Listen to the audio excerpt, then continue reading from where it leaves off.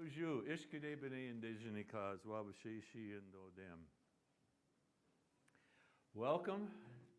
Thank you for joining us for this live stream. Abiinooji-Aki, Wabashishi and Odem.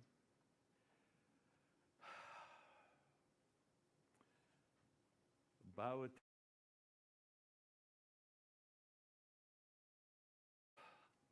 Good morning.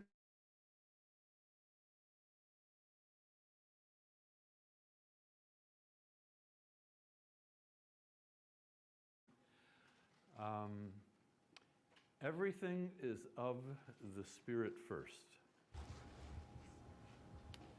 Everything is of the Spirit first. That's the concept that overrides our efforts today in preparation for Women in Water Coming Together Symposium in August. And we're here today to give you tidbits of information regarding that, but this opening hour is the time that we will bring Spirit to the essence of the day. Everything is of the Spirit first. So we will be welcomed by Abiinooji-Aki. I just saw Gary come in. Where did he run off to? Gary. There you are. To open us with greetings to the Spirit. We are led by the staffs that symbolize the courage of our people in the work that we do. And so that will take up the first hour. So with that,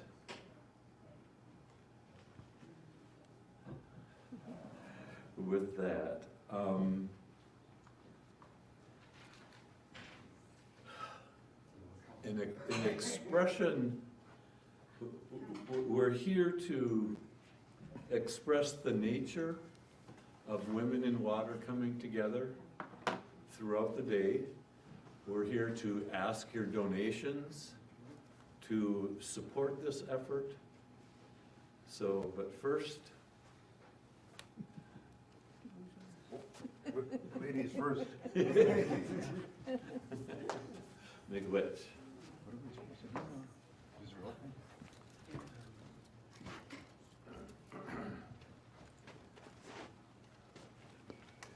So, this is the open side, huh?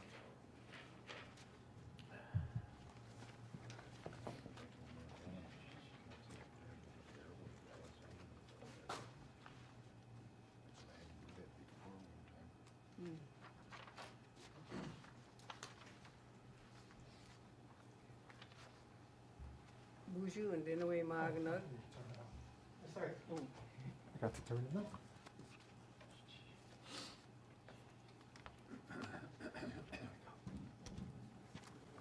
Bonjour and then away Magna. Abiinooji-Aki Indigenous cause.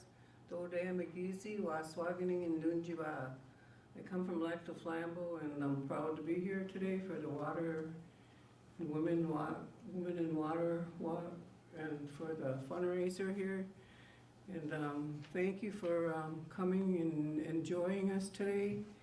And we have a lot of things on our schedule today, and we're going to do a short prayer here to give us some direction. O Gichimanadu, Odapana, Seima, Gichimanadu, Chimi Guch, and Denaway Mahagala. Nusin Springari, Pete Tamagua, Gedishin, Kaza one, wait to Kashuma, Usichige, and Geishimanadu, Chimiguch for today, and for the women and for the men and the children, and that we'll have a nice time today. Thank you.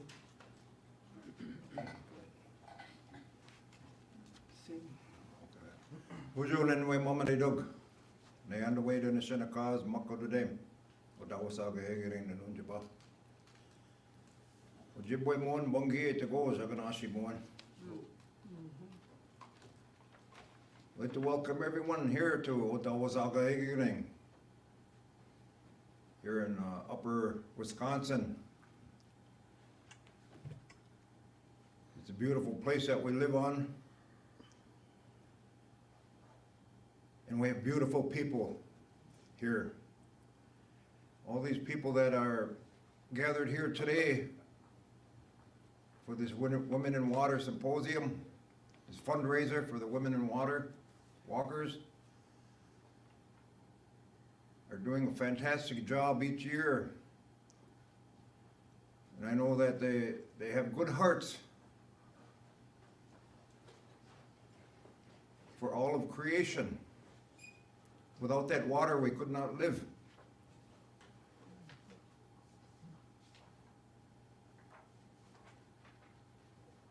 And so they have a schedule of events here today. I know they work hard at it. My spiritual sister Abiinooji-Aki, oh, is this on? Testing. Testing.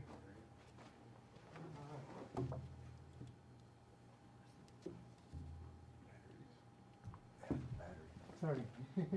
Oh, I thought. cut me off. First one's in there. Can I put a different one over there?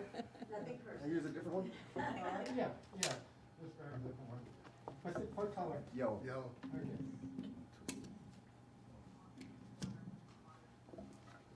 Can you hear me now? Yes. Well, I was gonna say my sister Abiinooji-Aki, Shinakaz, she has done a lot for her people over these many years here at LCO. And this is just another vision of hers in helping the people live a good life. And her sister here, my sister, Abiinooji-Aki, has been with her all this time. So we're very proud to be here to help her out in any way that we can, and also all these other people here gathered. Going to be doing a lot of things all day today, and singing, and I don't know what else. The auction out back here. So I'd like to thank everyone for listening in or tuning in to enjoy this beautiful day with us. Mio. Oh. Good. Oh, Come on over here. Bonjour, Minoa. The song we're about to bring out is an honor song. As I mentioned when we opened, everything is of the Spirit first. And this song reflects the offering of tobacco for this day. And we offer tobacco to make that connection to Great Spirit. And that's how all of our events begin.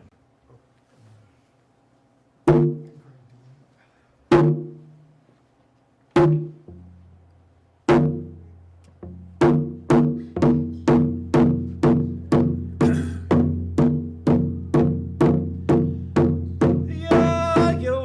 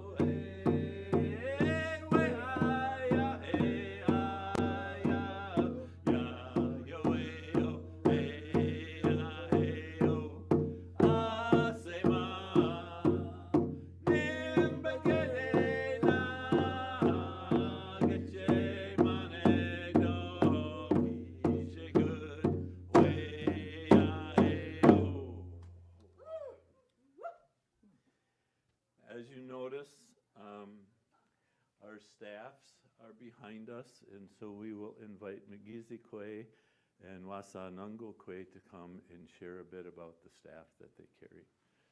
And Gary, period, excuse me.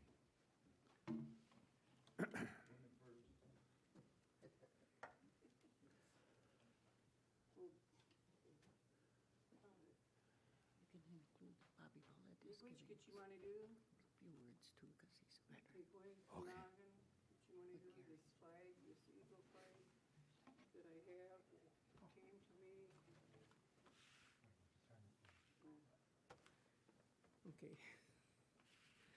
It came to me, to make the staff, and, I have it, and it has, 13 feathers on it for the 13 moons, and then it has, these little ones up here for the 4 directions. So, I'm proud to have it and take care of it and, use it for ceremonies only.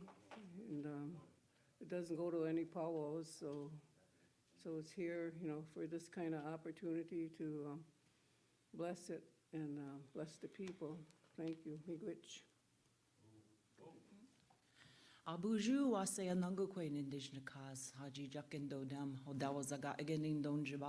I'm here standing here carrying this staff. I use it as a water protector. I am a veteran. I served in the United States Navy for 5 years, and I was a cryptologic technician. And a little bit about this staff, it was actually the staff itself was found in the woods from my cousin who's now passed on. His name is James Whitrock, and he found it, and it was just still on bark, and everything was still on it, and so I had to take it and sand it down, and I refused to paint it for a long time, even though I saw these characters in here. For instance, like this bird here. I didn't actually see the bird himself, but I saw something coming up here.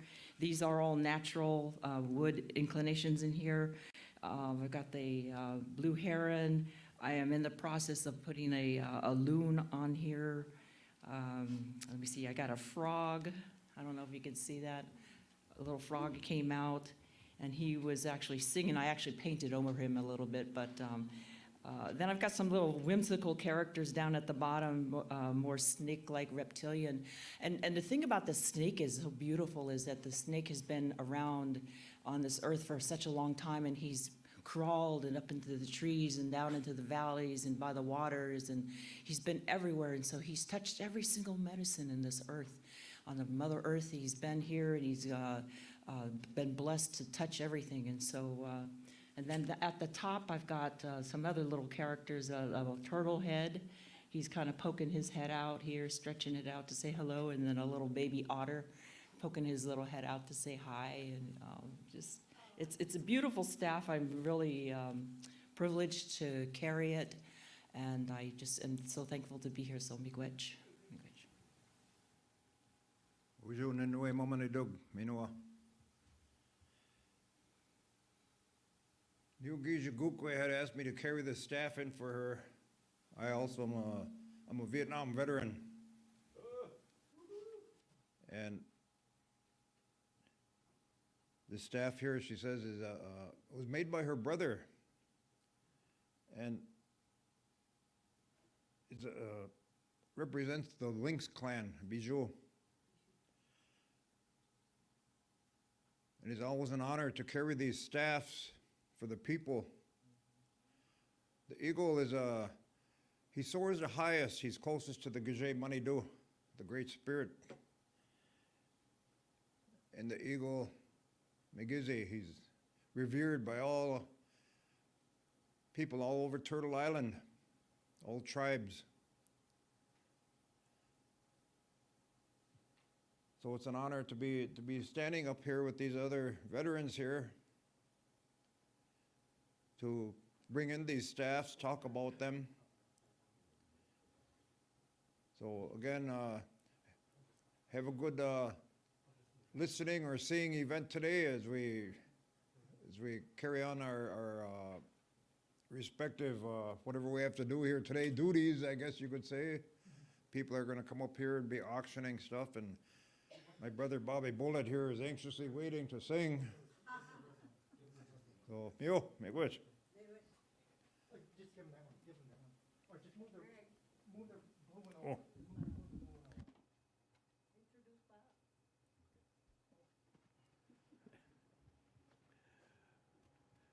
So also we have Bobby Bullet, another of our veterans. I'm just taking a moment to take in the energy of who these people are that are standing before us right now.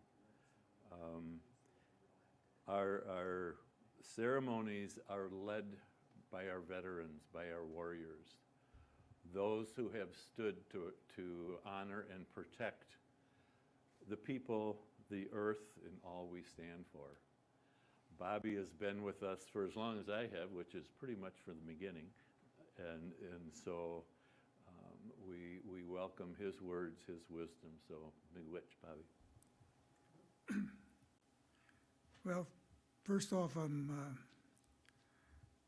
want to thank Gishi Manadu for the gift of this day, and that we are able to give it justice as we greet each other with love in our hearts and respect for one another.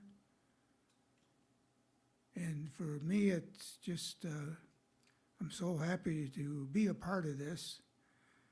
And I was running around like a little puppy here last night because I hadn't seen some of the people here, some of my relatives, for a long time. So I've slowed down a little bit today, and thank you for allowing me to be here.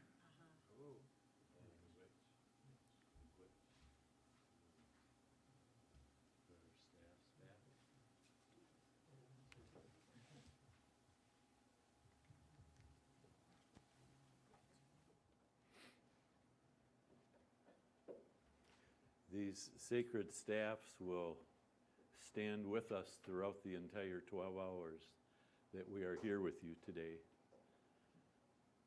So my sister will introduce herself. Bonjour.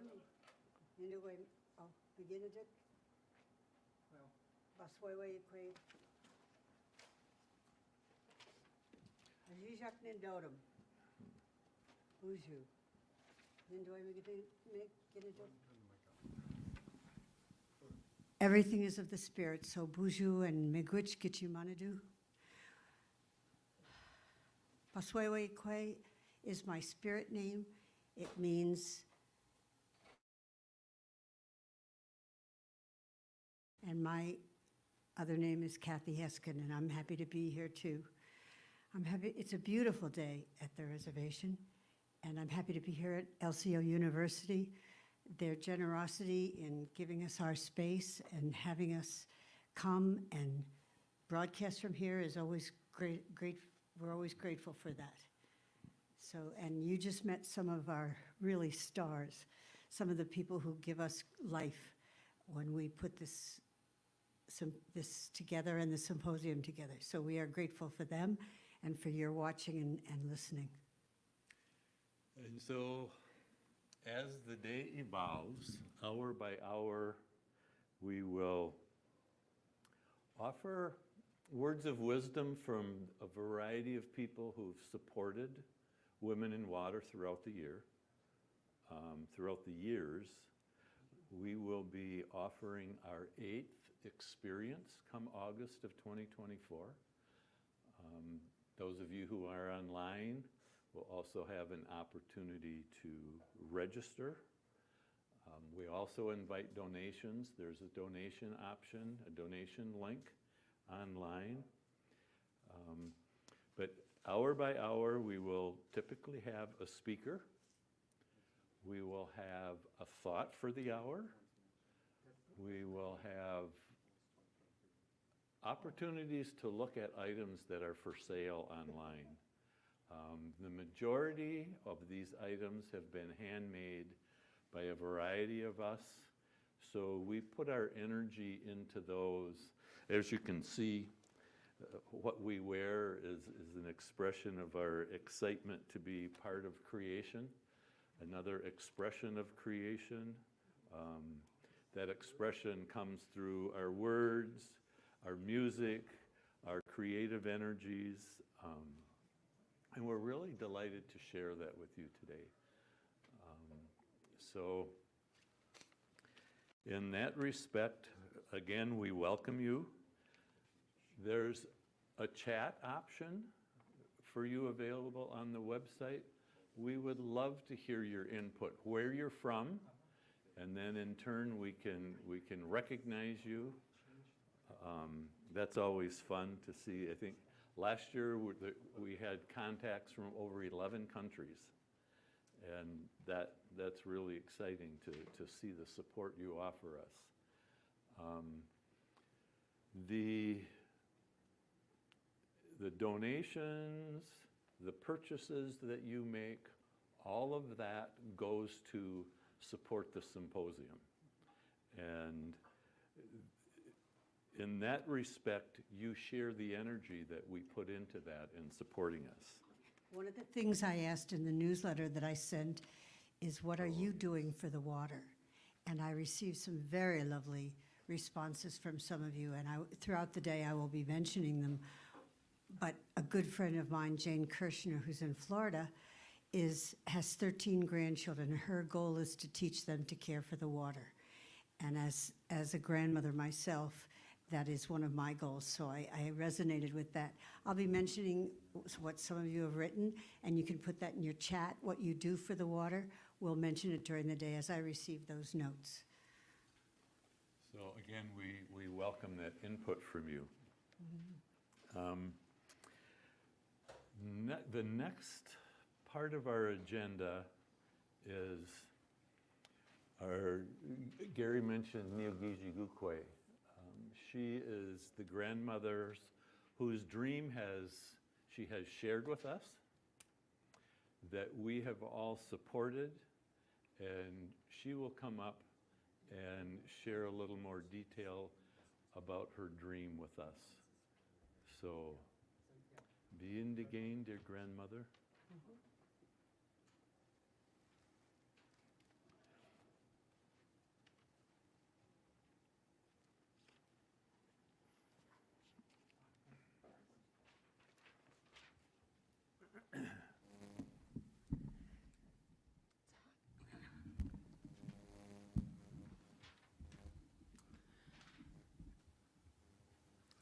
Buju, Abiinooji-Aki Nishanakaz Biju Dutem. Yeah, isn't it a great day?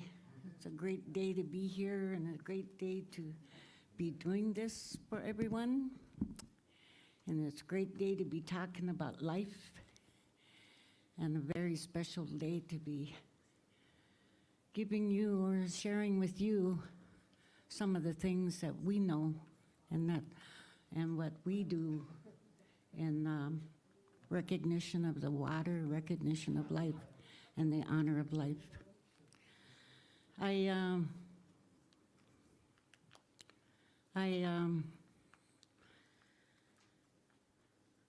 I've had many dreams, and I tried to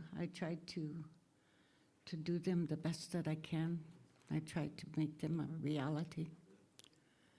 And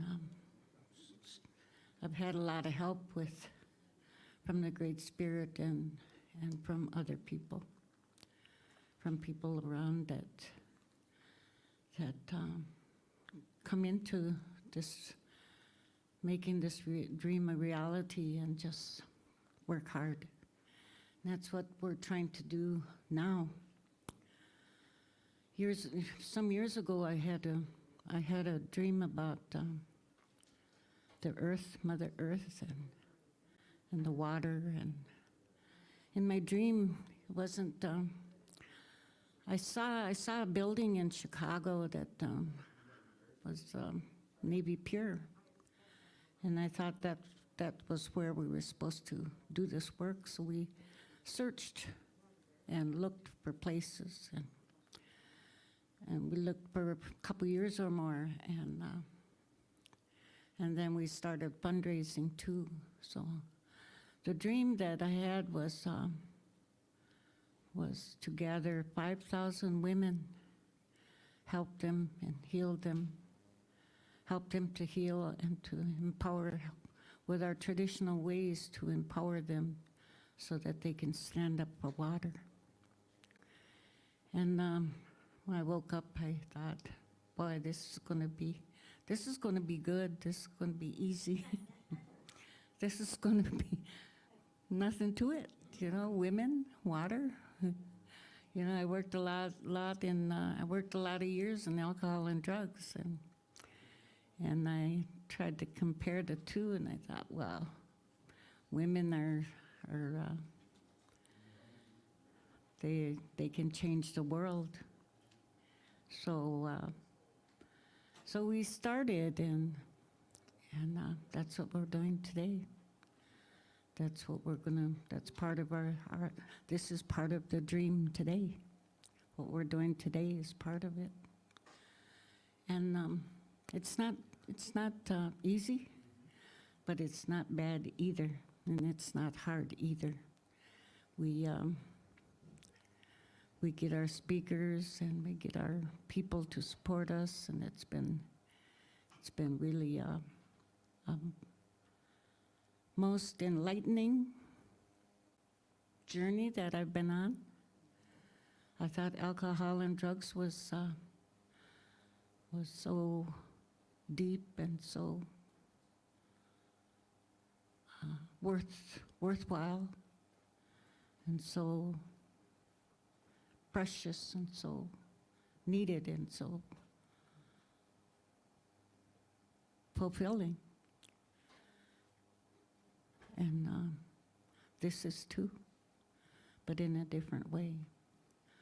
This is watching others, watching the women that heal and start helping Mother Earth. Watching them is really a blessing. So we're gonna share with you some things that we've learned too. This has also been a learning experience. So we welcome you, and we're going to give you the best that we can, and we're going to do this the best that we can, and as great as we can. So I'm waiting for Greg to get back here. And I want to say thank you for listening.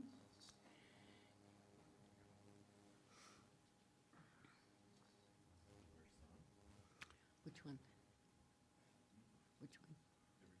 No, that's I'm going to do the song. Echo Way.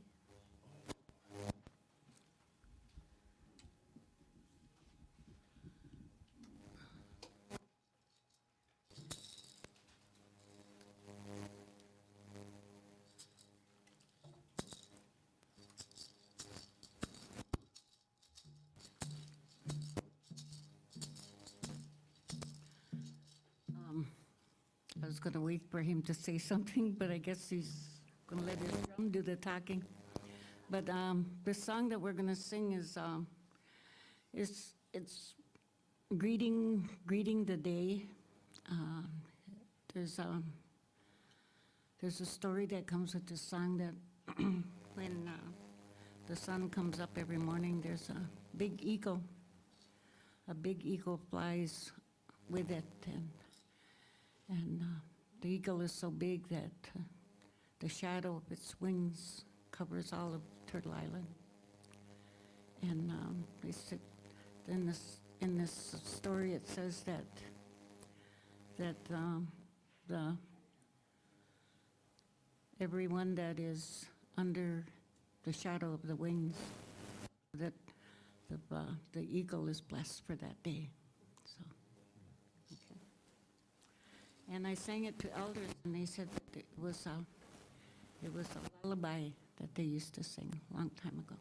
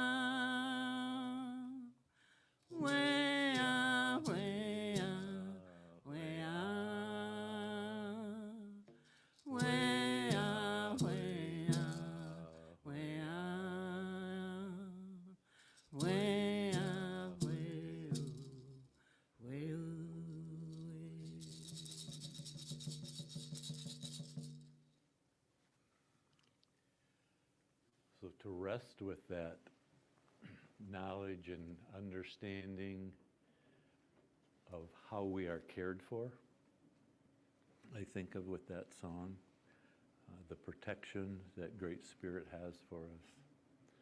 So, miigwech for that song. A couple of things that you'll notice. The women have prepared a water placement for us.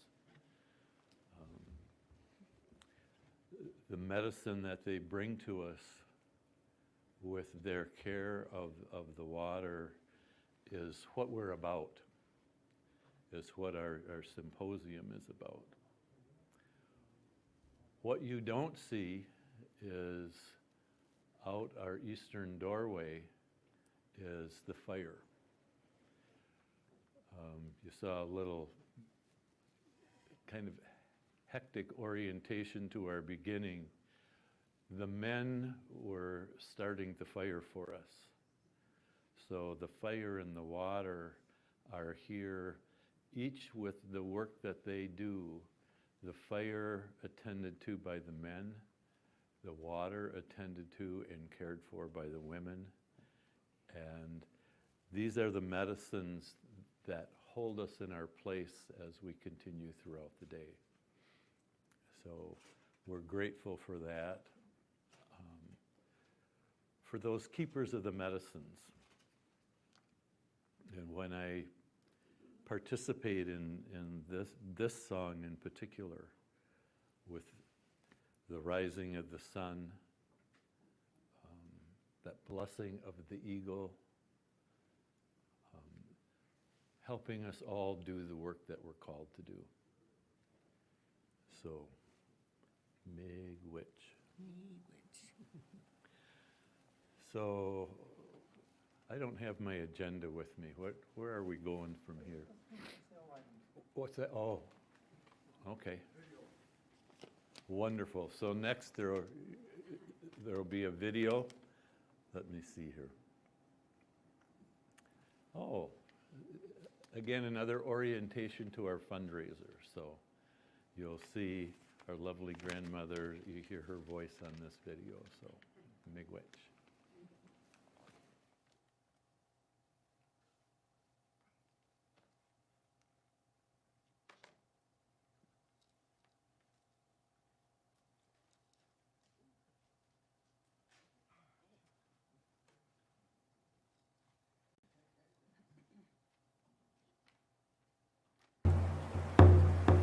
Water is sacred, my friend.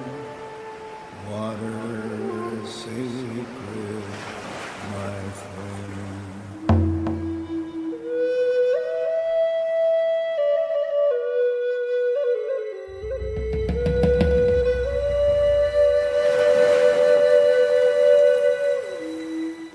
Buju. Miigwech in the Shankas, Biju Dude. Nibe, water. Water is life. We cannot live without it, and water cannot be duplicated. Water is the most precious gift the Creator bestowed upon all of life on earth. But yet, it seems to be the last thing on people's mind. Some exploit and claim it as theirs, others waste it and ignore that it's getting scarce. And then there are those who take it for granted and abuse water by throwing waste and trash into it. We see what's happening. It is right before our eyes, and yet, what do? We see fracking, oil pipeline leaks, tar sand mining, and most of us don't say anything. We see industries and corporations dumping contaminants and hazardous chemicals into our waters every day, and still, most of us don't say anything. What are we leaving for our children, the next generations? Are we making sure that they have a good life?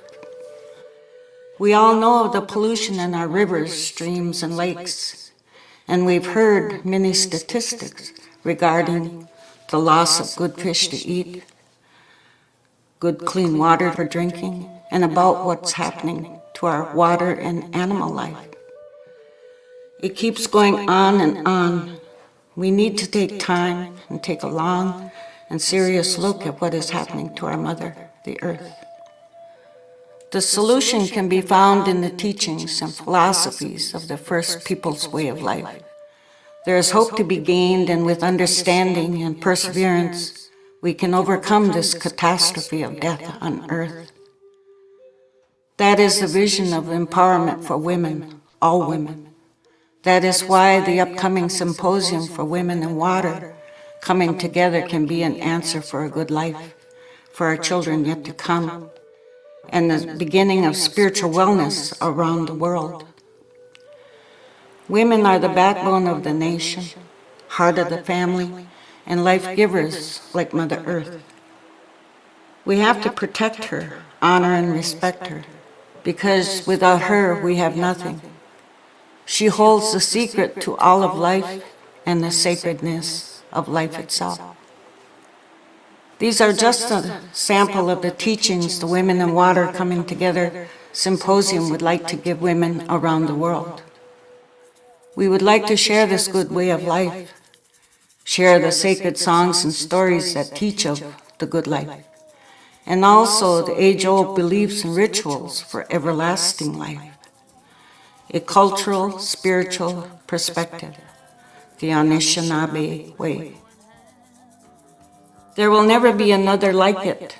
There can't be, because at the end of the symposium, we will have instilled in the women a new outlook on life, and the women will know how to work for all the new life that is coming.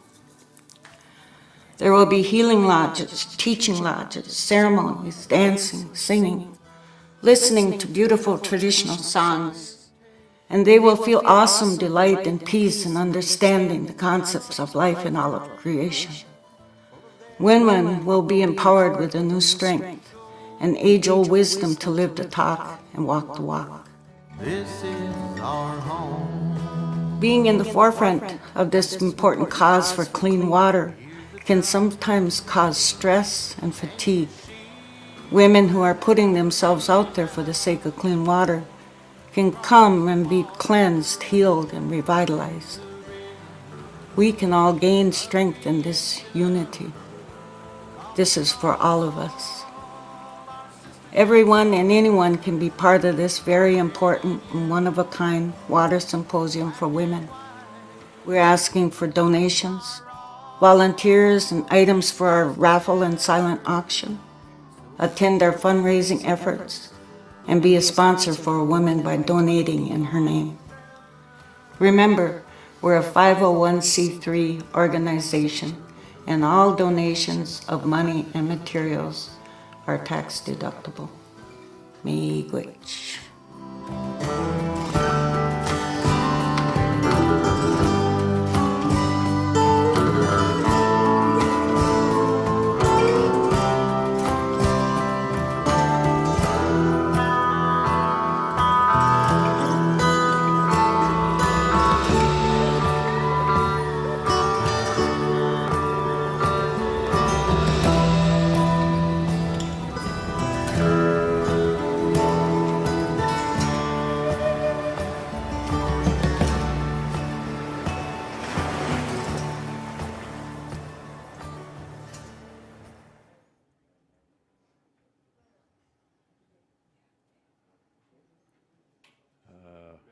Buju Minoa, Ishkidebene Indigene Cause, Wabasheshi, and Dodem.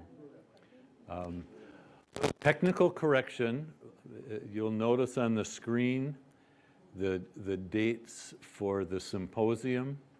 Those were the 2023 dates. The dates for the symposium 2024 are Sunday, August 4th through Thursday, August 9th. So we'll get those corrected as time goes on. 4 through 8? But they don't let us go home until the 9th, so in my mind, it's the 9th.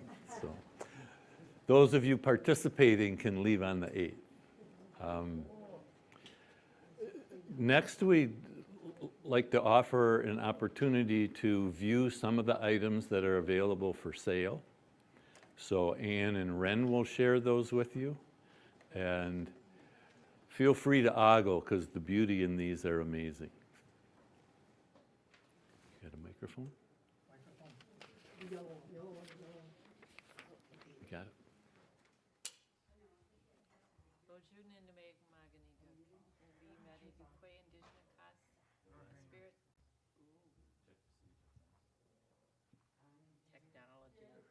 Yes, now it's on. Okay. So I'll repeat again. Bonjour Nindawe Maganuduk, Nimbi Manidukwe Indishnakas. My spirit name is Water Spirit Woman. And I am very pleased to be here today with you. Bonjour. Manidu Maingin Koyandishnikas, Wabasay Shidu Dem. My English name is Rin, and I'm very happy to be here. And now we will share some of these beautiful items that we have to sell. Thank you. Okay, so last live stream, we sold every skirt we had. So I've had to be really busy lately. And I have a number of new skirts to share with you. This one I call Feather and Fern because that's what's on the fabric that you're looking at. This one is for more a petite switch.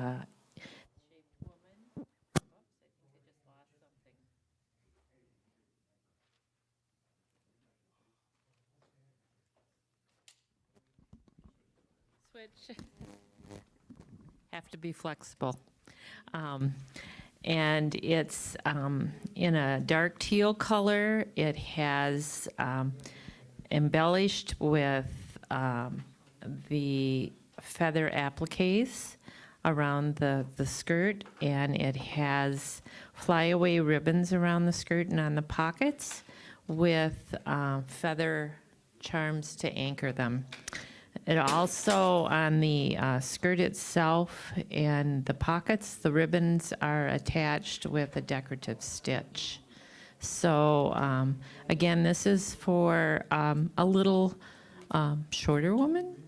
It's all the skirts have elastic waist, and I put extra elastic in, so if you need more give in the waist, you can just open it up a little bit at the spot where the elastic overlaps and lengthen it. If it's too large for you, you can simply pull it in and tack it, and it should. It's hard when you're sewing for people that you don't know, and everyone's size and shape is different. So we try to make it as, like I said, flexible as possible so it fits as many shapes and sizes as there are. This, I found this fabric in Plymouth, Wisconsin. It's more a woodland style fabric. And I got a new toy recently. I got an embroidery machine. And so this is my very first embroidery, trying my embroidery machine out. And I put on the ribbon itself, I tried embroidering to match the design in the skirt. The flyaway ribbons are anchored with cowrie shells. And again, there's decorative stitching to attach the ribbon to the skirt. And it's a deep plum color. Okay, and that's more for an average size shape.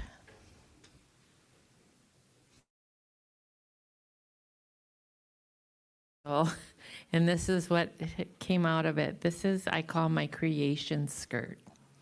And it has a lot of decorative stitching on it.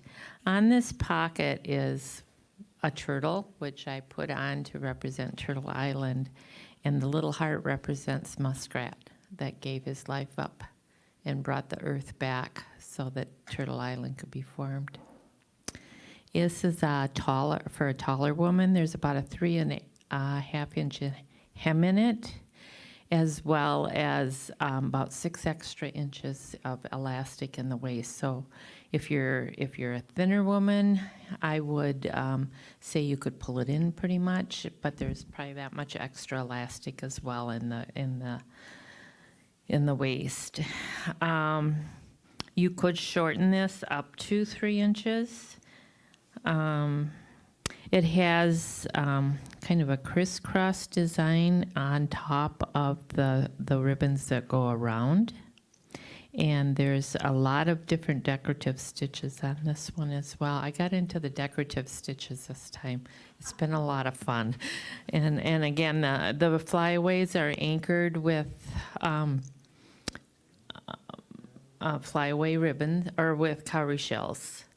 So, and the fabric itself came from Maui, and it has the turtles. I have a fabric shop I found on Maui. Our daughter lives there, and so once a year we go to visit.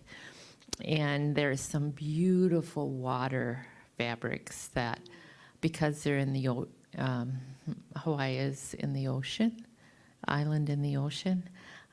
They have a lot of things that depict, fabrics that depict that. So it's kind of a little heaven for me to go to. So, and I'll be going in January again.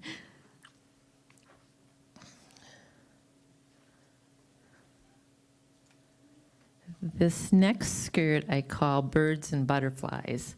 And it's, again, for a shorter person, but I try to put good hems in all of the skirts I make. So again, they can be altered to fit a lot of shapes and sizes.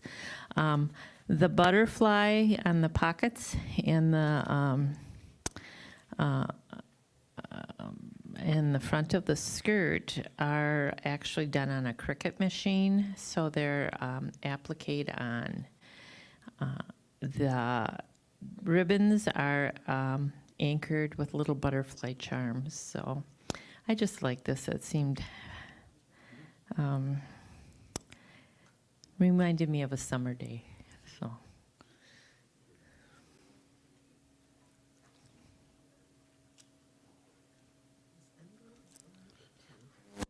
Can you get both of those?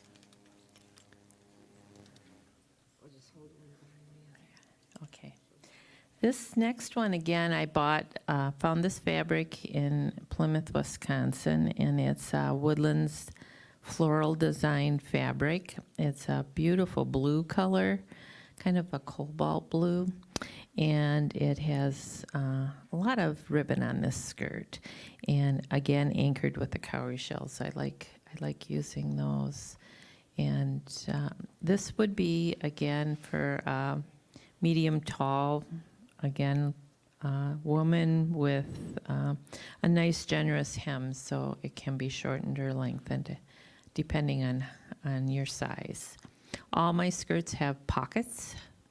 There's a story I usually tell every time that one way women were controlled by not carrying weight, our wealth was, in the past, was to not have a place to put it. And so women being women are very ingenious and creative, and they found it a place in their shoe or a place in their corset or up their sleeve. But so I always like to make sure that women have a place to put all the important things they have. So we always have generous pockets. I forgot to bring my copper buckets. All my skirts have copper buckets on them as well to honor the water walkers, the water protectors, and especially the legacy that Josephine Madame left us, the original water walker.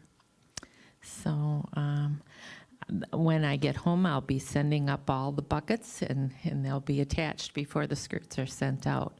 Again, if you see something today that you really like and have to have, you know, Christmas is coming. All you need to do is go on to spiritofthewater.org and go to our fundraising store site. Everything and more that we are showing you today will be on that site, and it can be purchased. The price you see includes the shipping, and so there's no other, what you see is what you pay. So I encourage you to do that throughout the day, because almost everything we offer, there's one of a kind. So if you see something, you're not going to see it again. So if you're called to buy it, please do. It was meant for you. This next skirt, I didn't make. I've started resale shopping for skirts too, because I mentioned the last time that I was shocked to find out that a pair of blue jeans takes 1,800 gallons of water to produce. A t-shirt takes 400. That's from seed in the ground till manufacture. And so I think it behooves us as caretakers of this planet to not use more than we need. And so I've started buying skirts that someone else had. Some already, like this one here, has the tag still on it, was never worn. And then I decorate them. This one I used a Woodlands design on. It's, I believe, a size 12. It's a longer skirt. It's a A-line shape. So if you were shorter than this skirt, you'd have to cut the bottom off and then put a small hem in it. It also has pockets. I added those on because we have to have our pockets. This one, again, is one of our resale shop skirts. It's a floral design. It's kind of a wooded and mauve colors, brown and tans. And this one, because it didn't have pockets, I just couldn't find something that I thought looked good on it. I made a crossbag purse, so you still have a place to put your treasures. And the crossbag purse, the flower on the purse is painted on and then surrounded with copper beading. And there's copper beading on the bottom with the copper cup. This is the cup you mentioned. Yeah, that's the cup that will be put on all the skirts.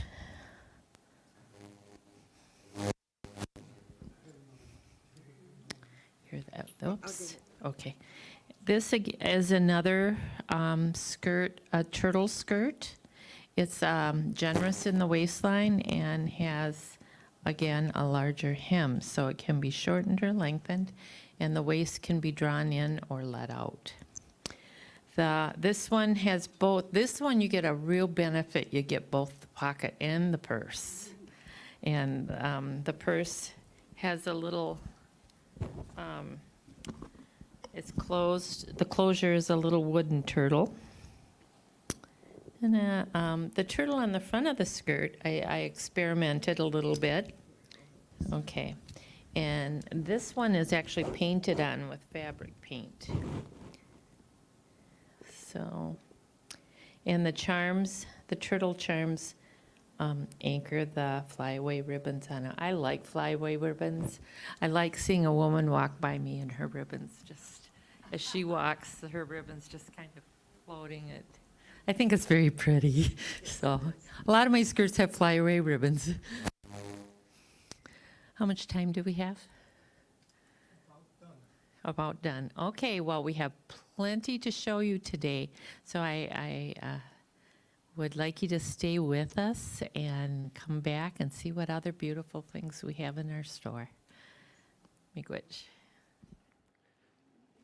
Miigwech-an in Ren, and all of you who are watching. Bujuminawa, Ishkadevadan Dijnikaz, Wabasheshi and Dodem.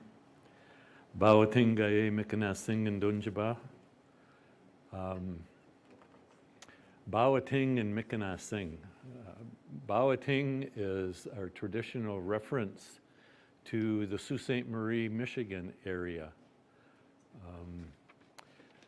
I was born in St. Ignace, and my lineage shows people inhabiting all across from the Mackinac Straits to Sault Ste. Marie. And I particularly enjoy the reference of the expression Bawating. It references, we have to go back long before the locks were put into the Sault Ste. Marie area. And when our people would go in to harvest the whitefish on the St. Mary's River. It's quite a rapids in there, but visualize in the moonlight the backs of the fish swimming upstream, that shimmering waters. And I've never been able to witness that, given what our Western mindset has done in that area, but it's always a vision I hold dear and near. And that's the area of the Sault Ste. Marie tribe of Chippewa Indians. And that's my lineage. And so a shout out to any of you who are with us from that area, or if you've been through that area and can visualize, or you've been to Mackinac Island. That's the area of the footprints of my ancestors. And when we get a chance to go back and visit, it's always a spiritual experience for me. So, miigwech for being with us. Again, we are here to promote and support Women in Water Coming Together Symposium, August 4th through 8th of 2024. The symposium is an immersion experience in our Ojibwa traditional practices of helping us get perspective on why we're placed on this earth. And that's been a very powerful journey for me in a matriarchal society, because I was raised in a patriarchal society. Our Western society is a power over. Our traditional society is power within. It's relationship to Mother Earth, all that's brought to us and to each other. So the transition of that way of being has been very powerful. The symposium gives us an opportunity to immerse in that experience.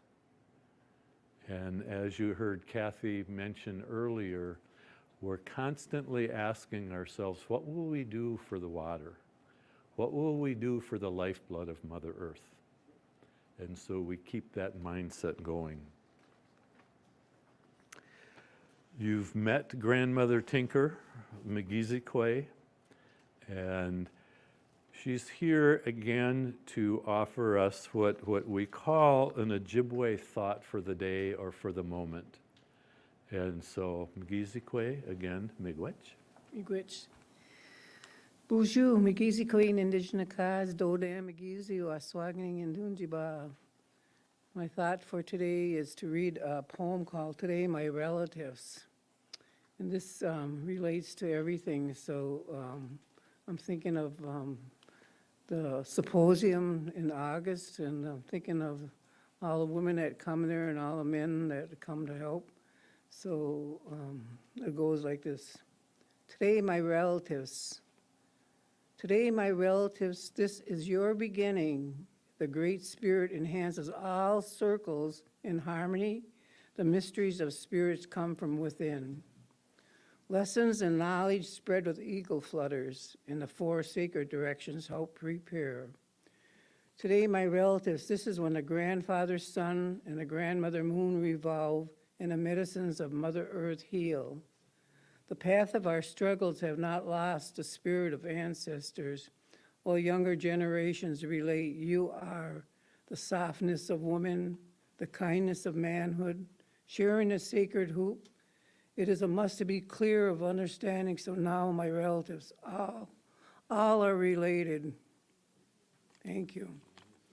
And then there's another one here called a tool. I'm the Father, the Son, the Spirit, the three trees of life. Branches that caress vibrations, shadows dark in the background. I stand watching and giving direction. I'm the path of horizons, the heartbeat. Spiritually, we're one. 3 nights, 3 morns, and 4th fulfills offering. I'm a tool used with harmony of mother, brother, and sisters, father, grandma, grandpa, each power unison. I'm the purifying season, the life aftermath, the new life season, the covering quilt season. I am you. The tree of life transcends our world through this path in a spiritual awareness of preparation. Now is the beginning of rebirth. Thank you.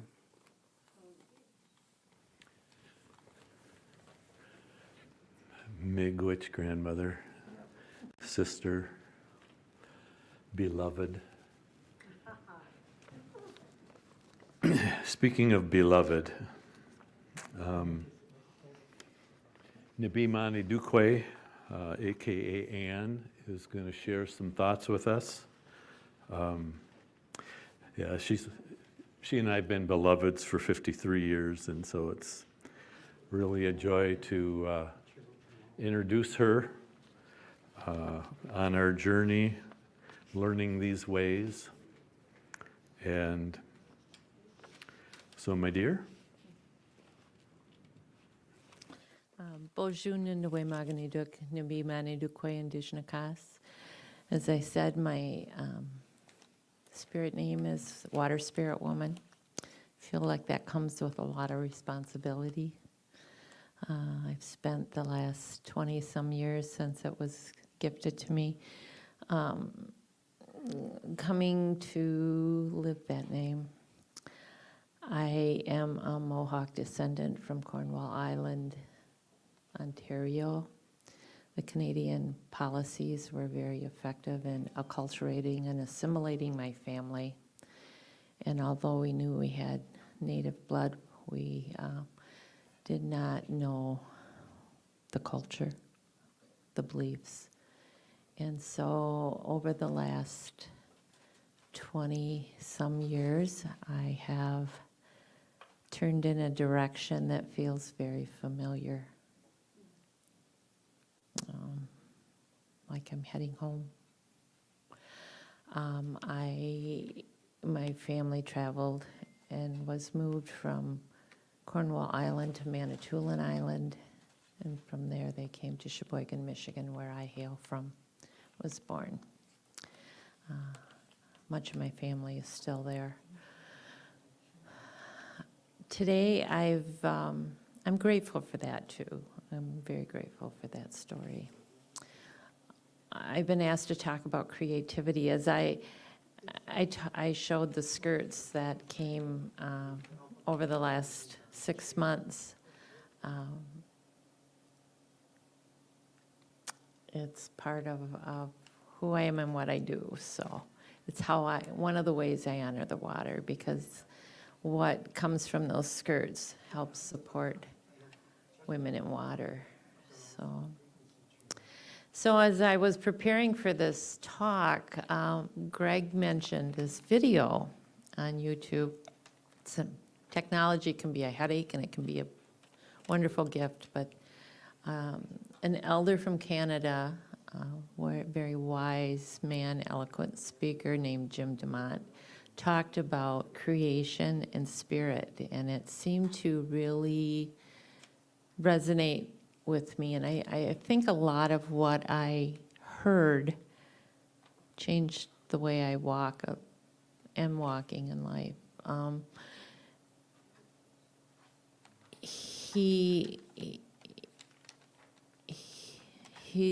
I listened to it 4 times, and I haven't listened to it enough. So I'd encourage any of you to spend a valuable 45 minutes of time and listen to Jim DeMont talk about creation and spirit. I'll give a few synopses of things he said, and I hope I get them correct. He talked about, first of all, I want to say, one of the first things I realized is the core word for creator is create. So think about that as we go through. He talked about Great Spirit, Gitchimanidu, existing in the darkness before time, before the beginning, and with only his thoughts. And he, at some point, those thoughts were actuated into creation. And I think modern day science calls it the Big Bang Theory, but at some point Creator had that big spark of creation that happened. And with each thought emitted from Great Spirit, something was created. The stars were created one at a time with each thought. The sun, the moon, the planets, planet Earth, with all the beautiful life on it. And that's the thing. This Creator creates in beauty, creates beauty. Everything in nature we see is beautiful, including we're a part of creation, right? We were created in beauty. We are beauty. We are beautiful. We are from the Creator's thoughts, and we carry that same spark within us that connects us to Creator. So what does that spark within us give us the ability to do? It gives us the ability to participate with Creator in continuing the beauty that we call this life.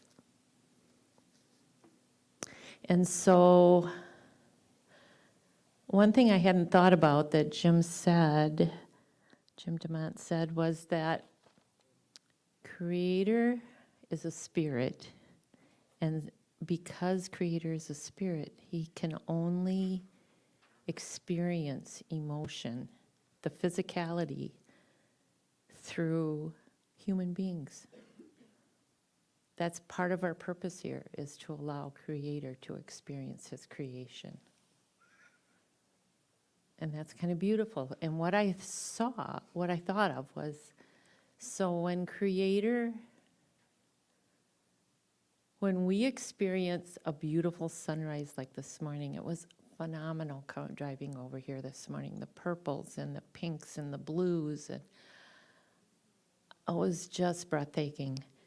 And when we experience that, we take the time to mindfully look at what surrounds us. The sunsets, the water, the little birds, the little bugs, everything, everything.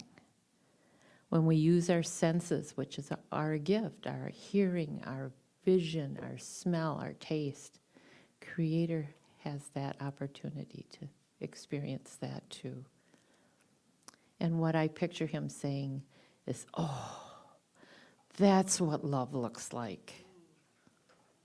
And when we are kind, and when we are compassionate, and when we hold that new baby, and when we reach out to that elder and open a door or offer a hand, I picture Creator saying, oh, that's what love feels like.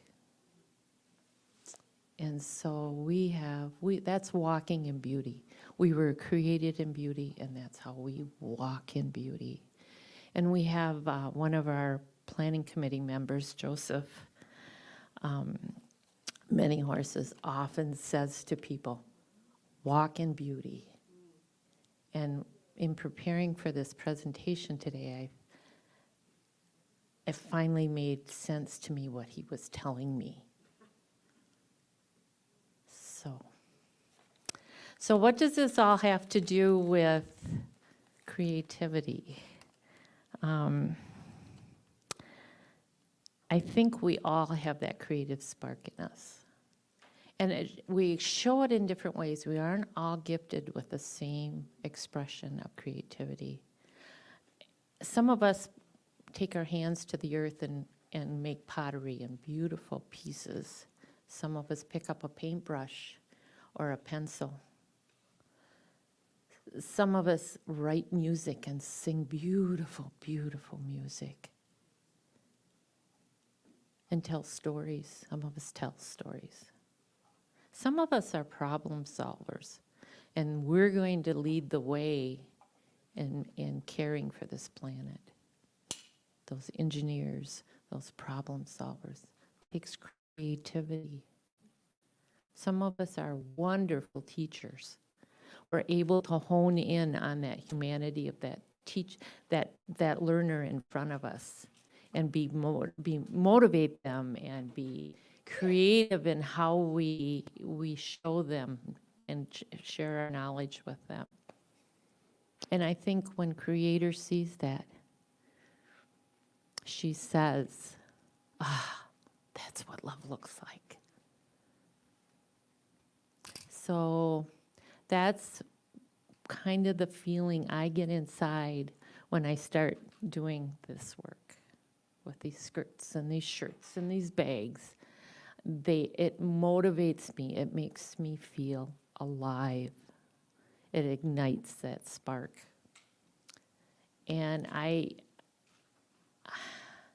when I make these skirts, I try to bring Creator into the conceptualization of it. And so when I have a new piece of fabric, or I have the time to start a new project, I wait until I go to bed at night. And I say, okay, Creator, I need the design. I need to know. Most times I don't know who's going to wear these skirts, these women's shirts, or carry the bag on their shoulder. And so I'm trusting Creator to tell me what this needs to look like for the person that's supposed to wear it. And so I go to sleep, and this happens, and I thought it's not coincidental, I think, that it happens in the darkness. So oftentimes, and Greg will tell you, I'll wake up in the middle of the night out of a sound sleep, and it's there. It's right in front of me. I can see it. I know what color it is. I know what color ribbons are going to go on it. I know any embellishments that need to go on it. And I wake him up usually, and I say, got it. I got it.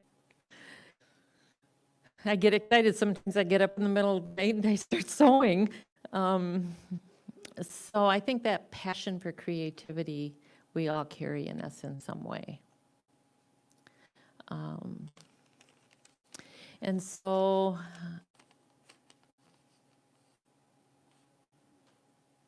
that spark ignites. That's all I can say. And it's something that each and every one of you carries. So if you think you're not creative, take a good hard look at what you can do and what you are doing, and make Creator smile, make them feel loved, make her feel loved. So I've been asked to talk a little bit about the ribbon skirt.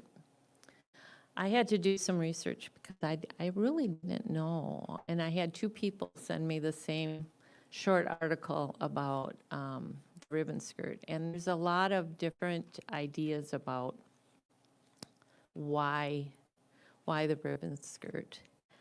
It was something that was brought to us by our European sisters. Prior to that, and it was about in the 1800s,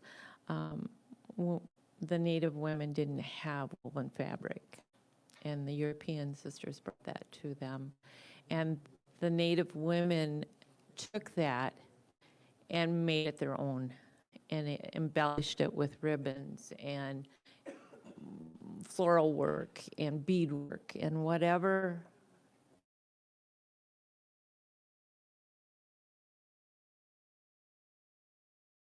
else.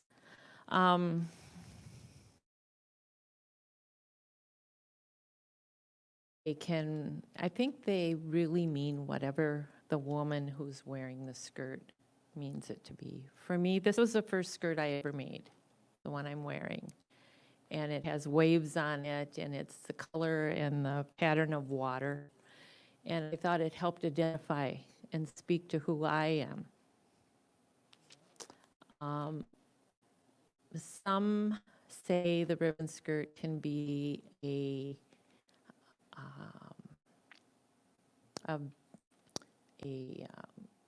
finding the words aren't coming. It can show resistance and pride in who you are as a Native woman. to me, it also shows the beauty that you are. And anytime a woman puts on a ribbon skirt, the eye is drawn to her. And that's not just to the skirt, but it's to the beauty of the woman who's wearing that skirt. There's been a lot of resistance I've heard lately about wearing a skirt. And I understand, especially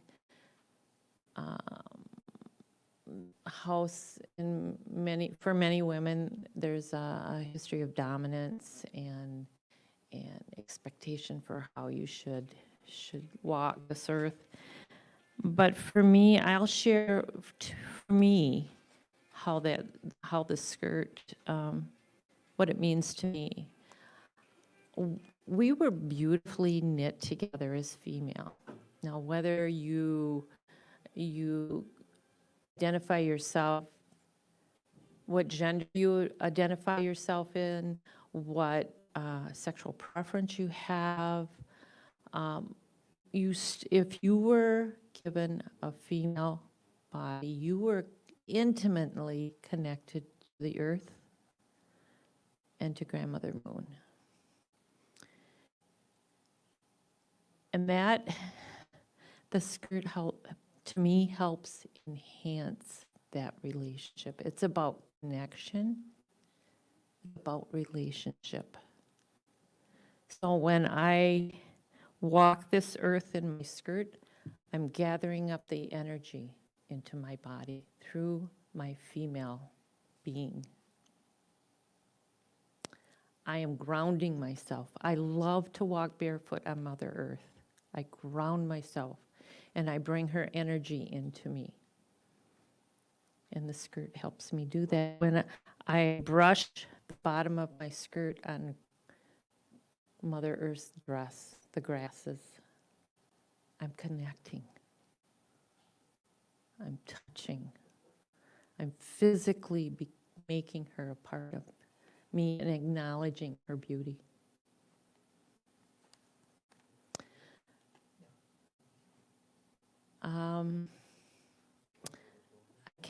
I can't be any more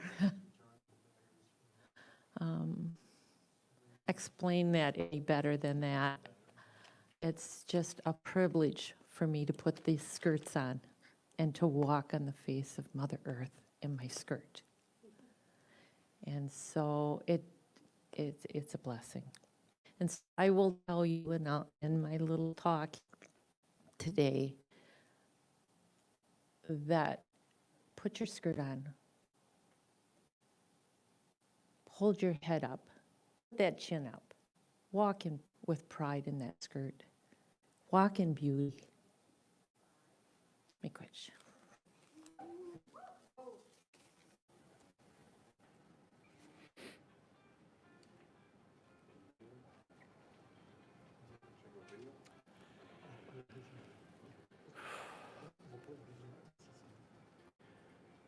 I'd like Abiinooji-Aki, Abiinooji-Aki. I'd like us to take a few minutes and just breathe in a bit of that message. I don't like transitioning too quick when I hear the wisdom of our people.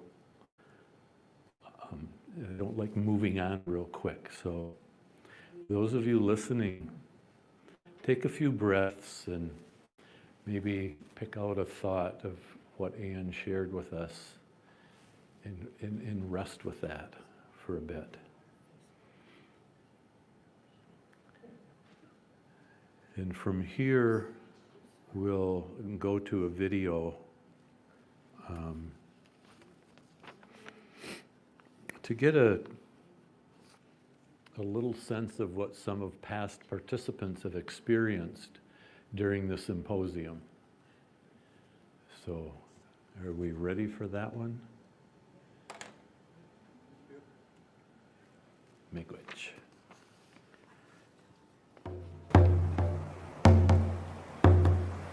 Water is sacred, my friend.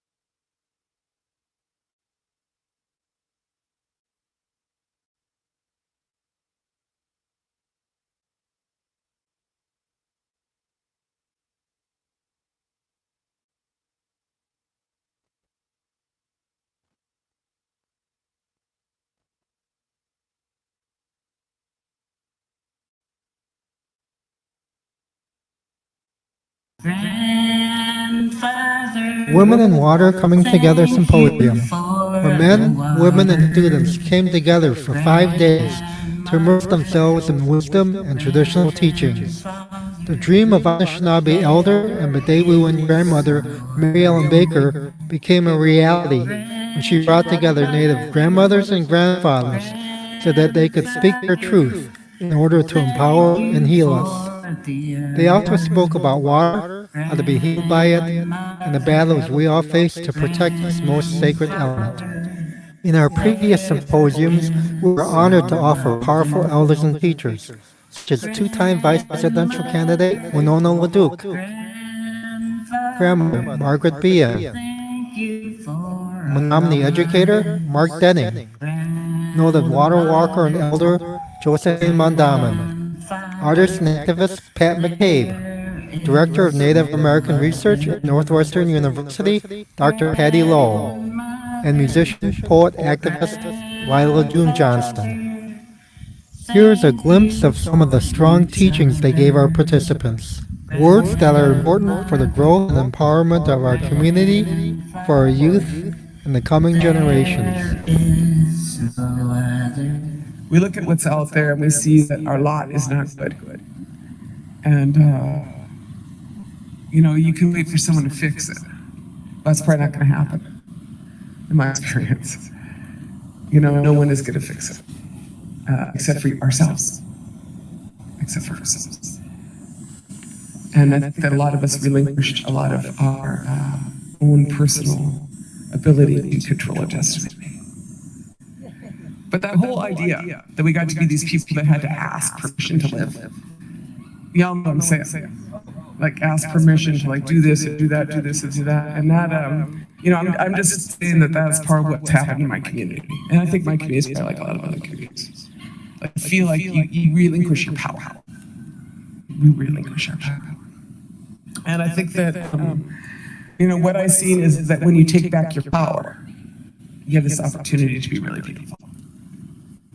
And I like to see that. I see that. Here, renowned water walker and Medewiwin grandmother Josephine Mondaman teaches about being thankful for each day. Life is a journey. When we journey on this earth, we have to really think about every morning when we wake up. First thing I drink is water. First thing I think about is the water, and then I go and brush my teeth. Then I start my life. My 2 feet on the floor, and I say thank you for this day that you've given me. And then I take my drink of water, and then I go and brush my teeth. Then that starts my day, my journey. And in that journey, I ask for guidance, I ask for wise counsel. All we need has been given to us, it'll be given to us. If we have faith and belief, we have to really trust Creator, trust in Him that He will provide for us. Trust Creator, trust the Spirit that is within us, that we can do what all that we need to do. Educator, Tree Fires Medewiwin member Mark Denning talks about the stripping of tribal identity. And the word came from the presidents and the intellectuals of America that tribalism needed to be done away with. That the allegiance to power could no longer be found in ethnicity or clans. That needed to be busted up. So that was the message of America. To destroy clans. To destroy identity. That's how it was for Indian country too. My grandfather would tell me about his boarding school experience. And a lot of you, I would encourage you, if not knowing that story, to look at that story. Where people were taken the language, were taken away from language, were taken away from their teachings, because that was the United States reaching into an intensely tribal community and saying, you're an individual. You are alone in the world, and the rule of law is above you. Danae elder, artist, and teacher, grandmother Pat McCabe, spoke powerfully about her truth. So this is what I call myself. I call myself Holy Earth Surface Walker, Life Bringer, Life Bearer. And in every circumstance, I have the authority to speak on behalf of life. I have the authority to ask as we are making decisions, as we are making community. Are we placing life at the center? That is not only my authority, that's my job. And nobody can give me that authority, and nobody can take that authority away from me. It is inherent in me as life bringer. But I can leave it unattended on the table. And I intend not to do that. Elders such as these need to be heard. Their words can change the world if they have an audience. Help us to bring to the people these kinds of teachings and the healing that comes with it. We ask you to support us in this mission. Imagine if everyone can have the opportunity to feel this power. Give ourselves permission to be beautiful. Give ourselves permission to not only remember our songs and our ceremonies, but give ourselves permission to envision what our future is going to be. Envision that. So all healing is the truth, and all disease is a lie. Some part of you believing a lie, body, mind, heart, or spirit. She said, so the vibration of lie is always going to come and vibrate at the vibration of truth, right? And when that happens, that's what we call healing. I was like, dang. No one ever said it to me like that before, right? You're going through life, you don't see the stoplight, but it's there. You got to learn about it. That's what this lodge is for. There's stuff going out there in the world about this. We got to know about it. We got to learn about it. Because if we don't, someone's going to get hurt. I'm serious. The next symposium is taking place on the Lakota Indian Reservation near Haywood, Wisconsin. 5 days of unparalleled teaching, ceremony, and healing. Water is our most precious resource. Please help us so that we can empower our participants to respect, honor, and be healed by Native teachings and the power of water. Putting on a yearly symposium of this magnitude and importance is a challenge. We ask for your help in any way you can. For more information, visit our website at spiritofthewater.org. Thank you for your time and consideration. Big Witch, thank you. Rivers of life, grandmother moon in the eastern sky, watch over us now, lead us back down that red road.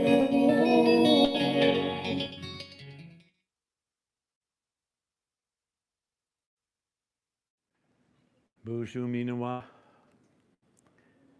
Ishkide B'nai Abiinooji-Aki, Wabasheshi, and Madame. A lot of powerful points made in those snippets of our speakers. I particularly like when Mark referenced the stoplight.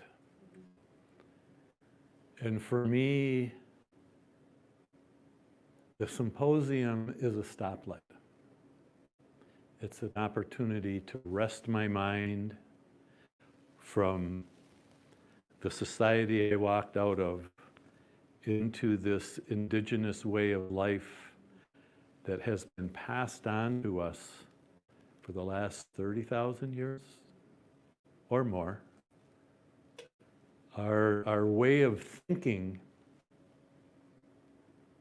when we come into relation with the relatives Mark spoke of is that our actions, our words, the energy we exude moves to the next 7 generations. The symposium offered me an opportunity to stop and recognize who was the last 7 generations that made this possible for me. And we heard Pat talk about the authority that people stood on to bring this to us. So I encourage you, That's our opportunity to walk in beauty. Our opportunity to walk in beauty. And I thank our brother Joseph for reminding of us of that. He also talks about dream in colors. Walk in beauty, dream in colors. So thank you, brother. We'd like to offer you now an opportunity again to look at the material expression of creativity and some of the things that are available for you to purchase. So Anne and Ren, whoops, hold on a second. The yellow one?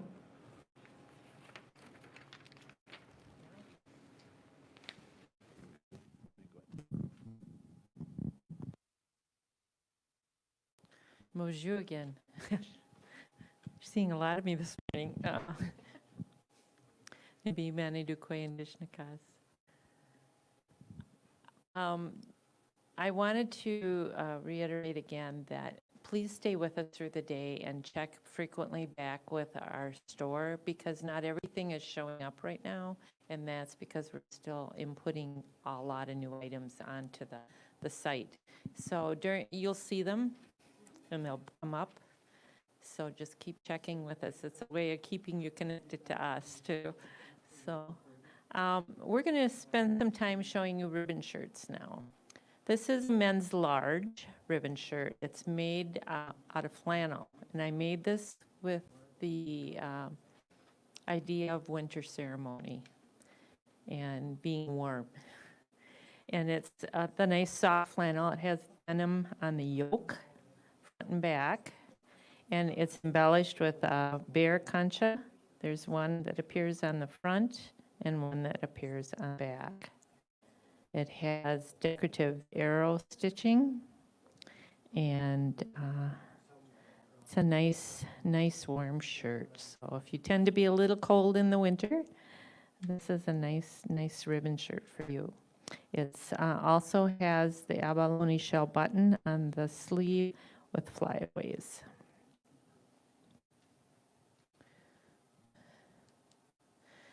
This is more a men's size medium. It's a nice lightweight summer shirt. It's bright, it's beautiful. It catches your eye. It has buffalo buttons on the front to close it. And so you can open it or close it however you're most comfortable. And that again is a men's medium. This would be a small to a medium. It's just a little bit smaller than this one, and it has a lot of nice flyaways on it. So when you walk by, you'll be flying your ribbons. This one is a 2X, and so it's for the larger man, you can see, and it has bear on it. I found this fabric down in Tennessee, and I was all excited when I saw it, so I just had to buy it. And then on the back has the bear. So if you're Bear Clan or you're connected to the bear in some way, this is a shirt for you. The flyaways, I like flyaways, like I said, so a lot of my things have flyaways. Has the concha shells as well.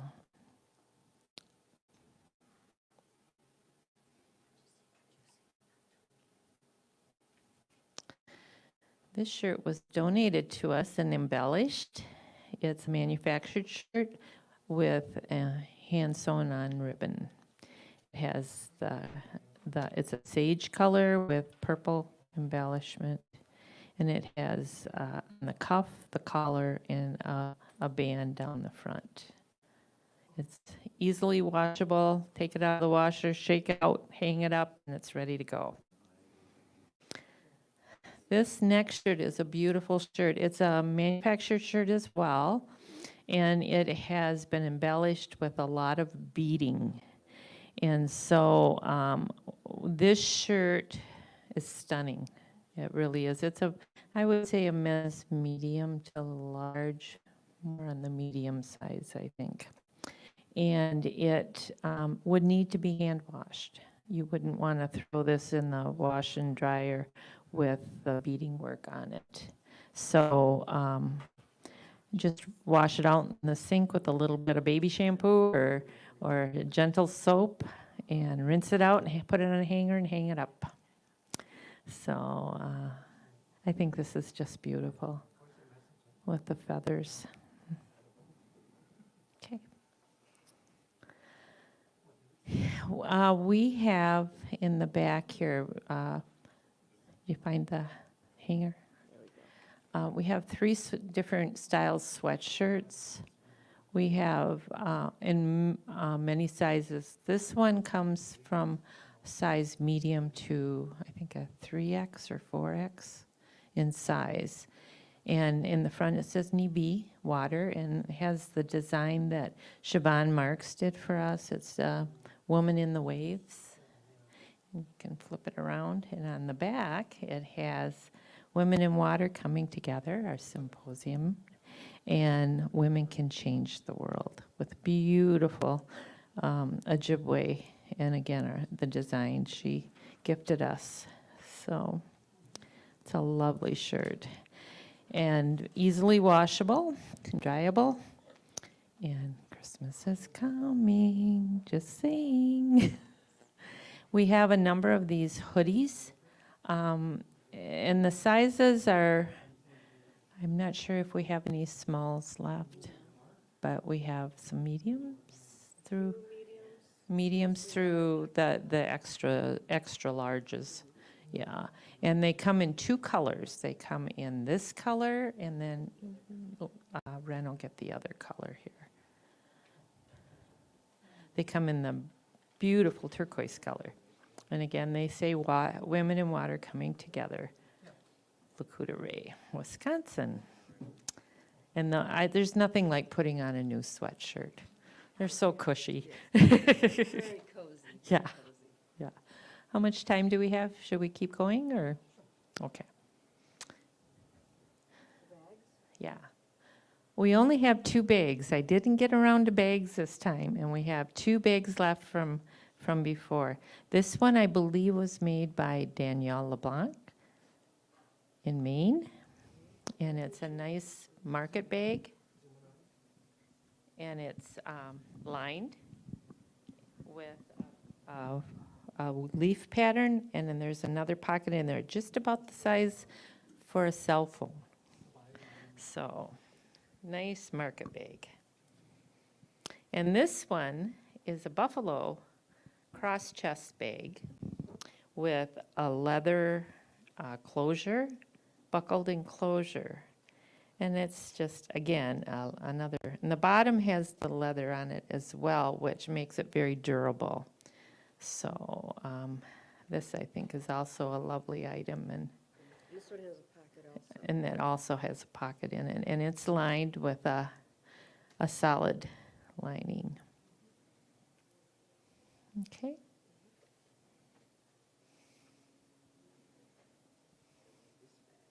Oh, we do have one more bag. This one we had 3 of, and now we're down to just 1 left. And this one is it's a waterproof bag. It's great to put if you're a person that has to carry a lot of files and papers around for work. It's a great size for that. It has a zipper pocket in it. We can kind of hold it this way. You can see how it's lined. And then it has a couple other pockets on this side. So if you're a pocket person like I am, you have your pockets. And it's a nice geometric design. Okay.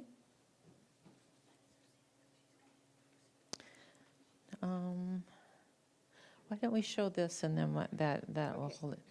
Someone donated this hat and scarf set, I think, in their nice watercolors. And the hat is lined. This is a manufactured product, not handmade. It's a one-size-fits-all, It's got the nice fleece lining with cover up your ears. So it'd be nice and warm, and then the scarf is long and wide so you can keep your neck and chest warm. And again, very soft. And lovely gift. Lovely gift. So that's what we'll share in this segment, and we'll be back with you in the next hour. Take care. Bye-bye.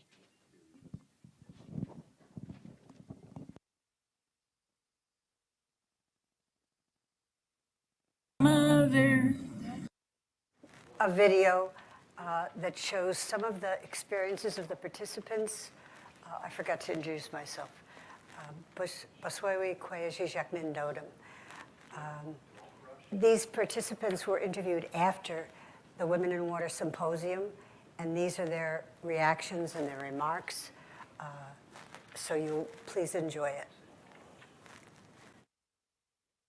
Grandfather, thank you for the water.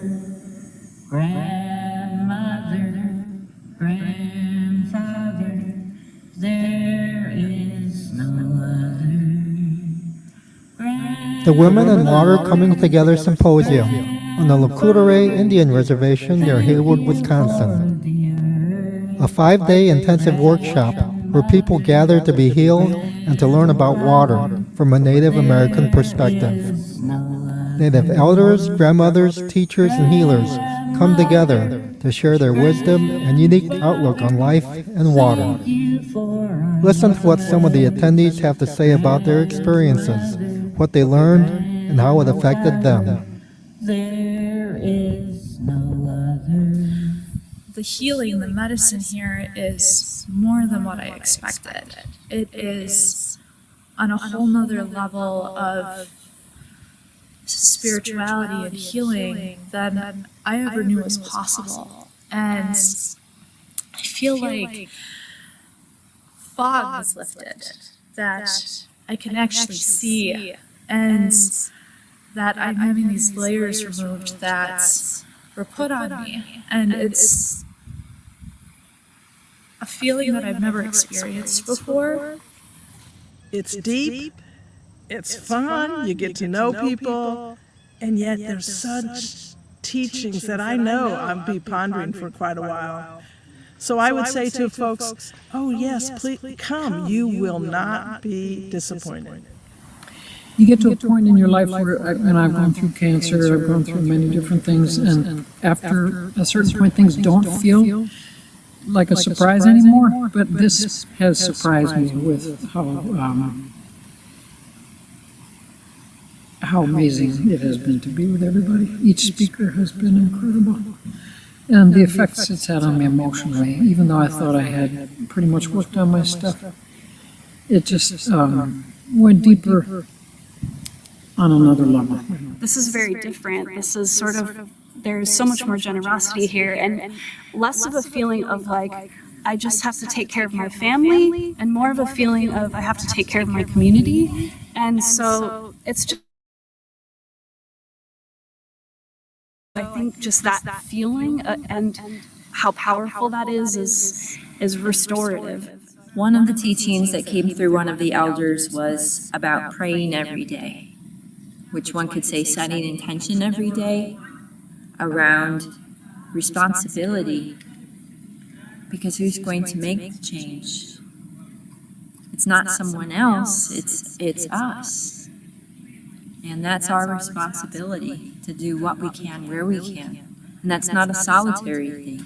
Even the prayers here, I have prayed, but I can feel Creator touching me, loving me. And I have not felt it to that extent before. And to have these people show me this is a gift that I'm never going to be able to repay. I feel like a weight has lifted from my shoulders, and I've learned some teachings that are going to push me forward through my healing journey. I appreciate that that women's voices are really centered here. But I think to be a woman in water work and to have a space where women are speaking to that work and the men are here to really do a lot of the detail work so that we can really sink in and rest and restore and study together is a really great experience. And I love seeing women's leadership. Especially, I love seeing really wise, mature women's leadership, and that is definitely centered here. I mean, the opportunity to learn from our grandmothers and women that have walked this path for as long as they have is just pretty incredible. Absolutely. There was never a moment that I didn't feel like I should be here today. From the moment I walked in, it was, I could feel it, the energy. And we can't see it, we can't feel it physically, but spiritually, you can feel it if you're open enough to those experiences. You know, so often, not just with indigenous cultures, but with any, I feel like oftentimes the way the world navigates culture is a very kind of extractive way, very surface level way, you know, and if there's an opportunity to be invited in to some really ancient teachings and to learn that and to have people that are willing to spend the time to teach you that and take it, you know, take home. This is the heart of water medicine, in my opinion, learning about the native Indian teachings about water, singing to the water, even the language. You know, the language when you get here is spoken, which is so important to remember and to share. So I really love that aspect of this symposium, just having a deep share of all the knowledge, from the food, to the language, to the songs, to the dance, to the ceremonies. Such a blessing. This whole experience is so important to me because it's changed my life. It has changed the whole dynamic of who I am as a person now. And I think of things way differently than what I did when I came here. And I think anyone who's seeking that deeper meaning to their life and to their activism or their path, their work, what their work is, be that raising children in the right and good way, or talking to your legislators. The teachings here can be applied in so many ways. For me, it really taps into my social justice work, my activism, and feeds my spirit. So anyone, so many people, you know, that are looking to have their spirit fed, looking for some nourishment, looking for a reason to keep doing what they're doing or to find a new path, this would be the place to come. The sophistication of the teachings and the spectrum is so broad that you can't come out of here without a sense of how central water is. And for me, as a feminist, I've been focused on working with women most of my life. And I do believe that it's up to us to make the next move. There was just something so profoundly powerful about being surrounded by all of these women, Indigenous grandmothers, and people from all different backgrounds who are really working from a place of just trying to do what's right. And I think a lot of people know but are not putting into action yet, but these are the people that are putting it into action. It's just being welcomed in to a tradition in a way that strengthens me and challenges me. It's just incredible.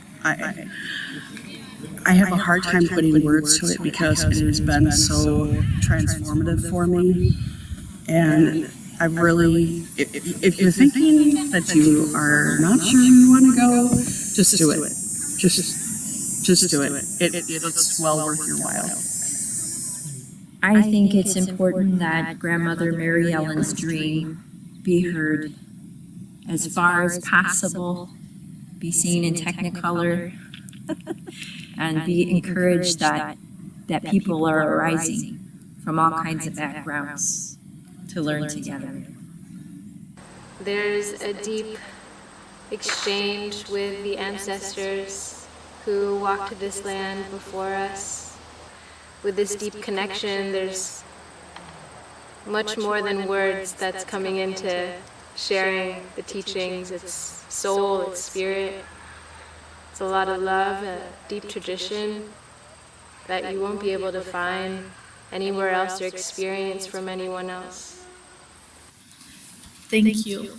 Thank you, Ojibwa, for honoring me and allowing me to come to your sacred land, to educate me, to show me your ways, your medicine, to heal me, to gift me with the gifts that you have, and to love me, and to show me that the Creator loves me. That means more to me than you can imagine and think. As you have just heard, we have touched lives in so many ways. Come join us at our next symposium and experience the healing, teachings, and transformation that is the fabric of our gatherings. The Women in Water Coming Together Symposium on the Lakudere Indian Reservation near Hayward, Wisconsin.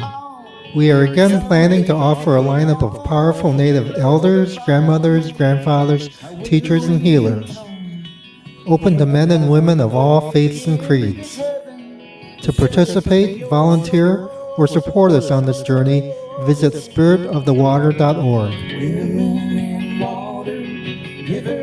An undertaking like this would not be possible without the generous support we have received from various organizations. We want to acknowledge our funders who have supported us in our journey to provide healing, empowerment, and transformation for our participants. The rivers are clean, ever flowing and singing for you and for me. They're carrying the song. Chi Megwich. Thank you.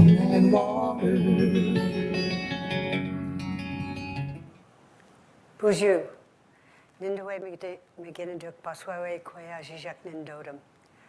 You've heard several people say Nindowe Meginaduk and talk about all my relations. I just want to explain. It means all our relations, all the beautiful earth that we have, the creatures, the birds, the swimmers, all of them are part of our relations. We belong to each other. We are a system, a biosystem that needs each other. In fact, humans are the only ones that don't contribute a whole lot to that biosystem. So I would like to just give a shout out to Anne for her comments about creativity. And I can tell you that I have experienced it so many times in her presence. I had a project I wanted to do with sewing. I know nothing about sewing, but I wanted to do it. It was like a calling to do. And Anne actually came down from Fond du Lac to Middleton, where we live, and taught me how to sew. And it was a wonderful day. We had a great time. And she just has this spark of the Creator in her, and she can share it with you and get you to spark too. I find that really wonderful. I also want to mention Stan, who is doing all of the videography and all of the filming of this. That edited video that you saw, he very patiently tapes all of the symposium and interviews people to find out how they experienced it. So he does all that editing, which is a creative thing. I couldn't imagine being able to do it. And I just think we should all be grateful to him, and I'm grateful to the Creator for knowing him. I'm also grateful to the people who've called in to chat from Massachusetts, Lake Monona, Missouri, and Louisiana. And several people have called in to donate money. We'll talk about them later.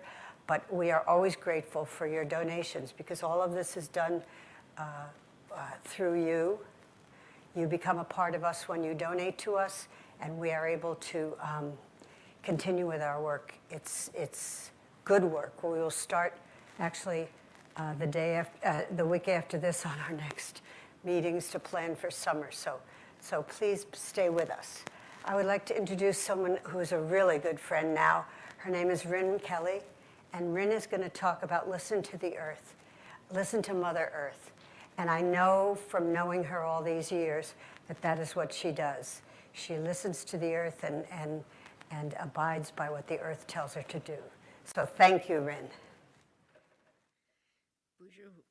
Bonjour. There we go. Is it working?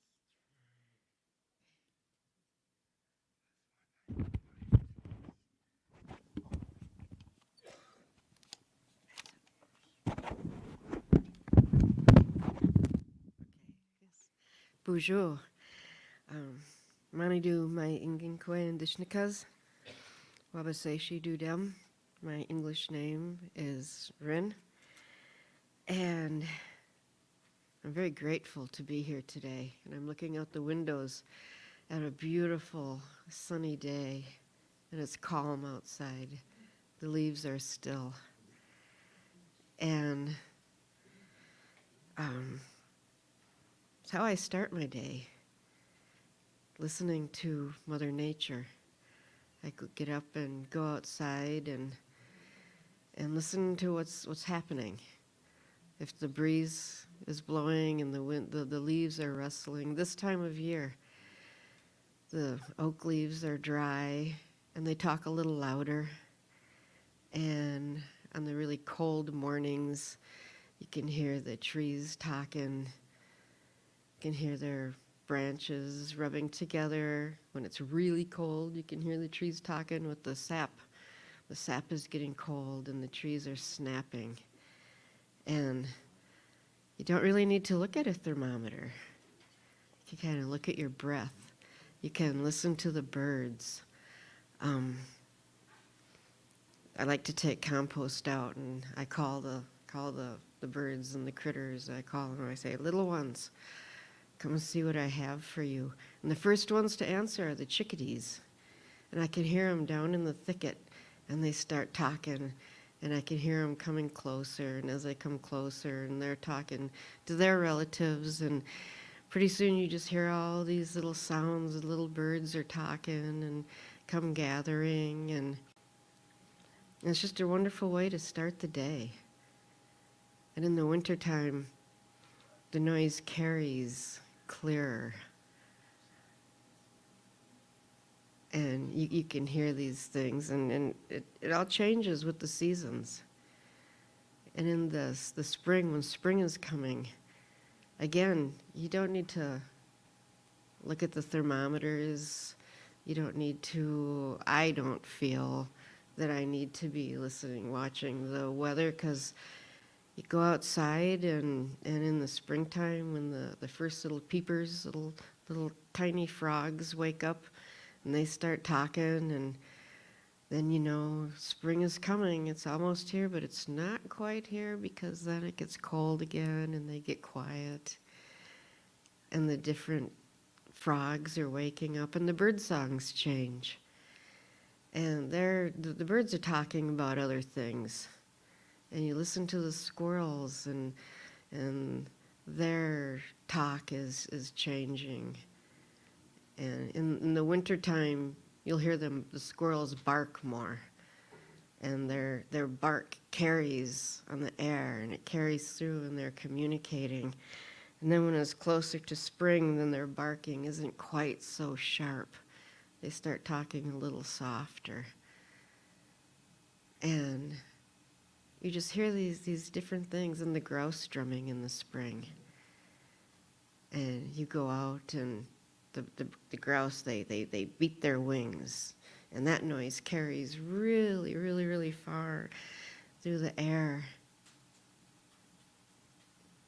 And it's just, I had a blind friend one time was telling me about listening to nature and knowing what kind of a day it is. Listening, like if it had rained in the night, going out in the morning and not being able to see puddles or how much rain happened.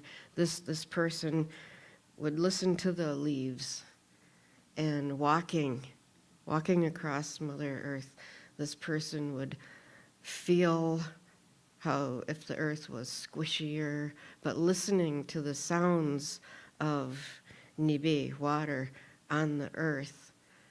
And this person told me, I know how much rain we got because I can feel it and I can hear it. And this blind person told me, I listen to the leaves. They're quieter. They're quieter depending on how much rain we got. And there's just so many ways that, and until I talked to this blind friend, this was quite a few years ago, few decades ago, that I got this teaching from my blind friend about listening to nature.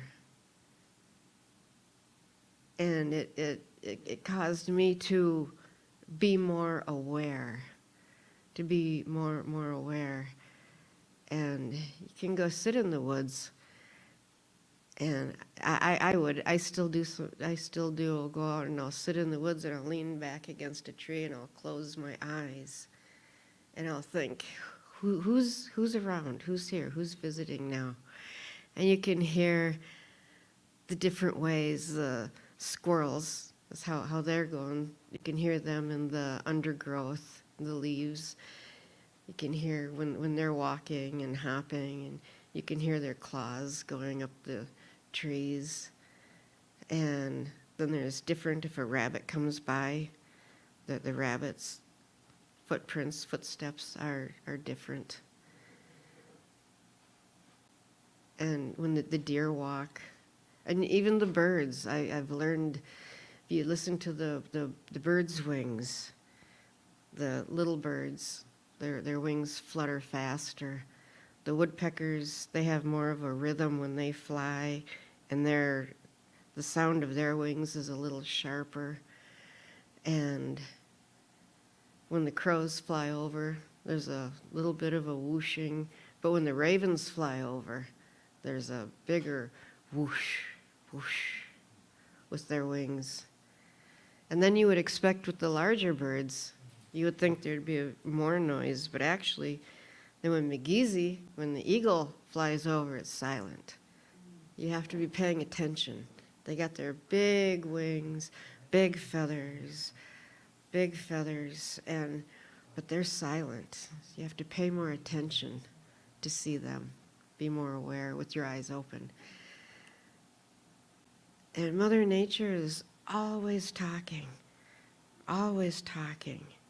You go by the water, and some people say, oh, I don't hear anything. It's a calm day, I don't hear anything. But even, the water is still moving. Just slow down. If we slow down, if we stop hearing airplanes, if we stop hearing cars, if we stop hearing boats, and if we just try to connect a little more, and then you'll hear the gentle swoosh, swoosh of the water on the shore. And you go bigger waters, you go to a river, and there's boulders in the river, and it has its own music. And you follow the music, and then if you're really fortunate, you come to a waterfall, and then you hear the power. You hear that power of Mother Nature, that water falling, coming down and hitting below the bottom of the waterfall, and the sprays. And you hear that power and strength, but at the same time, you hear the gentle murmurings, and you hear the happy people, the frogs talking, the toads talking, the birds, little critters that come, or you'll hear this mighty powerful water, and over here you'll hear a fox drinking at the edge of the water. And it's just I find it very fascinating. There's always something to listen to in Mother Nature. And Mother Nature will tell us. Mother Nature will tell us if we, need to be careful. I was walking in a pine forest with my good friend this fall, and a breeze came up, and I noticed the dry branches started gently touching, clacking together a little bit. And I could hear in the pines farther away, I could hear the wind coming stronger. And Mother Nature was saying, pay attention, it's time to get out of these woods now. And I said, we better get out of these woods, before dead branches start falling. And so we were walking in a field, and we were sowing seeds in the field to help the pollinators and to help prevent erosion in the field. And sure enough, we were just walking in the open field, and in the other woods right beside us, a big old dead spruce came down. We were right there to see it, right there to experience it. But, Mother Nature told us, time to get out of the woods, go walk in this open field now. And if we pay attention, we can learn so many things, big lessons, small lessons. We can a lot of times know what Mother Earth needs. Walking and listening, there was a drought this past spring. There was a drought, and you can hear the dry plants crackling. You can hear how the earth under our feet sounds different when it's dry and it's thirsty. And it's waiting for Nibi, waiting for water to come so it can nourish life again. And so many things just go dormant when there's a drought like that. Things go dormant, and they're waiting for Nibi. And then when the rains come, and it happens, if you go out and if you're quiet, you can hear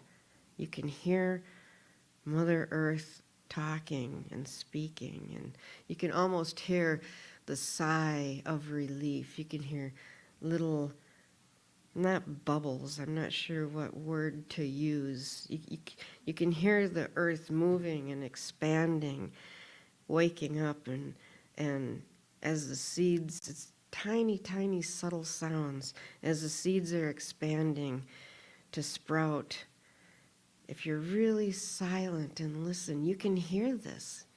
You can hear this right from Mother Earth as she's reawakening. And as the worms and the little bugs are crawling around in the soil, you can hear this. You can hear them. And I consider those, I call those happy noises. The seeds are happy to be sprouting. The bugs are happy to be moving around, and the worms. Everybody's doing what they need to be doing. And it's such a blessing. Such a blessing. And if I've talked to different people, I've had different people ask me questions. I've even had people say to me, "Why are you wasting your time out in the woods all the time? Your house is messy. your laundry, you got laundry to do, and you just walk away and you go out in the woods." But I'm listening, and I'm praying, and I'm being nourished. It's very nourishing to me. And Anne talking about creativity, it helps with listening to Mother Nature can expand in my mind and give me ideas for things to make or paint or whatever I move to create. But I don't see it as wasting time. I see it as mental health. And I encourage people. I encourage friends when I see people are stressed out, and I try to encourage them to go out and listen to Mother Nature. go out and sit on the bank by the water and dabble your toes in the water and just listen to what's going on. Listen to what she has to tell you. And it's important to know what's going on in the world, but it's also important to turn the news off and get away from machines and just then go and be one with Mother Nature and listen, and she'll tell you wondrous things. If you open your heart and open your mind, she'll communicate beautiful, wondrous things to you. How am I doing for time? Okay. I get talking. This is obviously one of my passions. I get talking about it and can ramble on forever and ever, but and the wind, the breezes, or the lack thereof, it can tell you so much. If you listen to the breezes and the trees, if you're fortunate enough to be living where there are still trees. I go and I visit some people and they live in places where the trees have been cut down, and it's progress. It's called progress. It's not called destruction. And I have very conflicting feelings about that. I know people need homes. People need to be safe. They need to be secure, but we also need the trees. Humans we have to figure out a way to balance that. But you can tell, again, going back, you listen to the wind. Listen to the wind in the trees and the branches, and it'll tell you when the weather's changing. Mother Nature tells us. It shifts, it dances, it changes, especially before a rain.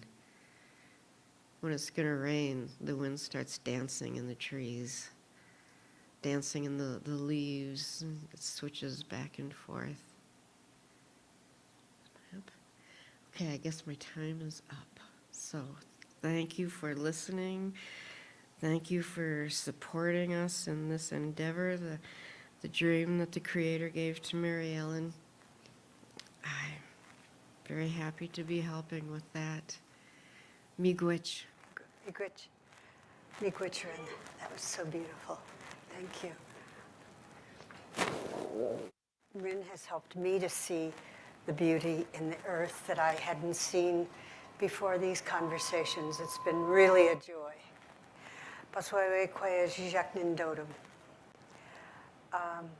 One of the things that we in the northern states can do this night, there are northern lights visible throughout Wisconsin and Michigan and Minnesota. So if you're listening and you live in those areas, go outside tonight and watch and listen to the joy of the earth exploding in northern lights tonight. It is my great pleasure to introduce to you, you've met her before, Suzanne Mills. She brought in her eagle staff. Voice is a gift from the Creator. One of the ways she expresses it is through song and through participation in a group. You'll hear from them later this day, the Nibi Singers, but also she just has this beautiful voice that she's willing to share with us. So thank you. Thank you.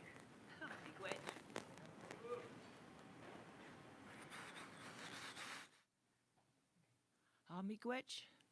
Wase Anungakoid Indigenous Cause Abiinooji-Aki Dem Odawazaga Again Donjaba. My name is Bright Star Woman. I'm from LCO, and I'm very pleased to be here with you. I am also a veteran, U.S. Navy. I was in for 5 years. I served as a cryptologic technician, and I also carry a staff for which for protecting water, and it's up here over to my right, your left. and carried it to the Line 5, Line 3, the Cannonball River. I cannot think of the name, in North Dakota. Standing Rock, yes. Yes, I went to Standing Rock back in 2016. And actually, at the end of that, they had a power, or not a power, but a powwow, and not very many people had brought their staffs, and so the bunch of people from LCO went, and they actually did bring their staffs, and so we were one of the only tribal entities there that did have some representation with that Eagle staff, so that was pretty proud moment. But I wanted to share some songs with you today. One of the first ones I like to start with is the one by Pure Faye, Iulali. She sings this one song called Makchi, and it's about a person to remember.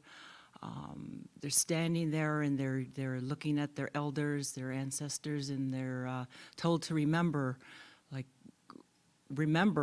your ancestors and remember where you came from, who you are, and when you go out there, be tall, stand tall, be proud, and remember where you came from, and that's what this song is all about. So. I normally, well, not normally, but I like to sing this song with a woman that's in our group called Betsy Larson, and she's not able to make it here today, but I wanted to dedicate this song to her because she's got such a beautiful, wonderful voice, and I can't get my shaker out of here, my beater. Okay, all right, here we go.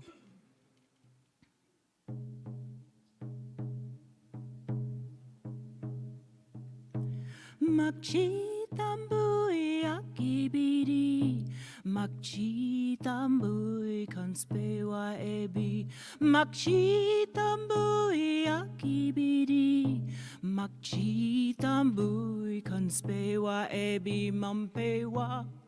Hokayinog tahon tani gaitai, giwe meitai, nankaya mune iwachitse, nankaya mune iwachitse, heya heya heya heya uehi. Hey ya, hey ya, hey ya, oh hey, oh hey, oh hey, ya. Abiinooji-Aki bidi, Abiinooji-Tambui conspewa ebi, Abiinooji-Tambui bidi, Abiinooji-Tambui conspewa ebi mampewa. Hokayinog tahon tani gaitai, giwe meitai, nankaya muni iwachitse, nankaya muni iwachitse, nankaya muni iwachitse. Oh wow, miigwech.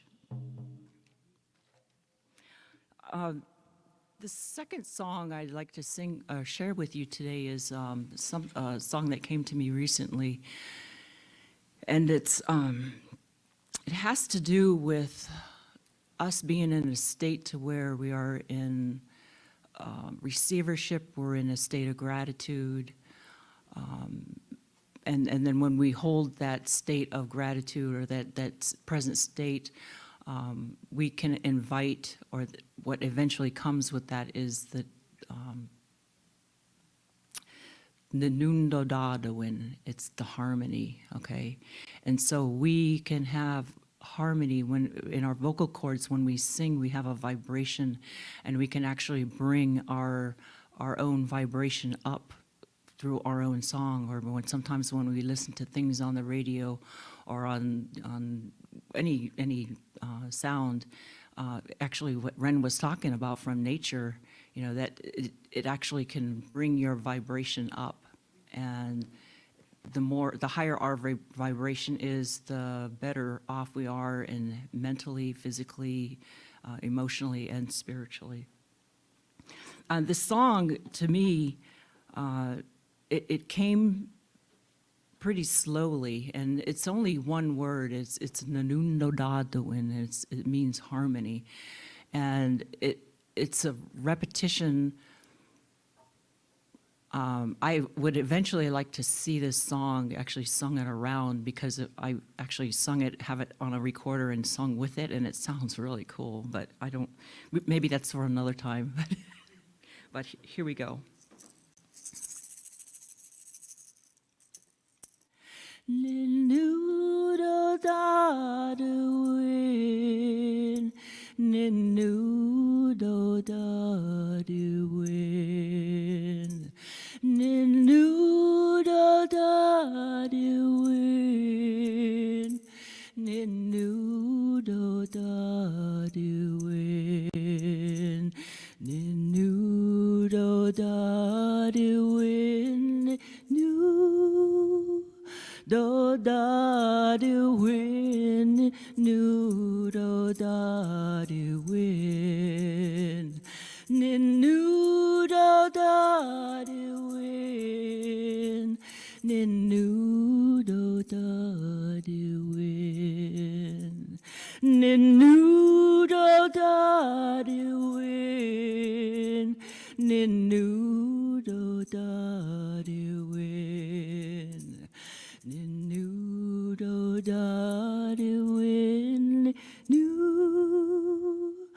do da do win, nu do da do win, nu do da do win, nu do da do win, nu do da do win, nu do da do win, nu do da do win, nu do da do win, nu do da do win, nu do da do win. Miigwech. Actually, you know, I have actually woken up at 3 o'clock in the morning, just out of the blue dead sleep, sat up, and this song came right out of my voice, out of the blue in the middle of the night, and I couldn't believe it. And I don't know, it really gives me a feeling of well-being and of peace, and knowing that everything is working out for me, everything is going to be okay. And I just thank the Creator for that song.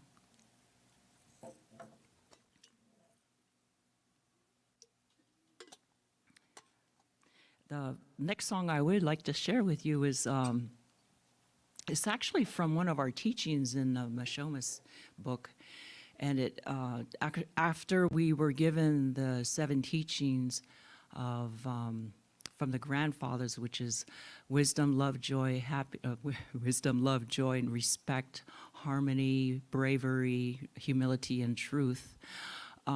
There was another teaching that came to all of us, and they were from water beings, and they actually came out and they told us about our 5 senses. And they told us how to be more in tune with nature by using our senses, and not only just with seeing, but noticing what is not there, what is absent. And so we can use our common sense and figure things out, and that was a gift from the Creator. And another teaching came out with a water being that came out from the water, and this being wanted to teach us about our ability to have intention, or to intuition rather. And the word is amanasuin, and that being came out and he told us that it is there for us to use, and it's we all have it. We all have that gift. I think the Anishinaabe women we are taught that we actually have a little bit extra of that. And so the Anishinaabe women do carry a strong suit of being intuitive and just being open. But that song, Amanasuan, I know it's an older, ancient song. It's been around, not sung, but it came to me just through just singing and being in a meditative state and singing, having a recorder on and just playing, and that song came. So I would like to share that with you. If I could find, what did I do with my shaker right here? Amanasuan,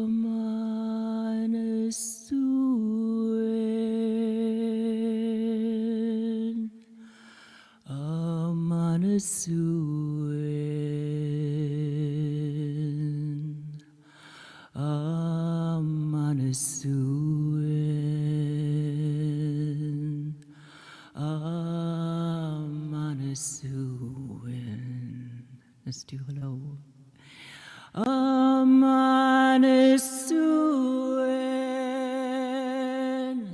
Amanasuan,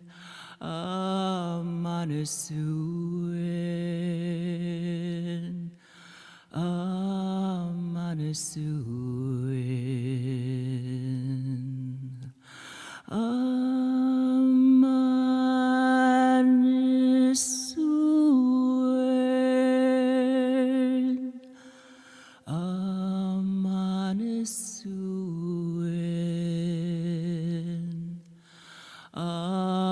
Amanasuan, Amanasuan. You know, there's a question that comes about from this knowing about, well, how do you know? How do you know what it is that is it in your mind or is it in your soul? What is it that, how do you know that it's really true? What is it, does it come from your gut? Does it come from your thoughts?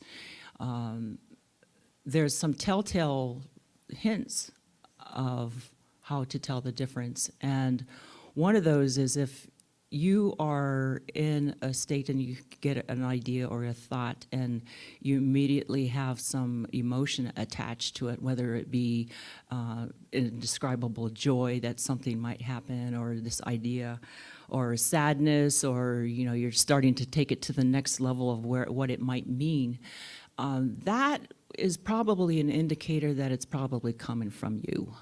And from you, you're making it up. And we like to entertain ourselves with thoughts sometimes of just going off. But normally when those thoughts come to us, there is no emotional attachment at all. And it's like you're maybe walking down the steps and then you just have this thought to hold on. It's like, oh, hold on. It's like you hold on, and the next thing you know, your heel catches on something, or you're driving along and you're kind of daydreaming, which you're not supposed to be doing, but sometimes we do that when we're driving. But something might just tell you, just like, oh, pay attention, and then you put both hands on the wheel, and that moment, that split second, gives you an opportunity to actually position your foot in the right place on the brake to be ready for something. And a deer might dart out in front of you, or the car might sway in front of you, or a driver may veer into your pathway. But those things are real, and they're there for a reason. And they say a lot of intuition. Our mind and our body, our heart, are constantly talking to each other. And our mind absorbs some things, it sees things, right? But the heart, it feels. And that feeling is so much more powerful. And what happens is sometimes is that we go through life and our heart is constantly feeling things, and it's putting together. It's actually got 40,000 extra cells in our heart sac, and it's in the mesh of the sac, and it's called sensory neurites. And these neurites, they act independently from the brain. They actually have a separate brain in the heart.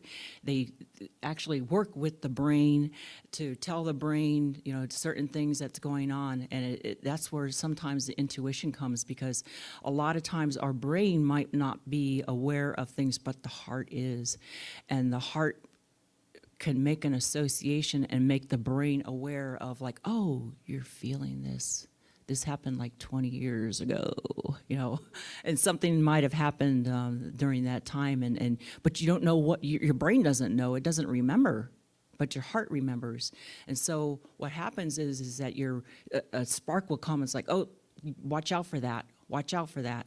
And so invariably something will happen that, you know, our intuition gave us a insight to.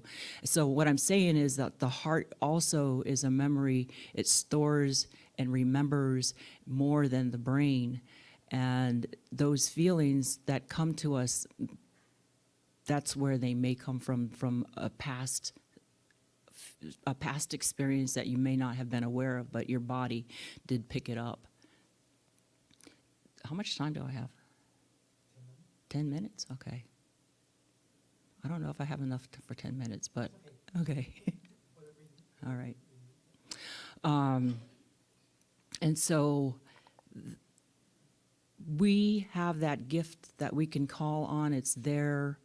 It's automatic. And I encourage you can go into a meditative state and actually bring that awareness even closer into our existence, into our everyday life when we're up and about. Just little ideas that will pop into your mind. Pay attention to them. Pay attention. And I did have another song. This is a kind of a weird one. It's a partial one. And it's addressing the water. It's addressing Gije Manidu Neta Wabikwe. And it's addressing the elements of air and water. And it's just real simple. It goes, Gije Manidu, Gije Manidu, Gije Manidu, Neta Nebikwe, Neta Wabikwe, Neta Wabikwe. Gije Manidu, Gije Manidu, Neta Wabikwe, Weta Wabikwe. Nuden, Nuden, Nuden, Nuden, Bimewedu, Nuden. Way high, way high, way high, way high, way high, way. Gije Manidu, Gije Manidu, Gije Manidu. Neta Wabikwe, Neta Wabikwe, Neta Wabikwe, Weta Neta Wabikwe. Gije Manidu, Neta Wabikwe, Gije Manidu, Neta Wabikwe. Nuden, Nuden, Nuden, Nuden, Bimewedu, Bimewedu, Nebe. And that song talks about how Nuden, the wind, carries that water, you know, and it's a water of life because we're breathing that water. It's the water takes it and forms different atmospheric pressures in our body and on the earth, and it brings life.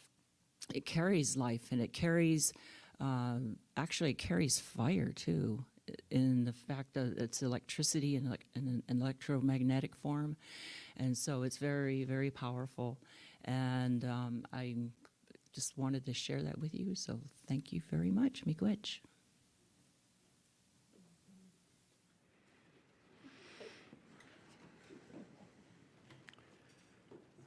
Bonjour, Ishkadebene Abiinooji-Aki, Wabashishi, and Dodam.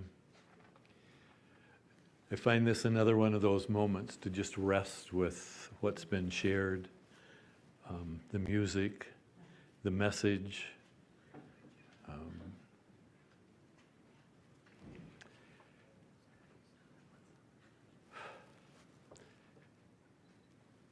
A huge chimigwech to those of you who are joining us. Our symposium is Women in Water Coming Together. Gentlemen, we are not omitted from this. It's been interesting and exciting to see especially over the last 3 years, many more men have come to join us on this journey. We have a place in our responsibility to the women who carry water. One of the main challenges of transitioning from a Western mindset to this indigenous way of relationship and connection is a challenge to us as men. But to know our place as providers and protectors and honoring and respecting in a mutual way the life-giving nature of women is a journey. And I invite you to participate in this journey. I invite you to participate with us in this journey. So with that, we are going to, Anne's giggling in the background there. I'm not sure what's happening in the background, and I'm not sure we want you to know what's happening in the background. But we are ready for more sale items, my dear. So, whoops, it's going to take her a little bit to work out the giggles on her way up here. And that's okay. It also reflects, we've had a pretty serious tone going so far today, but we have a phenomenal amount of fun. And so while we get Ann set up with the microphone, is she going to have someone to help her to come up? Suzanne, you want to? Suzanne? Would you mind helping Ann, please? That's okay. She's participating in the giggles We're just and the a little laughter, befuddled, that's okay. That's No, good, so. let's start down here. Okay. So now we've got some things that are going to be on the website. There's some others on the website as well of these. These are oven mitts and hot pads. Again, a great Christmas gift. This one is more a small, medium hand. I have a fairly decent sized hand, and this one fits well on my hand. This one here is more, it has the stars and galaxies on the hot pads, and this just kind of coordinates with it. It kind of reminded me of leaves that are decaying on the earth. And those are large. So those would fit a larger hand. We have probably 3 more sets of these on the website. And so we have 2 sets of placemats and cloth napkins. These are reversible placemats, so they have a water kind of a look to them on the front, and then I place on the back, they have a wave embroidery on them along with the colors in the front as ribbon. And we, in our home, we like to use the cloth napkins versus the paper napkins just to cut down on the amount of disposable things that are going into the landfill. This is the same set, only with turtles in a little darker cloth napkin. And on the back is a interwoven ribbon pattern. Okay, and there's 4 placemats and 4 napkins. These are altar cloths. They can be used if you're doing your pipe ceremony or something to set your sacreds on. This one with the wave pattern and the wave embroidery on it. And the back is kind of a watery look. This one has the water drops on it, the rain, and the arrow type embroidery in a variegated thread. And then on the back is more a splurge of color here with flowers, a rainbow. And lastly, we have Grandmother Moon on a satiny fabric, and it's overlaid with a net, iridescent netting that kind of gives that moon glow, and on the back some planets and moons. No, let's keep going down this way. I made about 5 of these, and we only have 1 left. It's the berry placement. There's 2, here, I'll take them out. There's 2 cloths, one for underneath your berry placement and the other to cover your berry placement. So it's strawberries on one side and solid red on the other. So that's a way to honor the berries. Whoops, I'm not folding it right, but we'll get it. I've made a number of sets of these towels, and these are the last ones I have left, so I have to get busy again. These have the butterflies and the ribbons. I've made them with dragonflies, I've made them with bear, I've made them with different things. So they just adorn your bathroom and look pretty. And I did also, I'm going to try some towels on my new embroidery machine because I like to make sweat lodge towels. So this one we showed in our last segment, but I think it's so nice. It's so soft and it's so warm, and the hat is lined with a fleece lining. Be male or female? Can be male or female. That's right. And pretty watercolors and a nice thick, warm, cushy scarf. These I've been making for quite some time, and they seem to be well received. It's a blessing cup for the water. I try to, sometimes I miss, but every morning I try to do a water ceremony, blessing the water to all the directions. It has both the story of the water walk in the little bag, as well as the Algonquin water song, and the little information about water is life. And so the cup is on a lanyard, leather lanyard, that you can, if you're going to ceremony where they're doing a water ceremony, you have your cup so you're ready to receive the water when it's passed. It has Grandmother Moon on the front and a blue ribbon to signify the water. Oh, I found some more. Here's some more of, these are the same, kind of the same, but they have a little bit more, it's not the bag. It has a little bit more meating on these lanyards. You're gonna get it caught. That's for maybe a little smaller neck. Head. I know my anatomy. I was a nurse. What? Anyway, here's some more of the hot pads. This is a larger sized one with the pollinator, the bee on it. This is a smaller pair with the turtle and the water pattern, and we have 2 more with the turtle and and the water pattern. This is a cup my daughter made up. She got a new Cricut and she just went kind of nuts.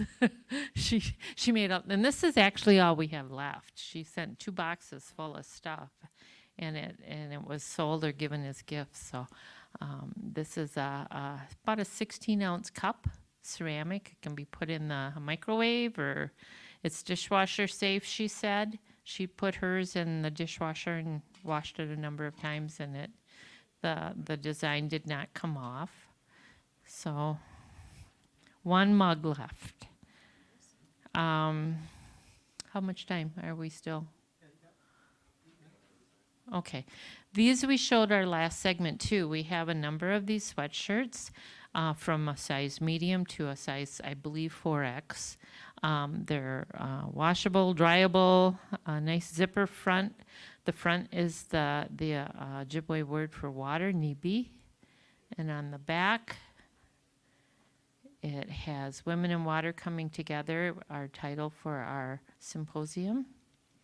And Women Can Change the World. And it has the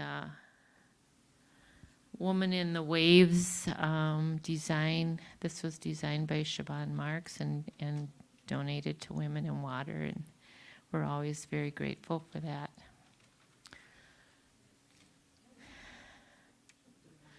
Yeah, we have 2 of the, these sweatshirts too come in medium through, I think, 3 or 4X. They're pullovers, not zip-ups, and they say Women in Water Coming Together, Lakota Ray Reservation, or Wisconsin, not reservation. There's nothing on the back of this one. A nice, soft, cushy hoodie. And this is the same thing, only in the turquoise color. Okay. All right, I think that's what we'll show this time. Next time we'll do jewelry. And we have some books that we'll share with you too. So thank you. See you soon. Miigwech Ann, Miigwech Suzanne. This is a memory test for me. Nibimani Dukwe Gaye Wasan Nangokwe. Ann and Suzanne. Let me back up a second. Bonjour. Ishkide B'nai Indigene Kaz, Wabasheshi and Dodem. We've done shout outs to a lot of people who've contacted and made known their interest in our symposium. The support that's so phenomenal to receive. One of the tremendous supports we get is from the Tribal Governing Board here at Lakota Ray. And Michelle Bodine, she said, well, I was on my way and I felt this tobacco in my hand and I had to stop by. And what a blessing to hear that response to our prayers for her. So Michelle is here to address us from the Tribal Governing Board. Miigwech. Bonjour, Anishinaabe, Beneshikwe, Indigenous Kazaji Jacknin, Nondame, Odawazaganing. Welcome, everyone, and I'm so proud to be part of this today. And this is such a wonderful event that they do each and every year. And without everybody here helping and donating to this event, it really is hard to put these events on in the summer. I know the Tribal Governing Board supports this event each and every year, and we're proud to do that because water is so important to us, and we know it's a giver of life and it sustains us, and it connects all of us. If we think back, no matter what our nationality is, no matter where we are in the world, everybody needs water, and we need to protect that and honor that and preserve that and make sure it's pure for our future generations as well. And so I just am really proud to be here and welcome all of you on behalf of the Tribal Governing Board. And we really want to thank you for all your donations, whatever you can do, and please purchase this beautiful items that they have created and have been donated by many people. Put a lot of hard work into that, and I know I've bought more than one beautiful skirt from them, and I keep shopping because they do such quality work, and we so appreciate them, and it's such a worthwhile endeavor that they are working towards. So thank you so much. Miigwech.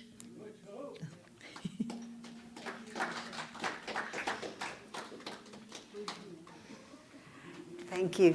We're so glad you're here and so glad for the support of the Tribal Council. They've been so good to us over the years, and we are very grateful. Of course, it's a concern that we all share.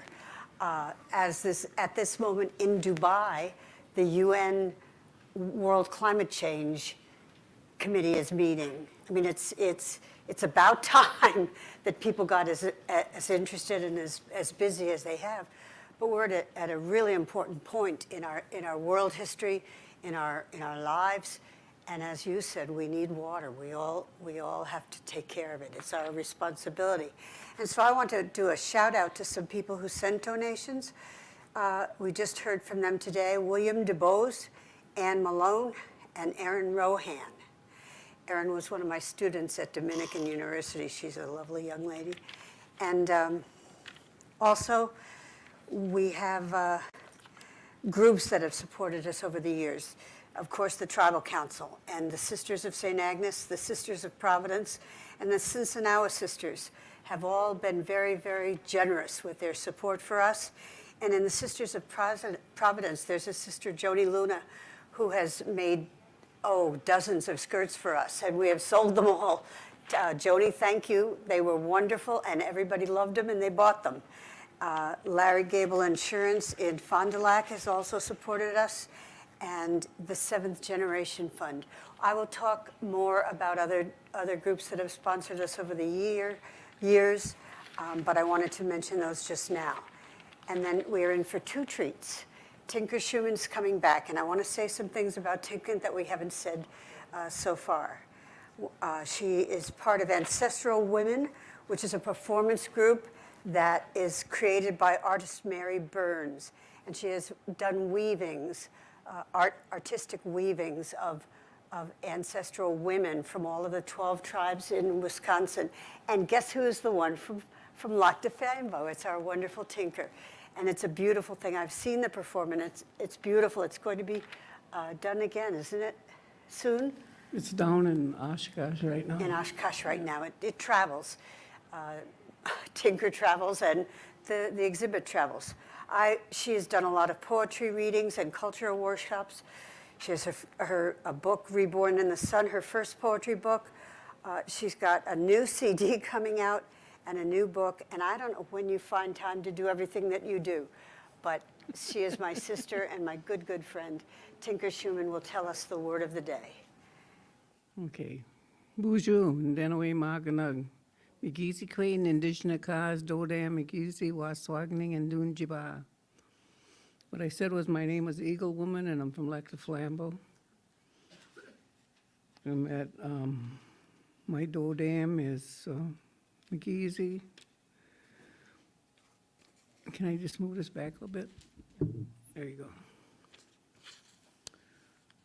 Thank you. This is called Handle Gently. Like flowers of Mother Earth, people should and shall be handled gently. Like each petal, volcanoes our limbs embrace gently. To toss away the non-friendship that exists and bring a closeness gently. Like the center of a flower, people should encounter and be handled gently.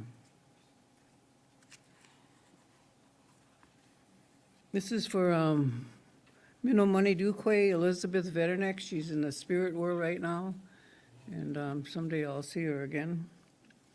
What she was talking about people treating each other as it's their last day, and that's the way we should do, you know. On January 7th, she was talking and said this powerful statement: treat people as it's their last day. This is dedicated to a woman who lives a life with belief of Jesus. I hear her songs, her prayers' sincerity. My relatives, from sunrise to early morning, it is honorable to walk with you in a journey. So let's be fulfilled with joy and happiness as we feast together for balance under the eagle wings through these minutes as the day develops into evening, sunset, dusk, the night lingers. Impressed while our grandmother moon shines over us, a cycle in 4 directions complete. Sacredness continues, so let's travel humbly in joy. Peace. Remember all the paths to the tree of life. Were we not born equal as we broke the water of life? Okay, we're talking about ancestral women, so here we go. Why are we great? We are great grandmothers. Grandmothers, mothers, daughters, aunties, Gété, Anishinaabe, life givers, cultural barriers. We are the red woman earth vessels. We are the sound of eagle whistles, the heartbeat healing love, and the backbone of our families. And local reservations are urban communities, representatives of our state. We embellish our aura with love, keeping native culture alive even through assimilation. 2 paths, one living and keeping our Anishinaabe culture by ceremonies, pipes, sun dancing, moon dancing, water walks. The other path, church, school, government, councils, committees. Both paths are the major concern for the future generations leaving their individual legacies. The drumbeat life, like the smudging cedar, how the Great Spirit gets you money to bless us survival from our ancestors, source of life by hearing their prayers of the past, present, and future. The Ogichi-Dakwe are the center of their homes, the connectors to the tree of spiritual life. Also the relationship with Sky Woman, Grandmother Moon, Grandfather Sun, the circle of life with 4 seasons and 4 directions. The lineage, direct descent from our ancestors, our clans, our names reproduced with the perception, reality, weaving the values. Women of leadership give intricate teachings to live and help their families. We are listening for guidance which concedes the understanding of our way of life. We are reflecting the prayers from our Gété Anishinaabe grandparents years ago. We have great humbleness for reverence to our Great Spirit Creator. The awareness that we are the Creator's present. Each moment is sacred. Capturing woven images of ancestral women bring honor and by dignity. A breast reverence awareness does reflect many life endurances, strong hearts filled with love, and from the kindness, Weaver Mary Burns, Miigwech. So that was that one. Okay, I got one more. Happy to be alive. This is a saying somebody might say after a big health challenge. It brought the people and the family close, and most of all, the trust and the daily faith to our Creator, to our many prayers, and to be very thankful.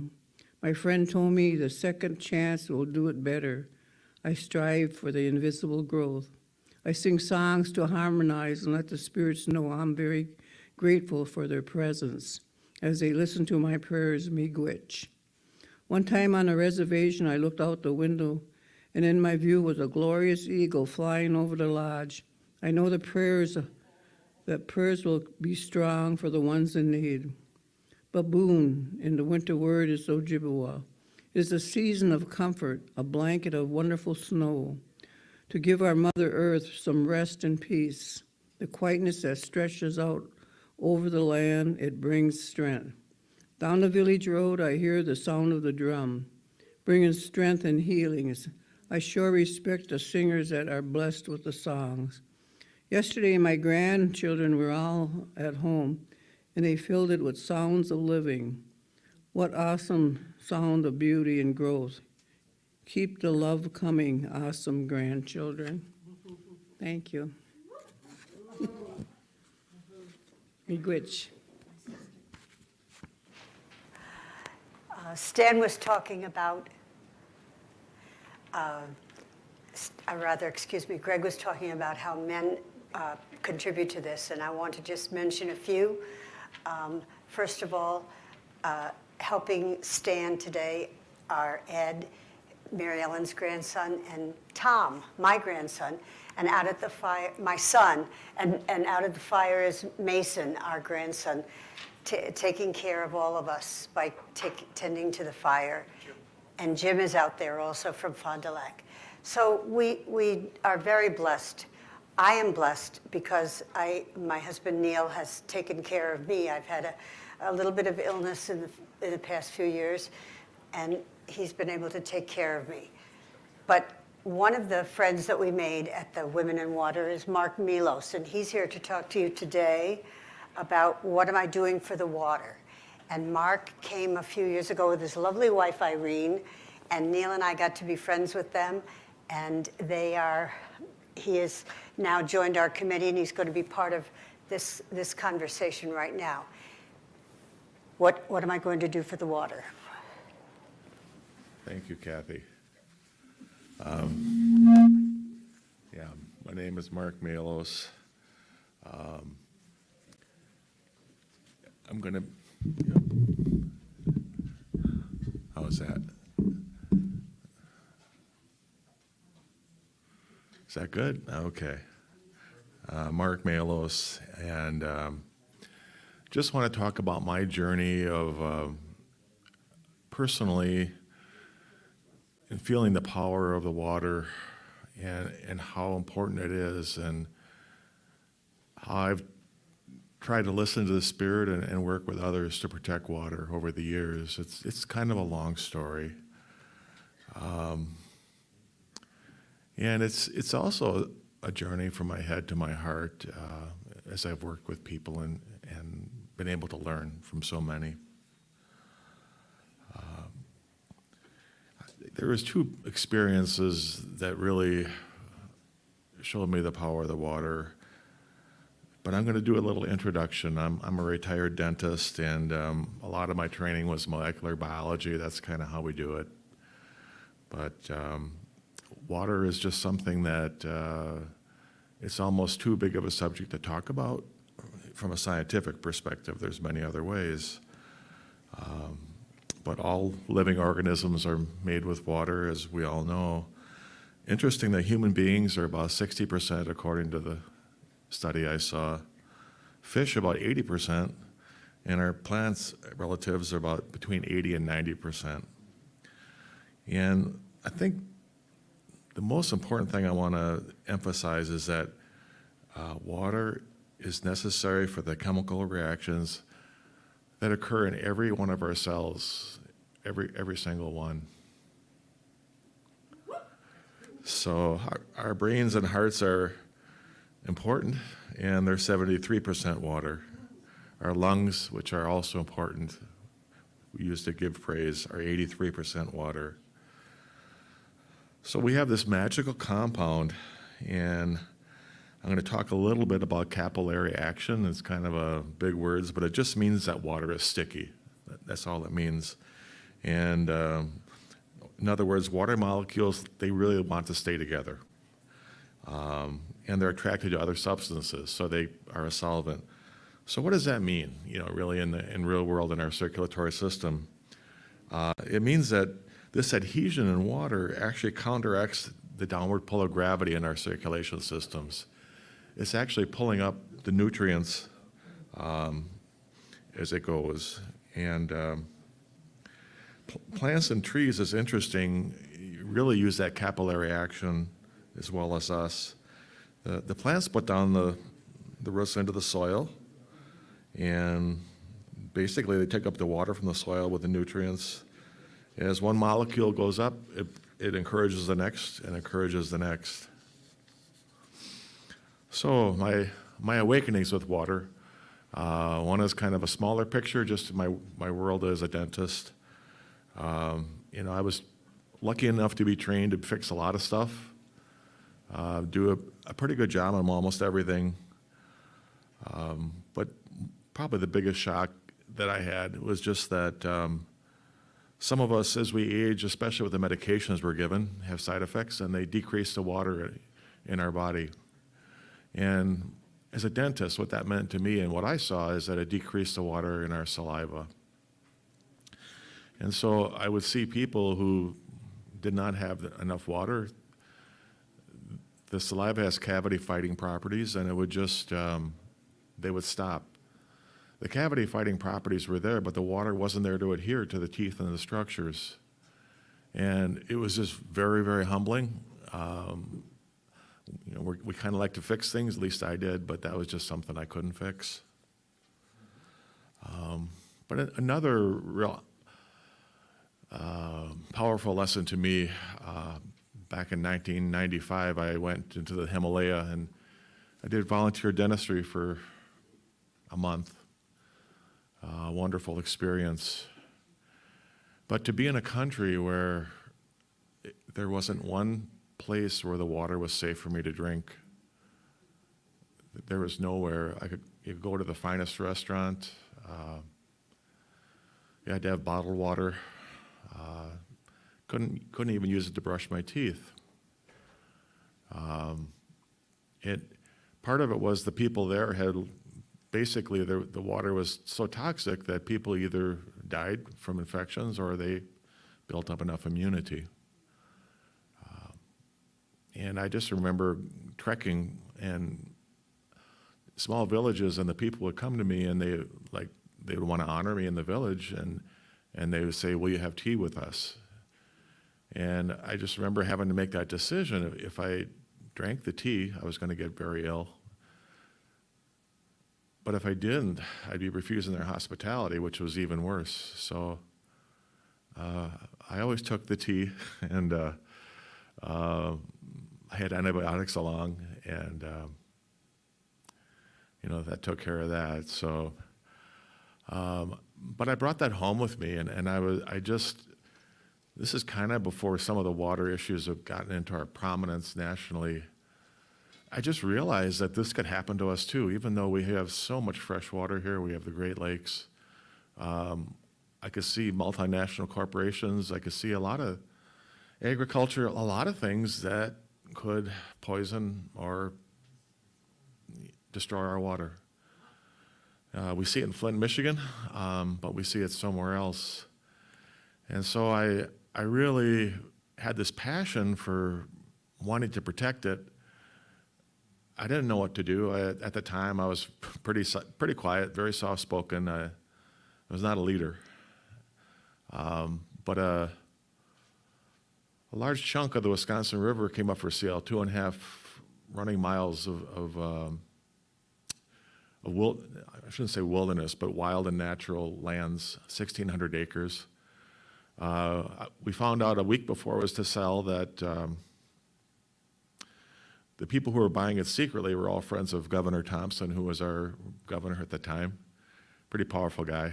And, I kept thinking, I kept hearing from the Spirit I should fight it, and I kept trying to ignore it. And the more I ignored it, the louder it got. So there's a lot of eyes here. It's the Spirit, that it's not me. We formed a coalition, and we had a lot of people jump in. We even had an 8th grader have kids write over 100 letters to the governor. But one of the unique things that happened was there was a sacred area to the Ojibwe there.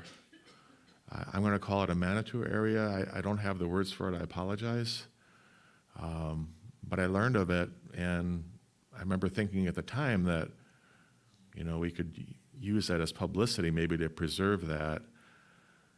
But luckily, I thought it over, and I think the Spirit just led me to contact the only medicine person I knew of at the time, who was a man who was passed named Nick Hocking from the Lac du Flambeau Reservation. And I remember talking to him and asking his permission and asking him what he would like us to do. And he thought it over, and then he just said, I would like you not to say anything. And he was a powerful man, and I agreed not to. We were fighting uphill, and a couple days after that conversation, a man walked into my office and left something on the table, and then walked out.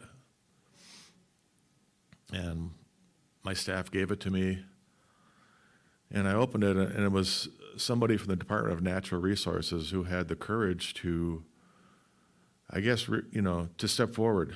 And it was all the documents signed by the state of Wisconsin that this land was never to be developed. And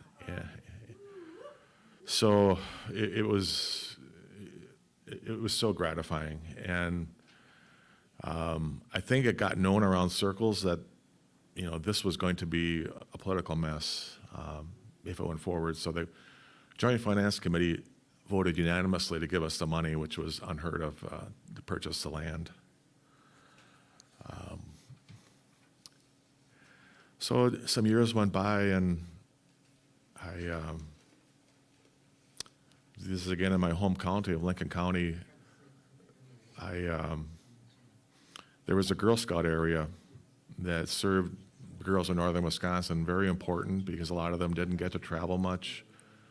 A lot of resources, a lot of opportunities, a lot of programs, and it was going to be sold. And I enlisted in the fight for that.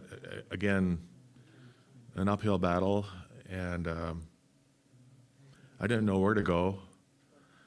And during that time, I was skiing in the woods cross country, about as far from people as you can possibly get.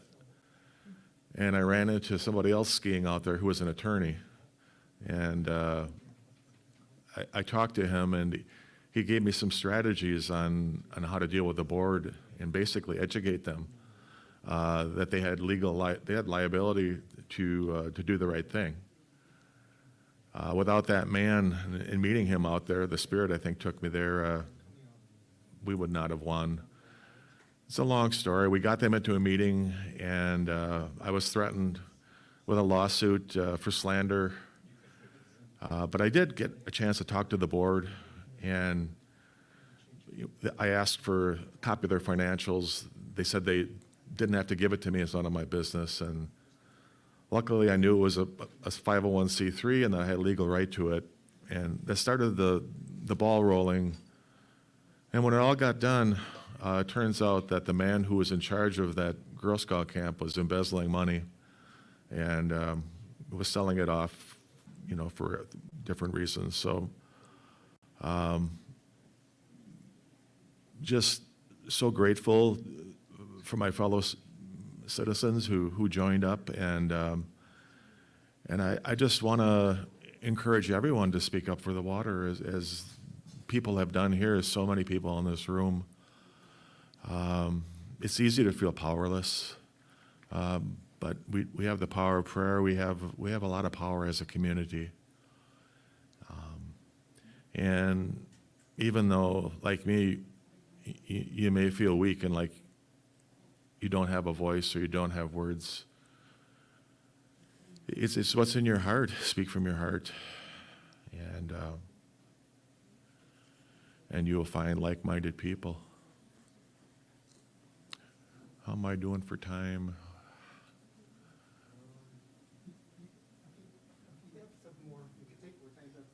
Okay.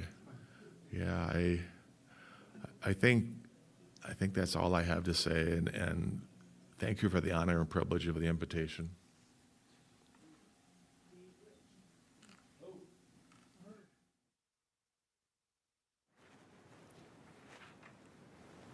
Thank you, Mark, so much.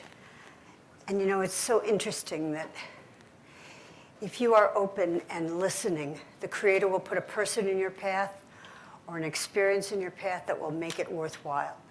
And that's what he listened to, and that's what happened. Who made a chance remark one day. She lives in New Jersey. Her name is Jean Semler, and she said to her husband, every kid, she was a teacher, every kid in New Jersey could give a quarter for water for this village in Africa.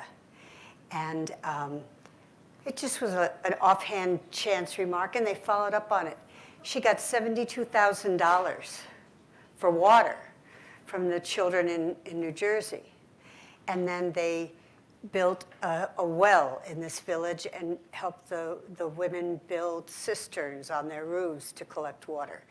And that there are like so many different ways that little remarks can be made into big deals. But everybody I know who is doing things, several of you wrote in about protecting the earth and protecting your family. Joe Kurzich wrote that. And at Holy Wisdom Monastery, the sisters planted 196 acres of prairie to protect Lake Monona, because that lake gets a lot of runoff, and they keep 90 pounds of phosphates out of the lake every year. So just to believe in something and act on it is terribly, terribly important. And I'm on part of the Climate Action Committee, and the members of the committee do some terrific things. One is Sally Bowers and her husband are very involved in Reduce, Reuse, Recycle.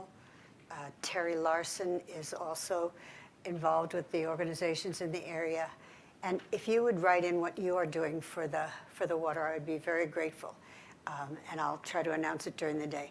I neglected to mention one donor. Karen Capel gave us a beautiful painting of Waterfall, which is on the website. You might want to take a look at it. It's beautiful. It's a donation for sale. And now, it is my absolute great privilege to introduce to you John, son of Mel. And when I was trying to find some things, I know him very well. He's a wonderful singer. Trying to find some things on the website about him, I went to Google and I got a surfer in California. It is not John. It is not this John. But John, according to his biography, heard a song, Ricky Lee Jones' Last Chance Texaco, and took a long, endless road trip with an 8-track that kept him company on a solo trip from Cleveland to Wyoming around that time.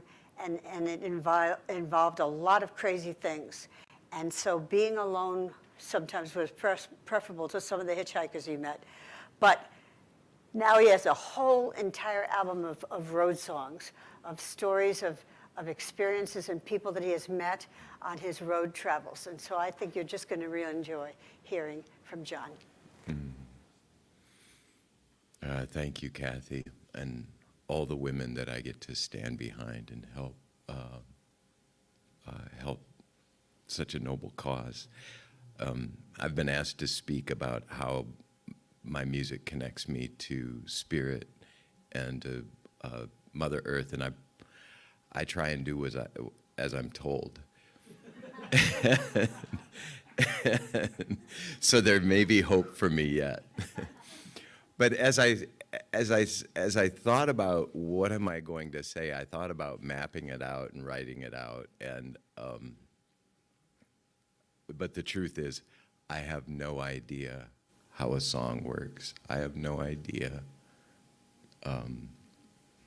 what it takes to be a receiver. But I figure what I'll do is I'll start off with a little bit about what I know that doesn't work, and then perhaps that'll lead to a thread that we can all surf to find out a little bit more about how it may really work. I know it doesn't.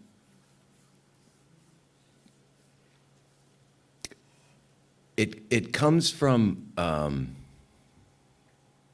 had one constant in years and years of wandering. Because when I left home, I figured I didn't have that many skills. I could talk to people, I could work a dead-end job that was really good, and I worked a lot of them across 3 continents. And, but as somebody who grew up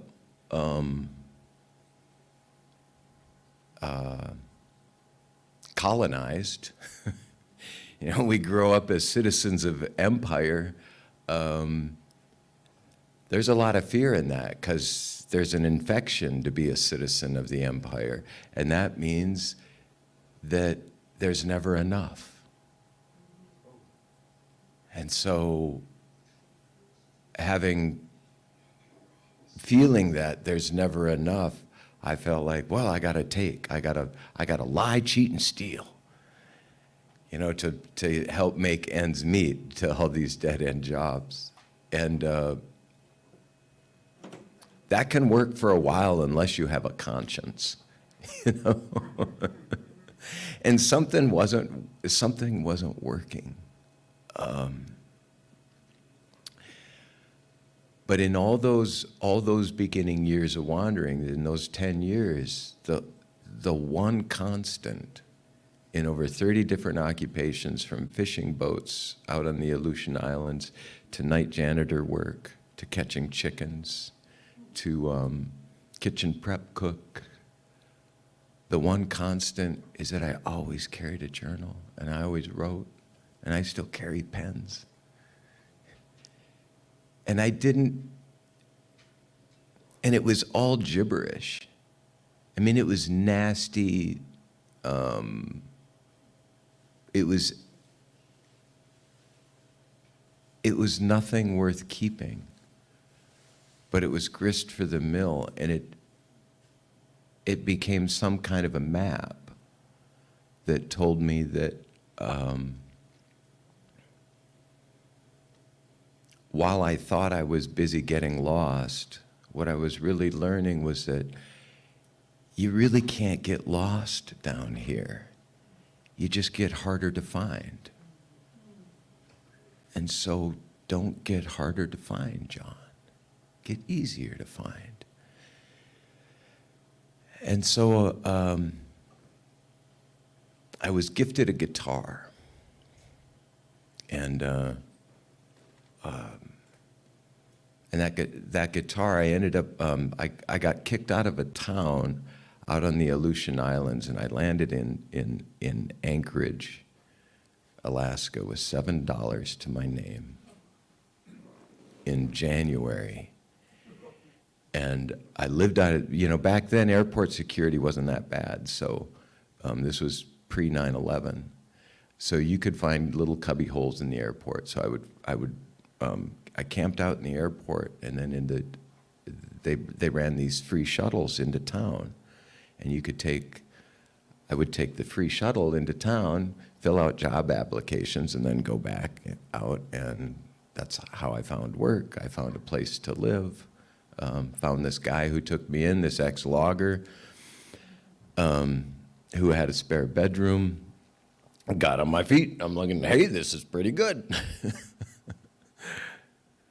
And I just kept writing. And all the darkness of that winter,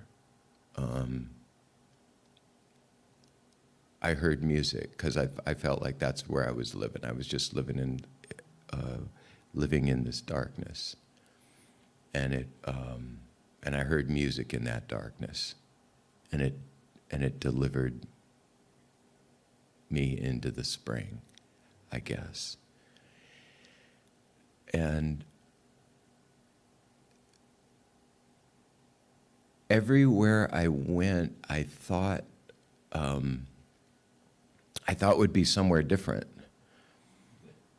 But, you know, they say everywhere you go, there you are. And I would turn around, I'd be like, find myself there, and I'd be like, how did you get here? I was hoping to leave that guy behind. And I couldn't. So at some point in time, I just had to learn to live with myself. And in order to do that, then I had to learn how to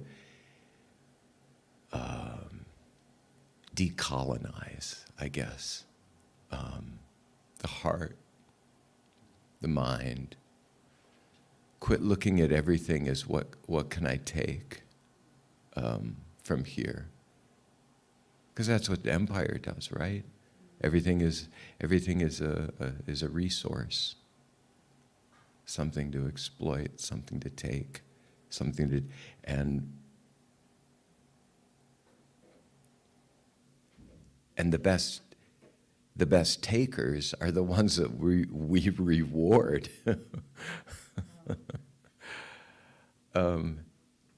Which seemed to be sad. It seemed to sink in that all I had to do was change. And if I just changed, then my whole world would change. Not necessarily the whole of the world, but the whole of the world that I saw. Then I could start to see people differently. I could start to see the beauty in creation differently. Because I don't, there's no end to creation. Every single morning, creation is anew. This morning I woke up and I'm watching Grandfather come up, that rosy color in the sky. I say, "Good morning, Grandfather. How good to see your face today. Tooth of dawn, deliverer of day, ender of night, birther of light from darkness. Good morning, Grandfather." And some days, that's all I can do. Because sometimes it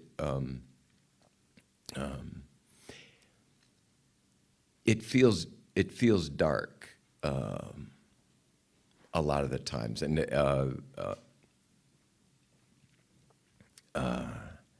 I'm not much of an optimist, so there's a lot of darkness in here. But I feel like Creator rescues me from from myself and that darkness, because I'm not an optimist. But given time, the music, guitars, the chords, and the structures that I learned to play, the sounds became a trail that I would follow. And I mean, I'm not a very good guitar player, but I would follow these trails of rhythms, and they would, out of that would like spring up, oh look, there's a little idea growing from the ground, a stem. Oh look, it's blooming. And maybe a word pops up, and maybe more word pops up, and I just keep playing and playing and playing, and that trail leads to something that might be a song. And I started writing these songs. When I was living in a foreign country, I had no idea what these songs meant. But I knew they kept me out of trouble. You know, because if I was sitting at home, because all I had in this little apartment, in this rundown little Kurdish neighborhood in Istanbul, all I had was my guitar, a suitcase, and a notebook. That's all I had in this little room. And I would sit there for hours and play. And the sounds would turn into words, and the words would turn into sentences, and the sentence would turn into trails of landscapes and storyscapes. And I didn't have to be afraid of where I was. I didn't have to be afraid of what I was going to do, because all I'm doing is sitting in my room, writing a song.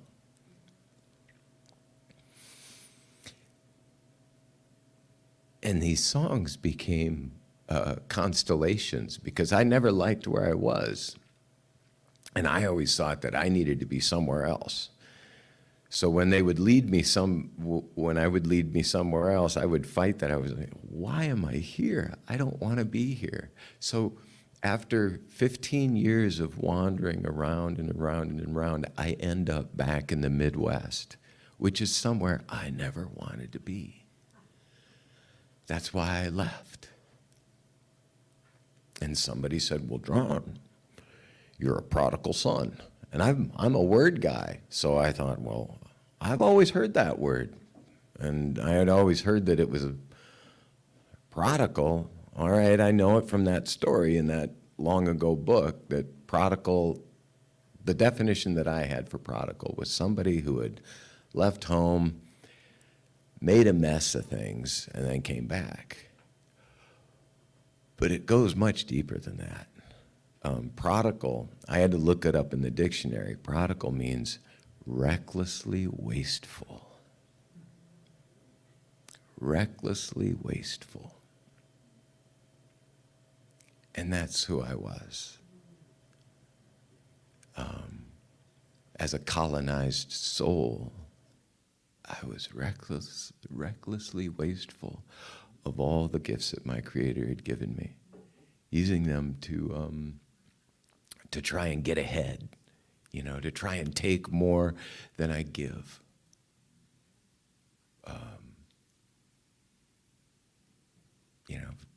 To stay ahead of that viral infection of never having enough.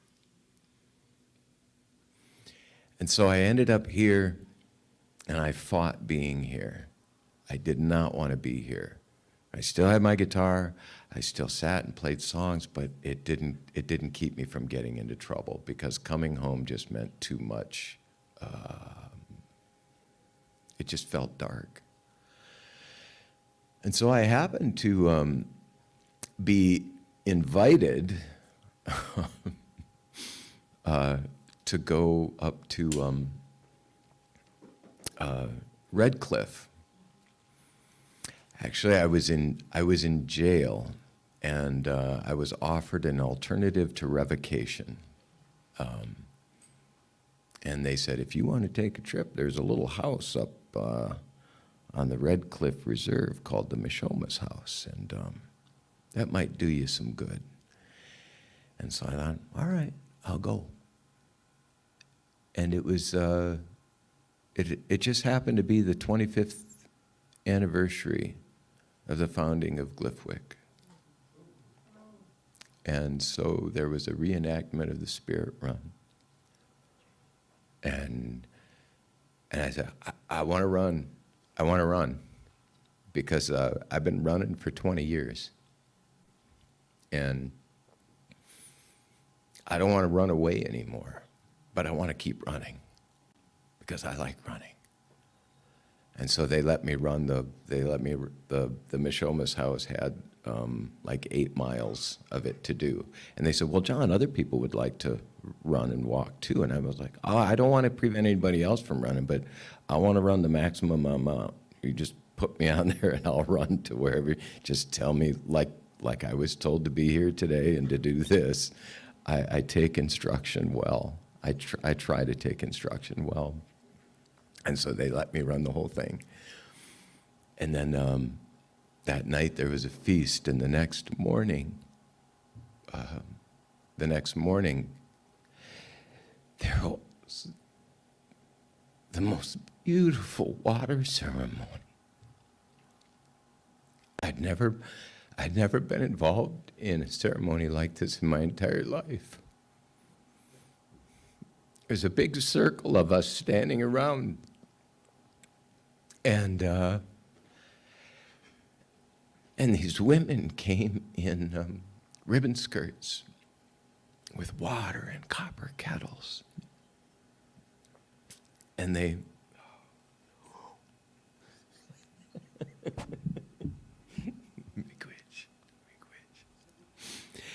and they brought these copper kettles, and they doled out this water that they had prayed over. And I have tasted water from Alaskan springs, from the Atlas Mountains, from the Rockies, from everywhere, from as many different places as I could find on this planet. Nothing, absolutely nothing, tasted sweeter and fed me more than that water. And then they had the second day of that. Oh, me quit, sister. Oh. mind if I take a drink? Mm-hmm.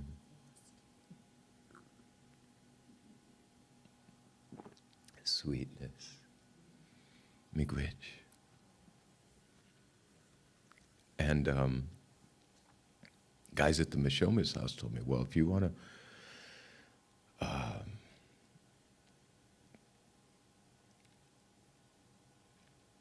you can start honoring creation. You know, that's an opportunity that you can do every day. And I was like, really? Tell me how. Because, like I said, I take instruction pretty well, especially when I know that I'm out of ideas. Because left to my own devices, I'm not a good. My chooser is busted. I'm still fairly convinced that I don't have a very good chooser. So I need the direction of goodness. Because I can lose my way easily. Because I like to live up. I like to live up in the clouds and up in the stars. And it's the grabbing of a guitar. It's the sound waves that deliver me back in to my body and back onto the earth. And just like I don't really know what I'm doing in life, my songs are a good reminder of that, because they'll often tell me things that I don't know at the time that they're being written. So like as a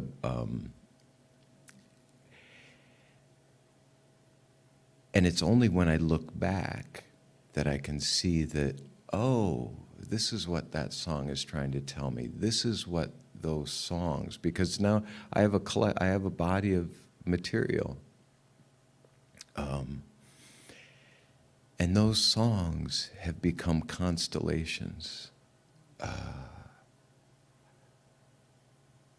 which have guided me through the night to where I am today. Because remember, I never wanted to be here. I never wanted to return to the Midwest. I always liked more exotic lands. And I've never found anything more exotic than northern Wisconsin. From the flora, from the fauna, to the people that I've met here. That's how music connects me to spirit and to great and to Mother Earth. Because how that happens, I can give you one example. One night I was writing this song, and it's got a train in it, and the train is leaving, and I don't get what's going on, but something is, and I get 3 verses and something of a train chorus, and I put the song down that night, and I'm going out to play with some friends of mine, and I no more than walked into this place halfway around the world, and they said, "Hey, John, did you hear who died today?" And I said, "No, who died?" And they said, "Johnny Cash." And instantly in my head, I knew what the song was about, because that's how songs sometimes work. They're trying to tell you something before you know it. And so I went home that night and I reworked the chorus, because I knew, okay, that's the train that's leaving, but I changed the name of the train to the Harvest Moon, because that's the name of the train that we'll all one day ride, the Harvest Moon. And that's that's what the songs give me, the light of recognition from the darkness. You know, the darkness is the unknown, the death that I'll someday greet of my own.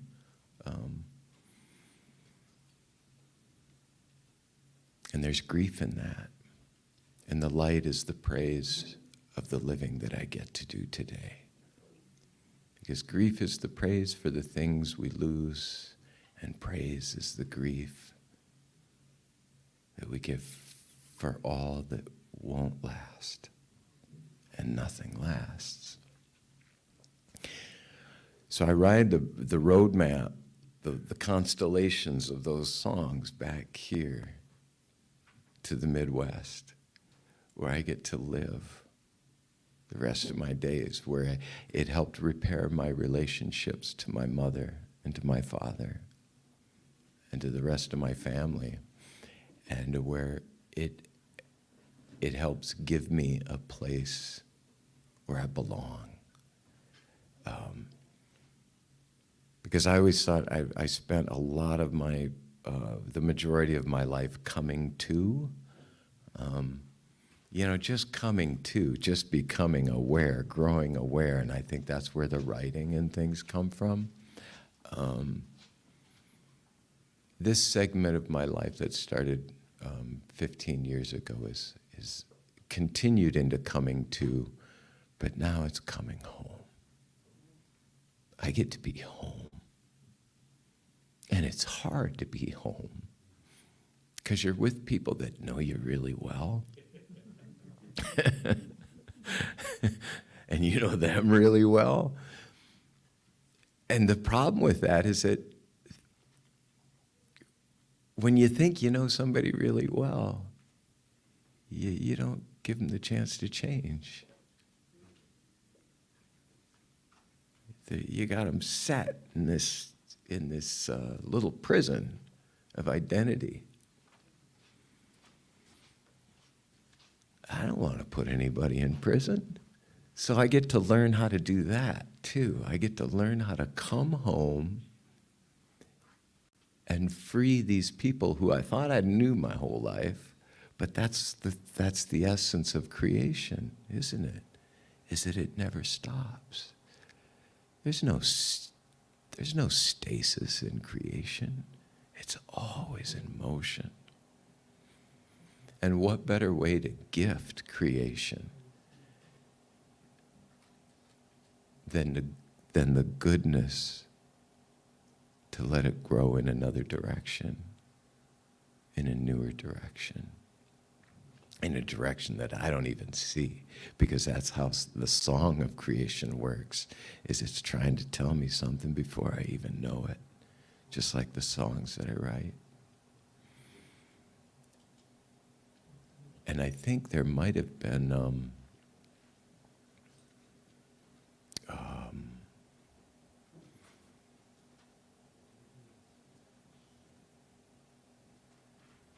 did that work?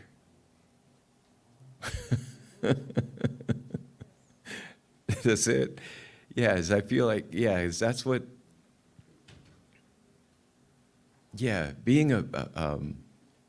being mortal is hard because you know you're not going to last. And so to be able to make sense. Oh, and that's the last thing I wanted to say about it, is that I believe that creation is hungry because it hasn't been fed what it needs for a long time. Because as colonists of empire that look at everything as a resource to exploit, that's not feeding anything, that's rape. And what creation feeds on is praise. What spirit feeds on is praise. So if I can sing a song, if I can write a poem, in honor of that creation, the beauty of creation. That's what it eats. And that's what it drinks. The living creation. And sprouts more life so that it can all jump up and live again. Miigwech. Oh.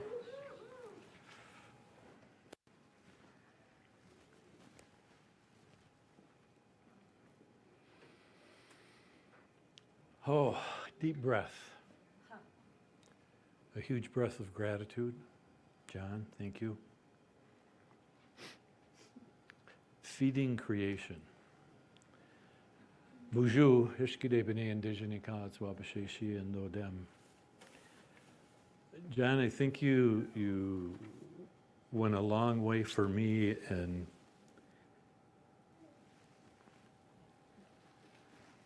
in coming to better know my role as man in this place that we are right now, in this way of life that has been prepared for us for the last 30,000 years, for the last 7 generations. And I think as a man, to experience letting her out of the cage. And I don't like that expression that I gave her permission. There was a place when I got out of the way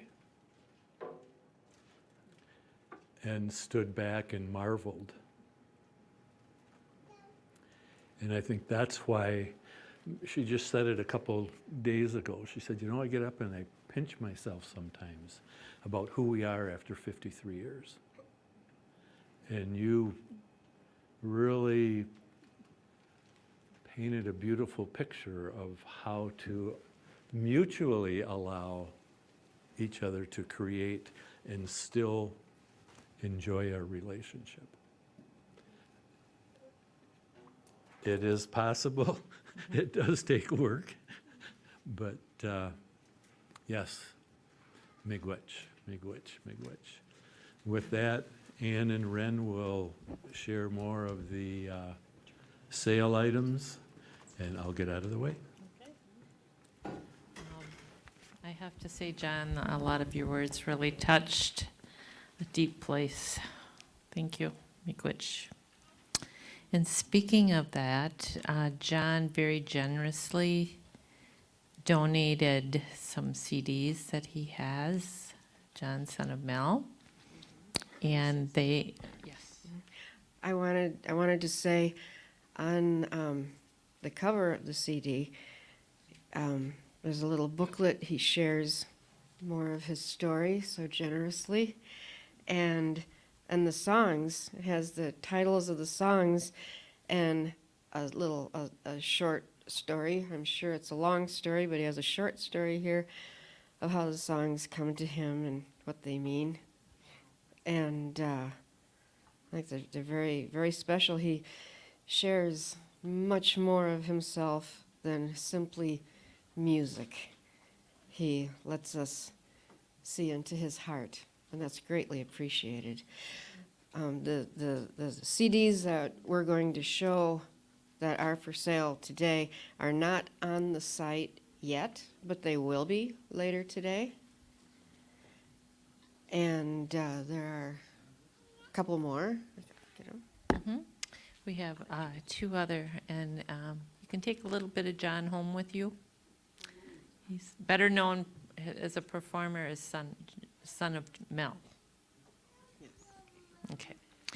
Our other CD, we have 2 other CDs that have been generously donated by the artist to Women in Water. The second one, you'll hear he and Pamela later on in the day, Bobby Bullitt, and this one's Free Range Redmond, and he's donated some of those. So again, these are wonderful gifts, and if not to someone else, to yourself. So Paco is not with us today, but he donated also some of his first CD that he put out. He has another one out now that has the Women in Water, kind of a theme song that is on it. So again, a great supporter of Women in Water. He won a NAMI. He won a NAMI award for this Native American music. What's the I? Huh? Native American. Association. Okay. Association, yes. Okay. So keep those in mind as you're shopping on our website. We have 3 books that are more geared for the younger person. The first one is Generation to Generation, and this is more a storybook.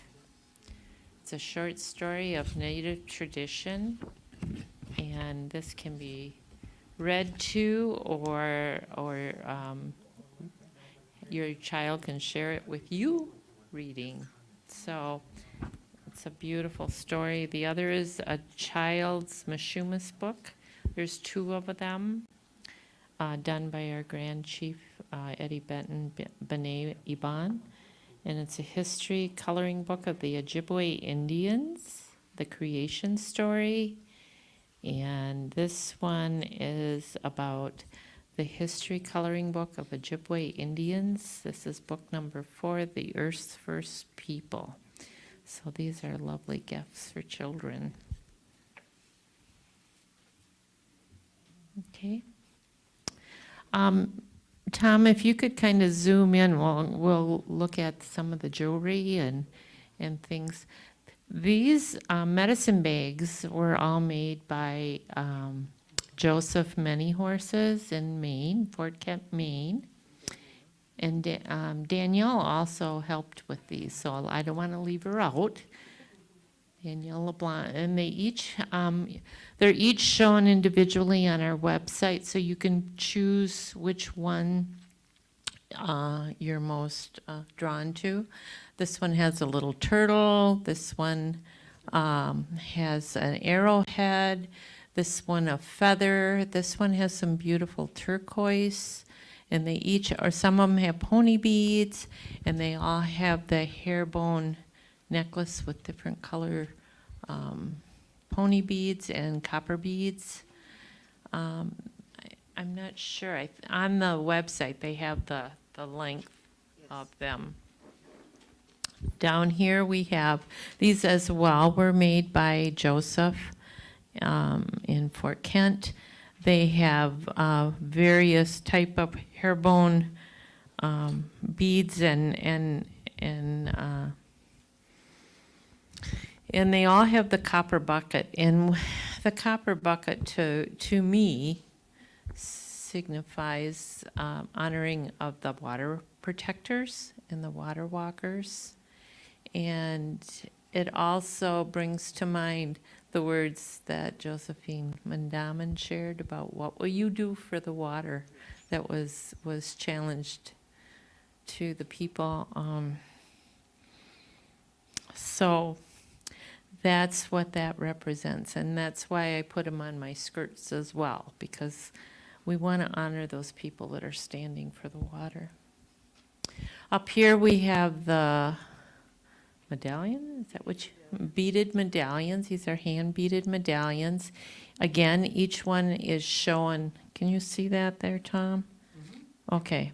Each one is shown individually on the website, so you can choose the color of the one that you're drawn to. This is a 7-strand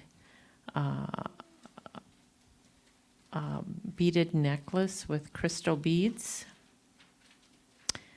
And we also, I want to show this one. This is also a little longer one, but a 7-strand beaded necklace. And these are sold individually.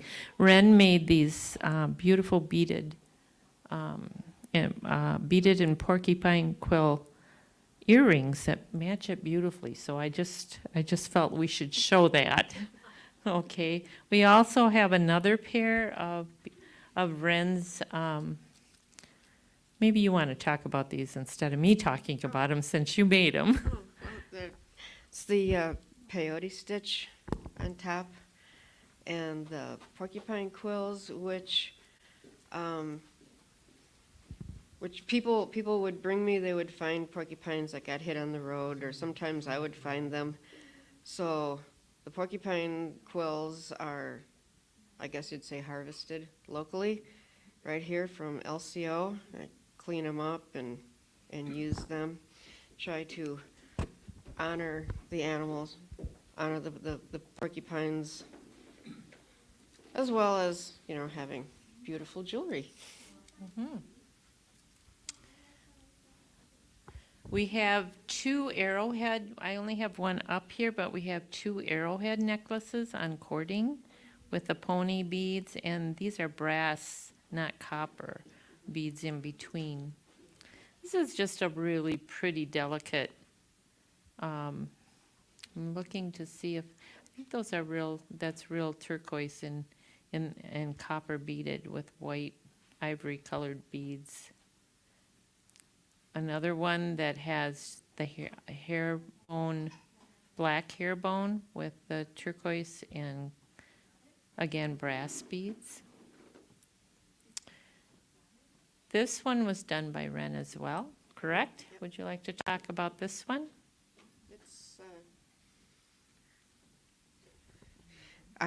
Sadly, I don't know what the stitch is called, so I just call it a swirly necklace. Because you have the beads swirl around. It takes a long time to do that, though.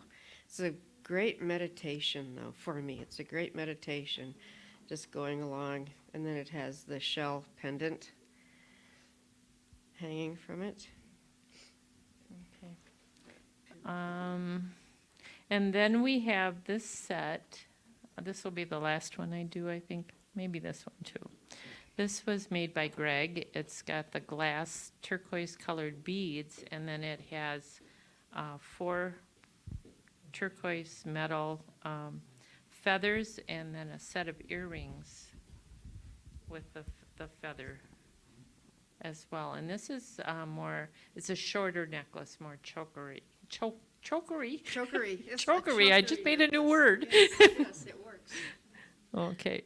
And lastly, is this necklace. It's small red beads, and these are wooden beads that have little designs on them. It's really different and pretty too. There are a number of other pieces of jewelry on the website that we just didn't have all the room to put it all out, but as the day goes on, keep your eye on that website because things are being added all the time, and as they're sold, they're taken off. So. These are red white hearts. Red white hearts? The beads. Oh, the beads. I didn't know that. I learned something new. And I just want to say we have 3 skirts left. They are going fast. So if you, I'll show you the 3 that are left really quickly. The birds and butterflies. The woodland, no, we have 4 left. The woodland, got it? Got it. No, we just have 3. I thought not 4. And the floral one with the cross chest handbag. So, thank you very much for supporting us. And I know that you'll wear those skirts beautifully. Oh.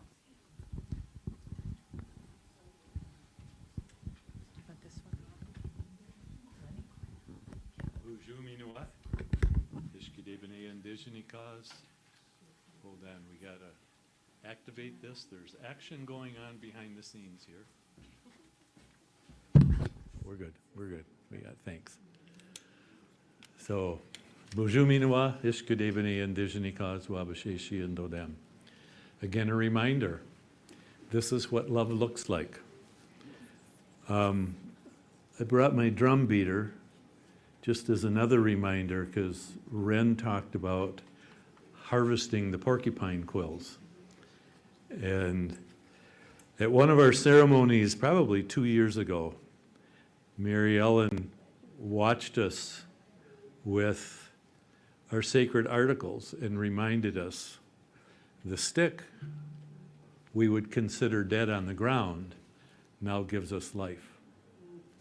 The hide from the animal that we would have considered dead continues to bring us life. And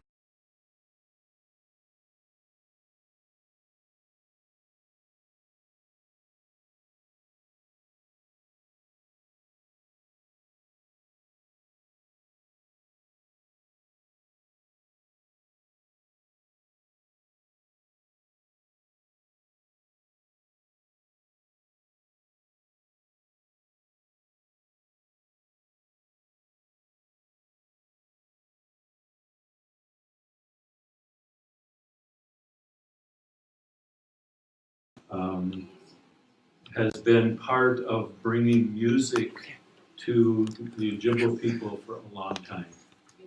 He too has CDs available. What's so exciting is to see him bring his children into this and to hear their voices continue that creative spirit that we've said several times. This is what love looks like. So Mike and the gang, miigwech. Bonjour, Abiinooji-Aki.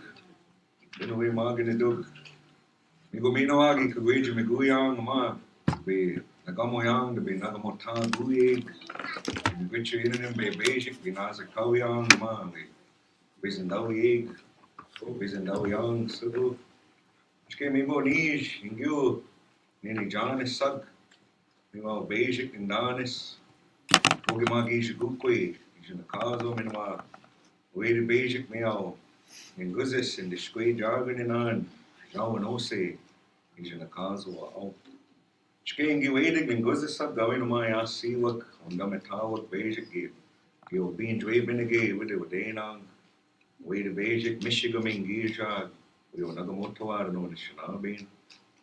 So good afternoon, ladies and gentlemen.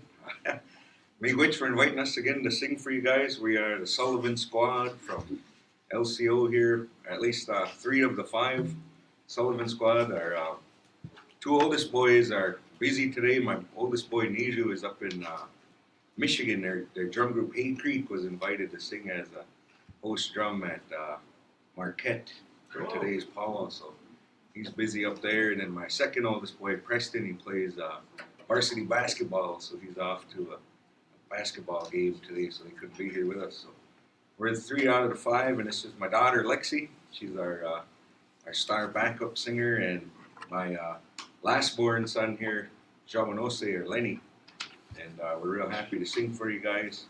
Always supportive of the effort, always supportive in the protection and care for Gindabimanan, our water, and always eager to help out Mary Ellen when she has events and fundraisers and stuff. We're going to sing a round dance song to start here. And the song we want to dedicate to Mbaki Manan. So my mom, Ishkodeukwe, she's battling her 2nd round of cancer. And she just got done with chemo and radiation. And now she's on the rebound for that. So we always remember the power of our ladies and the power of our women. And as men folk, we're pretty pitiful creatures, and we rely on our ladies for more than most of us realize. And my mom, for me, has been a huge supporter in all my musical endeavors. Ever since I was a little boy, she was the one who urged me to sing and brought me around to the places where I could sing, and powwows, and drum practices, and big drum ceremonies, and stuff like that. So really thankful for my mom. And we had a visit a while back, a bunch of us that work on language revitalization efforts across our Anishinaabe territory, and we were in a meeting, and the the topic of our moms came up, and every single person in that room had a similar story about how it was their mother that guided them and got them to where they were today. So we're gonna sing this song we call her Baki. That's her little nickname in our family for my mom. And, so we're gonna sing this song for Baki and all the mothers and all the grandmothers out there, all the aunties. So here we go.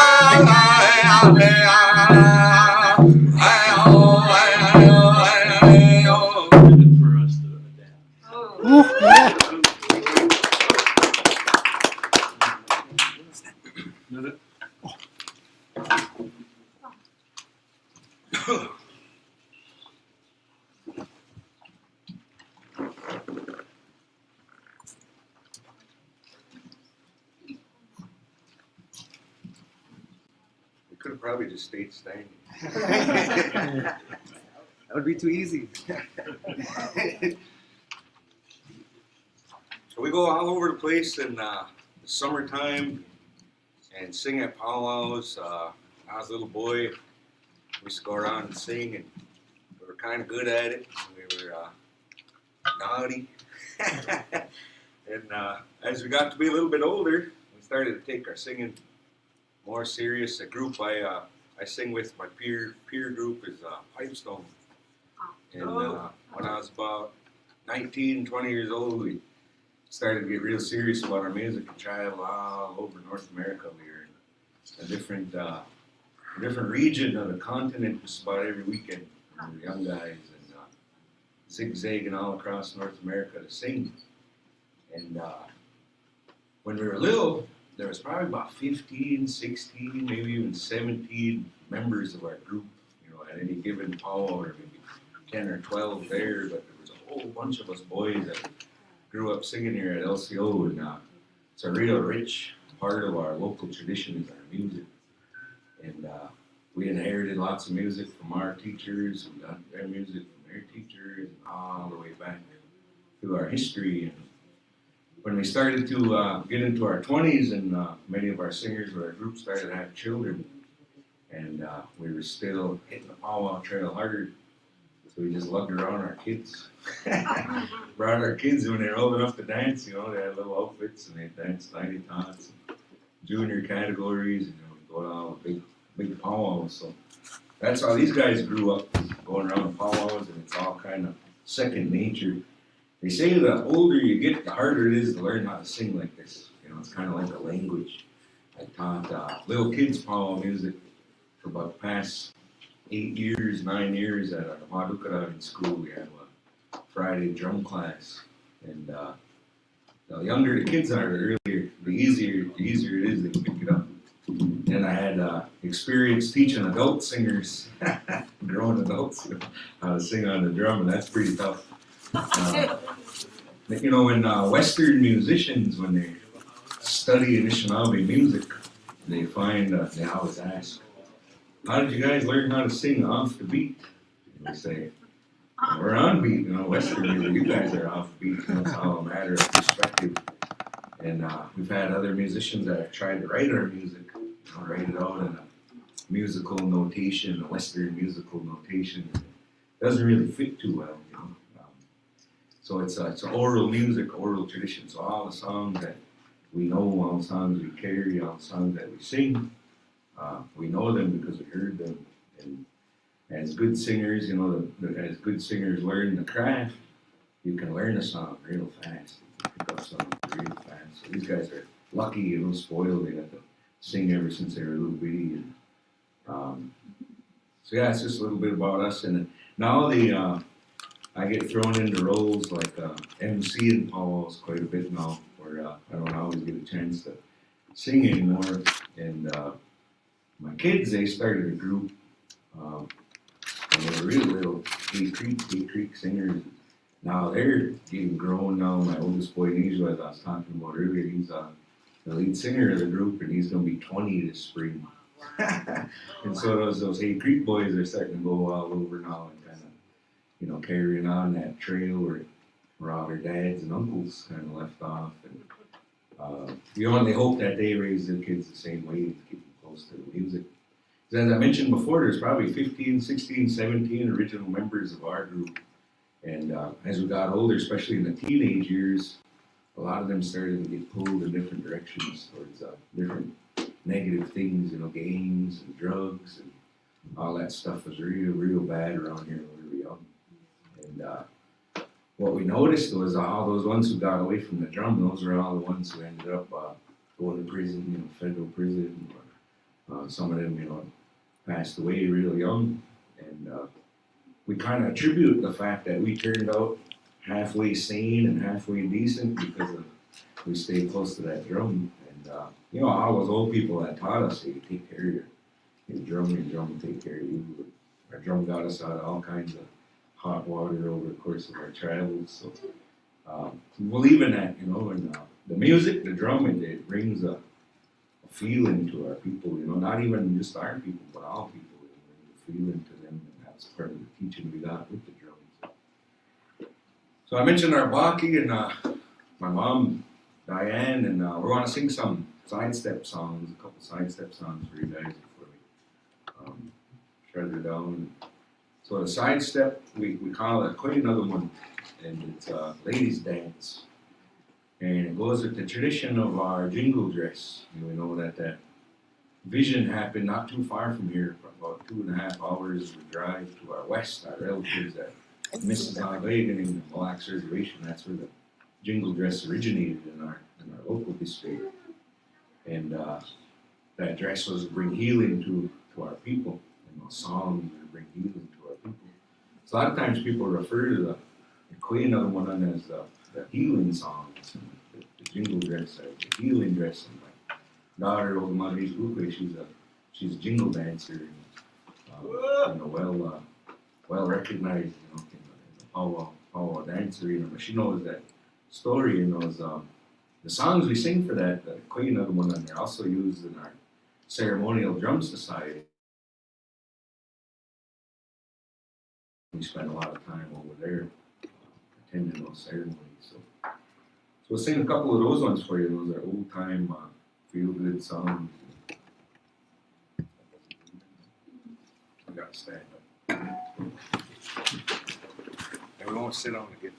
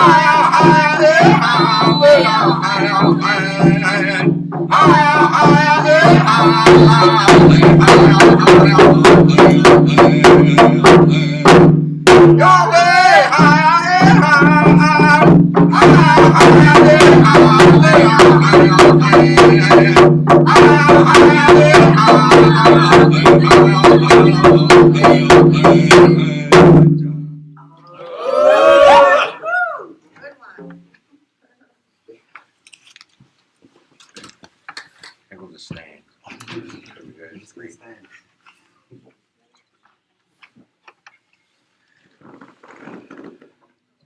Like we'll sing one more of those songs for you. And sometimes, you know, as Anishinaabe, we take ourselves real serious. And I spend a lot of time with our elders, our Anishinaabe speaking elders, right? Our ones that we really pick the brain of when it comes to our language stuff. And I was fortunate enough to have quite a few of them throughout the course of my life that guided my language journey, so to speak. And one thing I learned hanging around those elders is we shouldn't take ourselves so seriously. And sometimes we're reminded through those experiences, we're humbled through those experiences, and so much of our healing, so much of our well-being, so much of our health and happiness is centered around our humor. And as Anishinaabe people, we got a knack for that. We got a rugged sense of humor. And most people that haven't spent time with our elders, they have a real romanticized idea of what spending time with elders is. And those of us who have spent time with our elders, we know how naughty and how awful our elders can be. And, I had my fair share of stories of hanging out with the old men and getting my laughs, but the old ladies were the ones that really turned my ears red. And we think about that when it comes to healing, because that's so much part of our medicine is our humor. And there was an old man from Wawiagama, the Round Lake community, St. Croix, that village down there. His name was Jingwewe Gabo, and his English name was Benny Rogers, and he was a world-class singer. Like, ooh, that old man could sing the phone book, like nobody's business. And he carried with him all kinds of lady songs, those songs we just sang. Yeah, he had a whole songbook of them.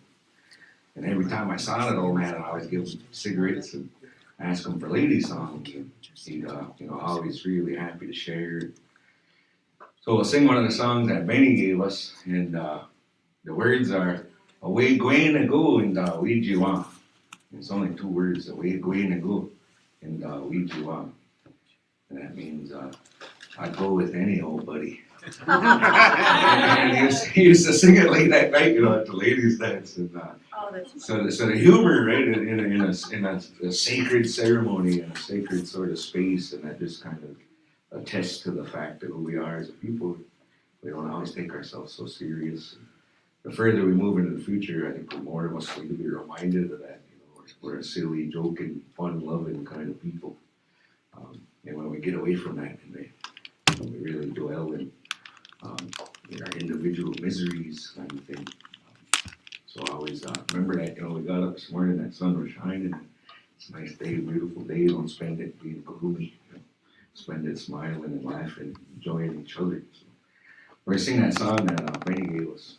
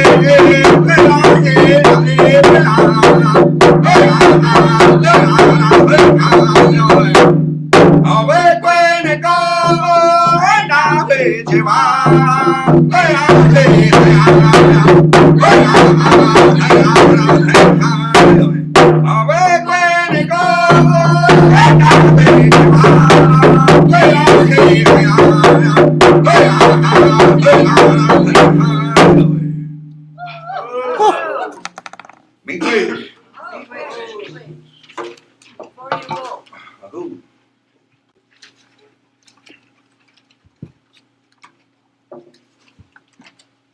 Is a video? Show this, show this. Okay. Is it really? Yeah, we.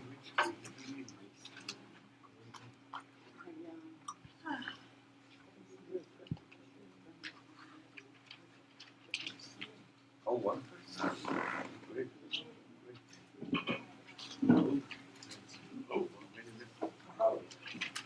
Explain to him what you did.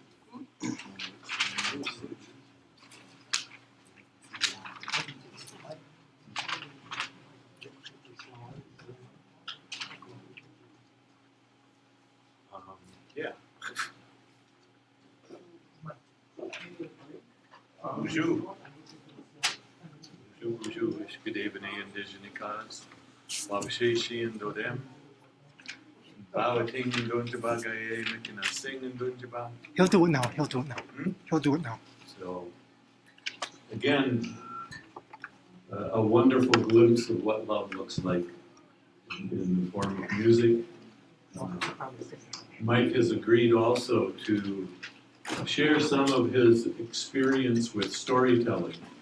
You got a bit of it as he went through the music, but it's the way our love gets passed through the generations.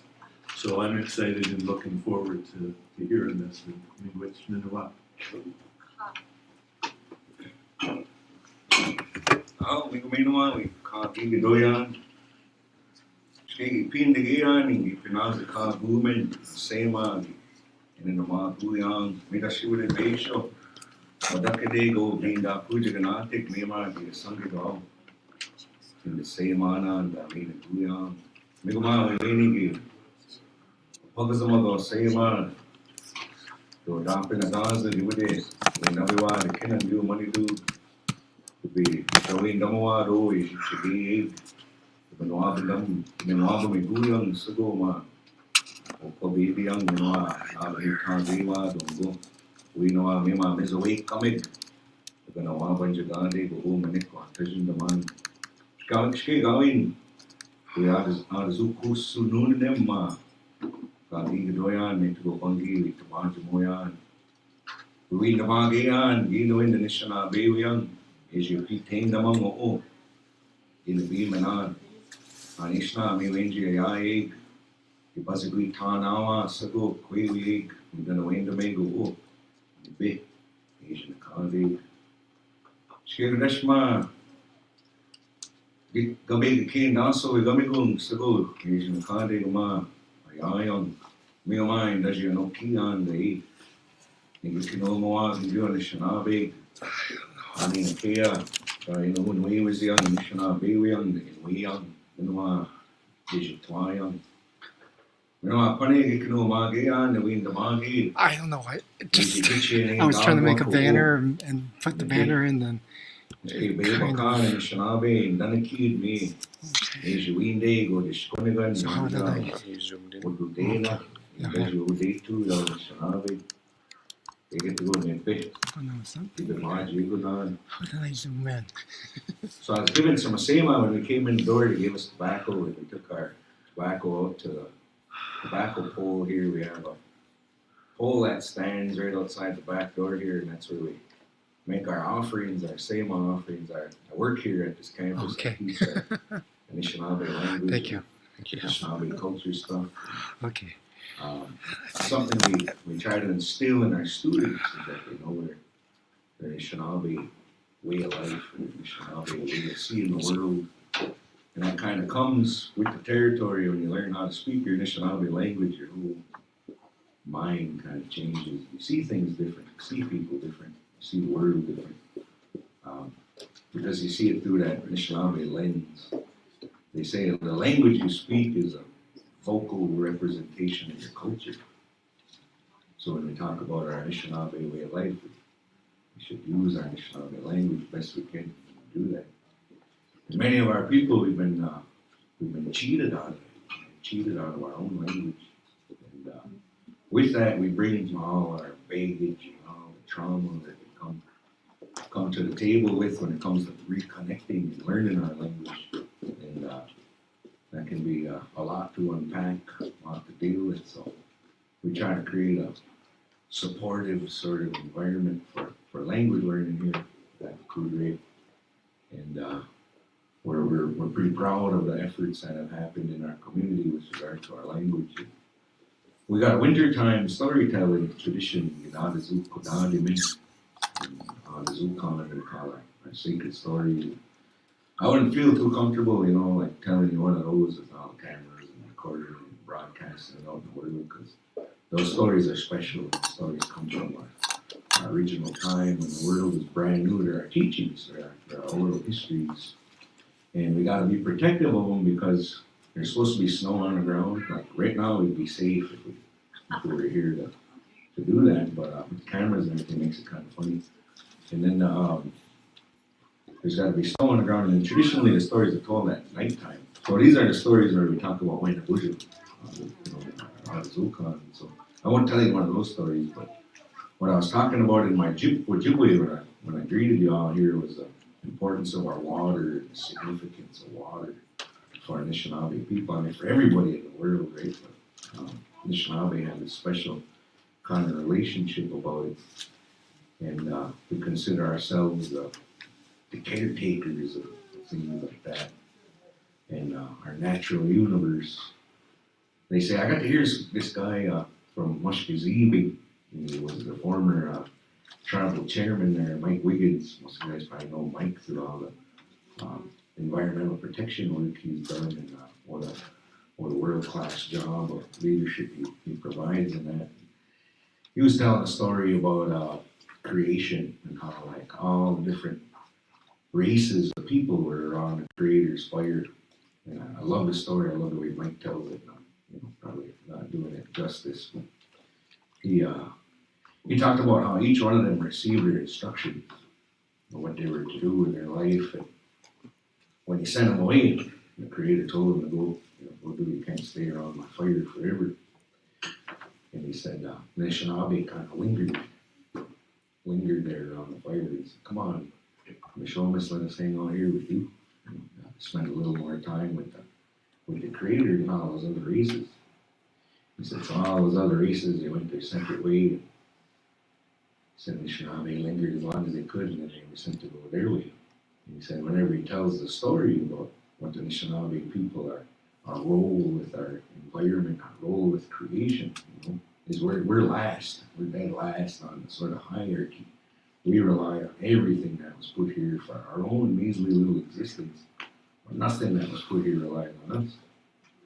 So we know that, right, as Anishinaabe. Well, our colonizer counterparts, they don't know that. And they even in one of their books, they talk about how they were here to dominate over the beast, right? Opposite of Anishinaabe perspective. And so Mike says whenever he tells that story, people come up to him from other races and they ask him, well, what was our job? He said, I don't know. you gotta look back and find, correct? So when we think about water, I teach classes here, mainly language classes, but once in a while I'll do a native studies class, intro tribal culture class, something like that. You get a whole range of students, students that are born and raised here on the res and really are connected, know who they are and where they're from. And then you get people who come into class that just are reconnecting with who they are. We get community outsiders, who aren't native, who are in the class just to learn, and seek degrees. And we get foreigners from all over the place, immigrant population that come here and take classes. So a real diverse student body. And when I teach about Anishinaabe worldview, Anishinaabe thought, I always talk about the water. Because it's no coincidence. You can name almost any Anishinaabe community, name anyone, right? Literally named after the water. Abiinooji-Aki is Kadi o Ishkunagan. You would this basic meals Abiinooji Aki. Abiinooji-Aki. So even here at LCO, right, we identify as being from Abiinooji-Aki, which is that lake that's just about a half mile over here on the other side of Pinnaman through the woods. There's big LCO, and that's Abiinooji-Aki. That's the name of that lake. So us as a people and our whole reservation were named after that lake. When you think about all of our different little communities, all of our different little villages out there is, especially the historic ones, are always right next to water. And you don't have to go too far out of our community to see that parallel in every Anishinaabe community you'll ever visit. Right? Think about a Bad River named after water. What's in that water? Rice. Lac du Flambeau, they're named after that water. Big fishing people, right? St. Croix, they're named after that river. Red Lake, Leech Lake, it can go on and on and on. Like Fish Bay over in the Canada, start naming off our communities, our relatives, and we're all named after water. There's no significance. There's no coincidence there about the importance of our water and everything that we rely on in our traditional harvests, medicines, all of the things that the Chimokuman oftentimes sees a crusty old swamp or something like that. What would you ever want with that? Anishinaabe, wow, that's a paradise right there. Chimokuman doesn't know what we can get out of that swamp and what that swamp provides for us. And all these little things that people may, not bat an eye at, significant to us as a people. Water couldn't be any more significant. We spend a lot of time on the water as a people. If you think about our history, and that was the main route, right? The main way of travel. And our people knew those waterways and could get from here to present day Fort Snelling, almost just as fast as we can with cars. And that's pretty cool. We got all kinds of stories about how we're connected through those waterways and how well our people knew that. And when the United States government was sweeping across North America, and they were either eliminating, exterminating tribes that got in their way, or they were removing them. They were sending them west. And the mission of the United States government, Manifest Destiny at that time, was to remove all Anishinaabe people west of the Mississippi River, so the whole eastern part of the country could be colonized by the settlers. And they were having great success in that process. And you look at tribal maps over the course of history, and you just see fewer and fewer tribes that exist on the East Coast, fewer and fewer languages, fewer and fewer. As you spread west, right, it's more tribally and linguistically diverse. Well, that's no coincidence. That was all on purpose. So as the Chimokuman was sweeping across North America, we got around the bend of Lake Michigan and was met by a wall in the Anishinaabe Nation. And the mission was to relocate us, to move us to White Earth, one of the few Ojibwe communities that isn't named after water. And that's because White Earth was a social construct. It wasn't a traditional village. That was a place that the United States government had intended to remove the Ojibwe to. And when they met the Anishinaabe, they met great resistance. And they realized that, holy man, if we go into battle, this is going to be ugly. It's going to be costly, right? There's all these thousands of Anishinaabe warriors who occupied this territory and the waterways and the dense forests. It was Chimokuman was sort of out of their league, and he knew that, which is why they entered into negotiations with us.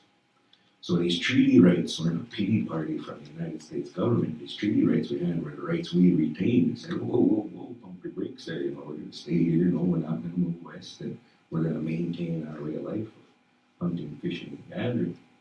Not every tribe in North America can say that. Not every tribe in North America can say they still occupy their homelands and they still have the right to harvest in the way that we do. And so much of our harvest is based on the water and the quality of the water. So why wouldn't we be concerned about all these environmental threats to our way of life? And they don't realize that warrior mentality is in our DNA. And when we come to powwows and we celebrate our veterans, our decorated warriors, every single one of us as a people comes from a long line of Anishinaabe warriors. And it's incredible. We talk about oftentimes, I mentioned earlier about how we take ourselves so serious and we talk about everything we lost, talk about everything that we've been through. It's even more remarkable when we take the time to appreciate everything we still have, in spite of everything that we've been through, and the fact we still have a language, still the fact that we still have these songs. Not all of our relatives, not all of our people can say that. So we inherited that warrior mentality, and we're shamelessly unapologetic about it. And I heard the one young lady mention about David Dunn-Benisabun, Eddie Benton, and he was an instrumental figure in that mindset around here. How we don't apologize for that, and we're not ashamed of that. And Eddie was a prime example. He was a really instrumental figure in framing my outlook on how we see the world and how that's conveyed in our Anishinaabe language. And I think, that's about as much as I want to talk about with the importance of water, but I don't know if you'll find the people in the world that feel as strongly, as passionate about our water and our place and our connection to this place that we know our Creator intended for us. We were guided here, and we weren't going to let anybody tell us we had to go. So we remember that and we move forward and do our part, to help out with things like this, bringing awareness, bringing attention, outreach, to some of our people across the world who don't have those stories, or who lost sight of those stories, or through no fault of their own. When we consider Indigenous populations throughout the world, we have way more in common than we do differently. I have the pleasure of teaching Somali students from time to time, some of our students that came from Somali immigrant families. And I've had the pleasure of even having some of their elders in my classes. And, the parallels that they notice with our Anishinaabe way of life, like, man, we got the same story, we got the same characters. That's cool, and it's all of those Indigenous populations throughout the world that really paid attention and really made sure they didn't lose that connection. So, but I want to thank everybody for letting me ramble on and on, and all the viewers and all the people who contribute to the effort, and all the water walkers, and all the water protectors, and all the work the Kwewa do. We really appreciate that. That leadership and example you provide for all of us. So, miigwech, miigwech.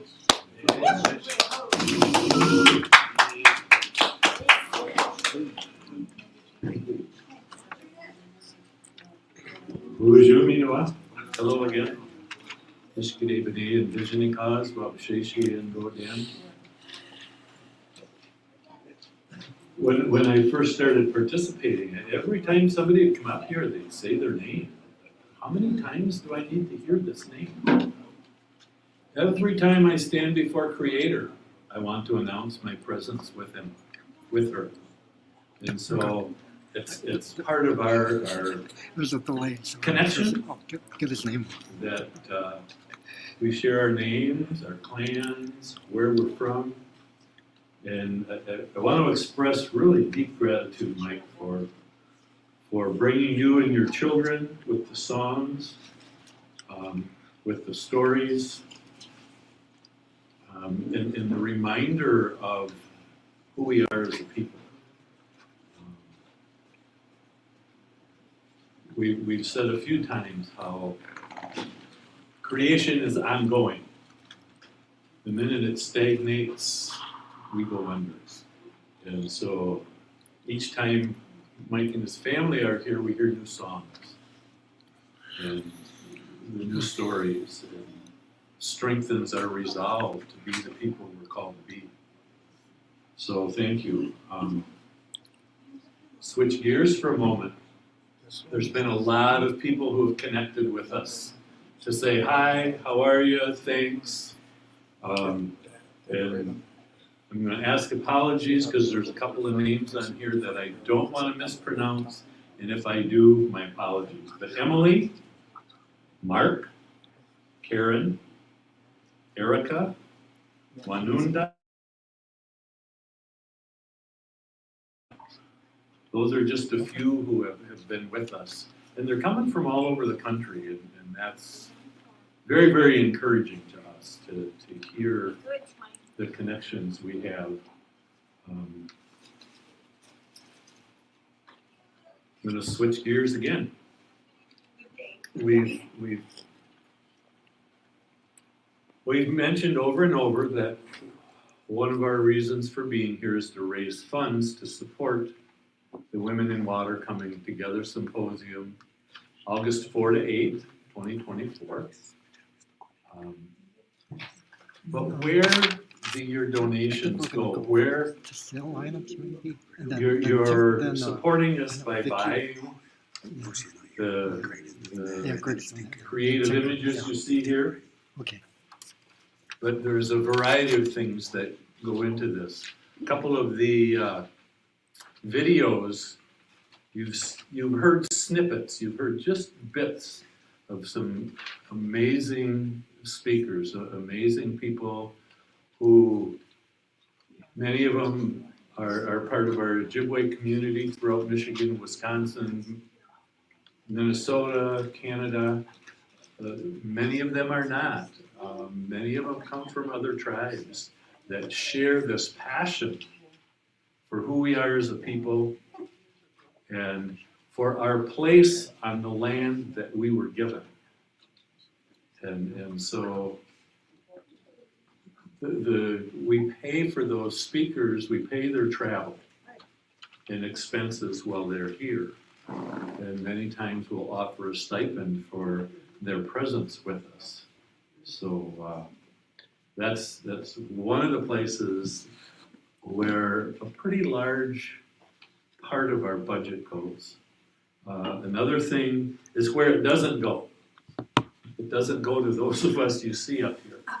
Okay, we are here out of a compassionate support of the dream that you heard from Abiinooji-Aki when we started.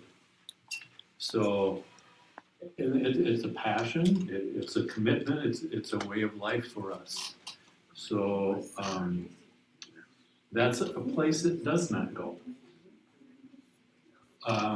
Other expenses, the upkeep of that space of land that we hold our ceremonies. This is in a traditional teaching lodge here at Lakota Wright.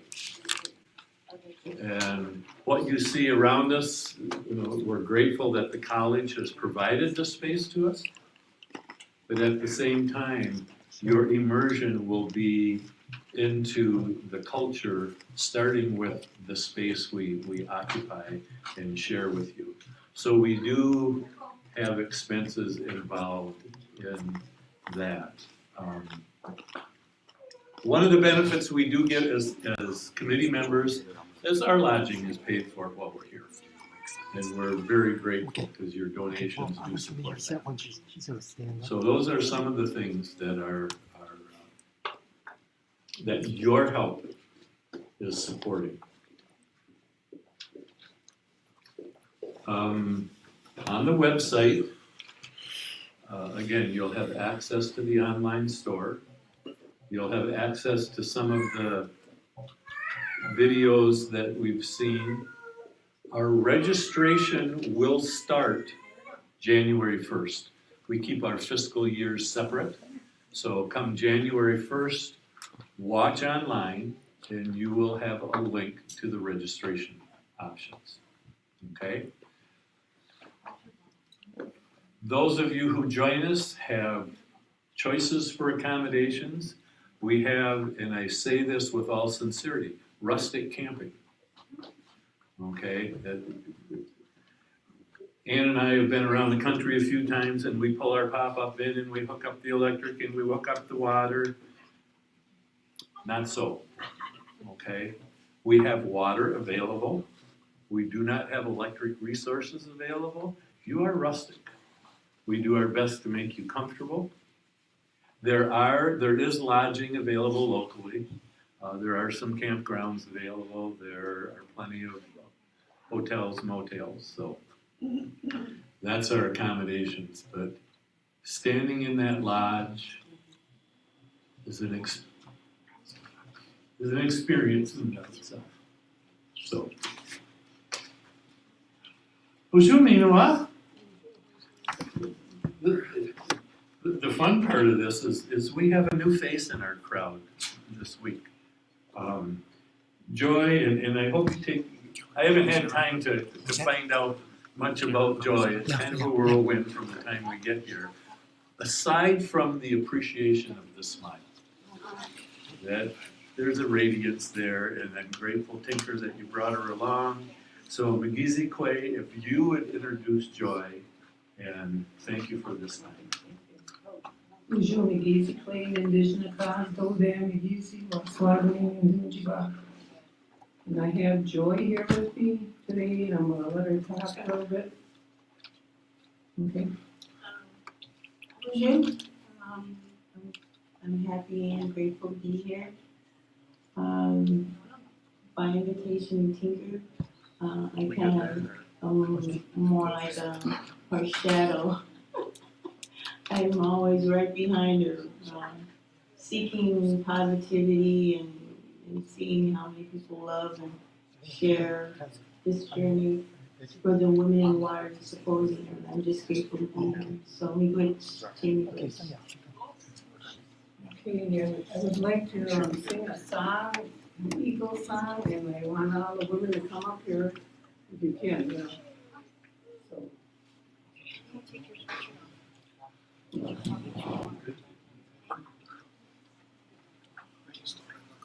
Clay Wug, you begin.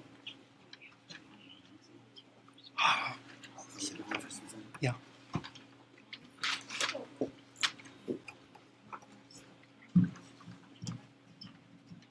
Come on up here.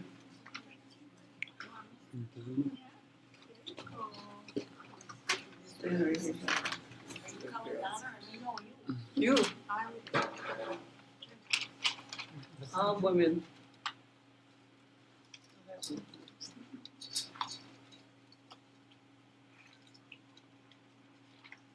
Okay, I've been traveling Mary Ellen here for a while, and I always come to the gathering in the fall time, and then she talks to me, I come here and, you know, do what I have to do, so I'm gonna sing Time on this water one, song. with Sing Dr. Swigert coming the in Eagle at song. 1:20. Looking good on Friday. Yep. Okay. Yep. I think we're okay. To honor all our women out there and So, yeah. over here and there, and so Karen.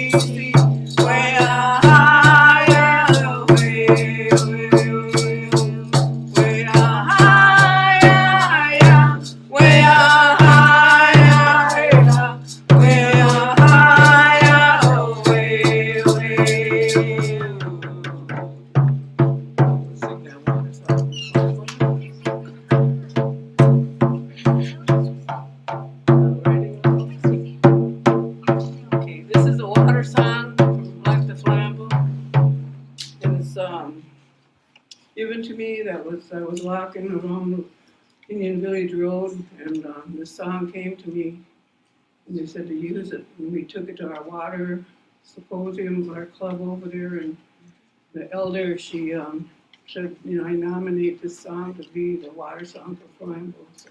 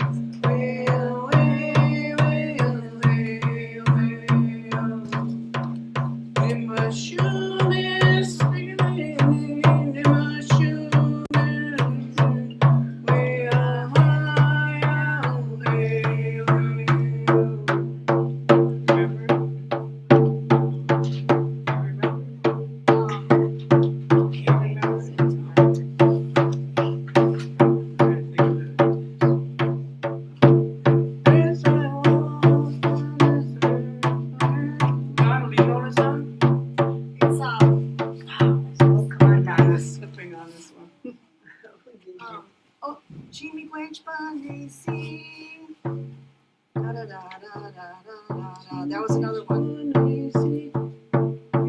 Bewitched the Mishunas Wabana. Yeah, remember that one? The Mishunas Wabana.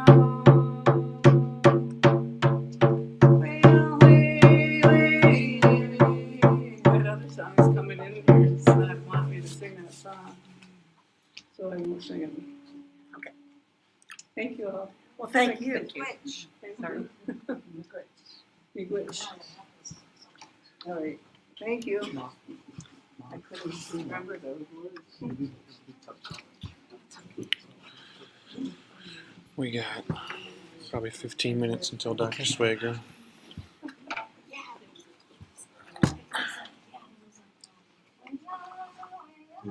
Well, they're still practicing songs in the background, so if you hear that, that's okay.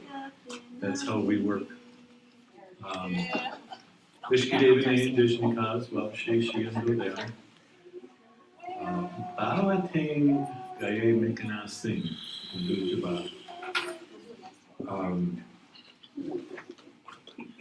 Dr. Mike referenced our connection to water. Bawating is on the St. Mary's River between Sault Ste. Marie, Michigan and Sault Ste. Marie, Canada.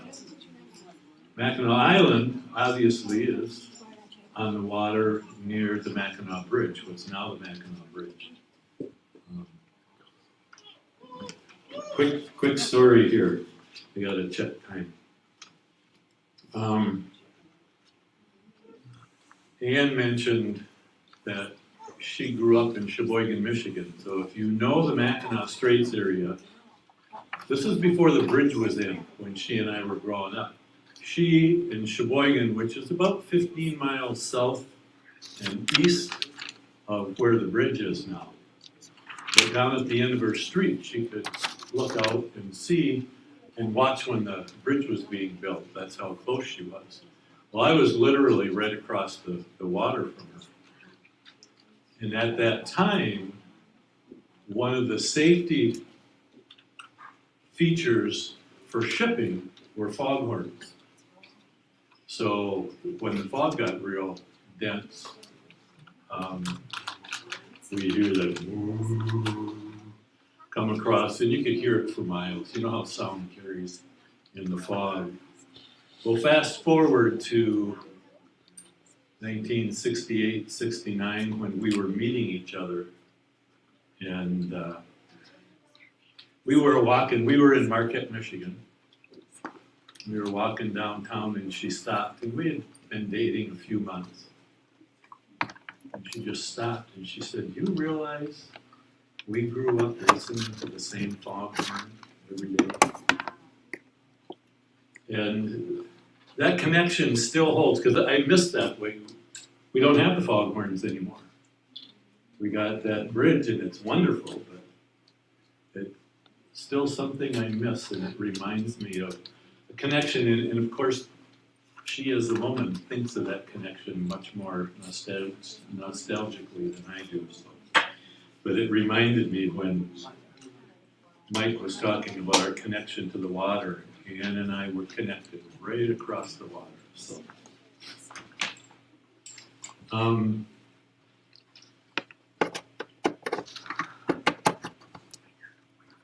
Did Vicky come back in? I saw, oh, there you are. Wonderful. Then if you would come up, please. Vicky's one of our committee members. I spoke a little bit about what our donations are used for. Vicky manages some of our finances and is much more intimately involved. So if you would join us and share that, people will get a little better understanding of that. So, and following Vicky, I'm going to take another minute and a half of your time. Dr. Schwagert is the, what's his title, Mary Ellen, please? He is president of the university, the space that we're in. And some unfortunate family situation took him away from us this morning. But I talked about tobacco being a way we Hopefully, I think there's enough room for him to show we up there, accept right? connection with each other, and he was passed tobacco to pizza this morning. But he's away from the state right now, but he called back and said, I would like to do this via Zoom. Yeah, exactly. So at about 1:20, we're gonna connect with him via Zoom. He is honoring that commitment to us through his tobacco, so I wanna prepare you for that. In the meantime, Megwitch, do you want to stand? Do you want to sit? No, I can stand. All right, whoops. Megwitch, stand.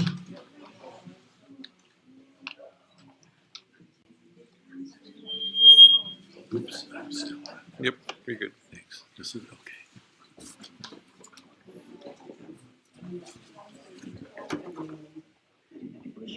Abiinooji-Aki indigenous class conversation music on.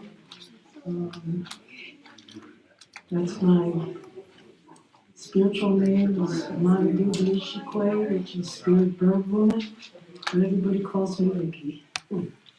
And I don't know what Stan told you about what we use our donations for, but I know.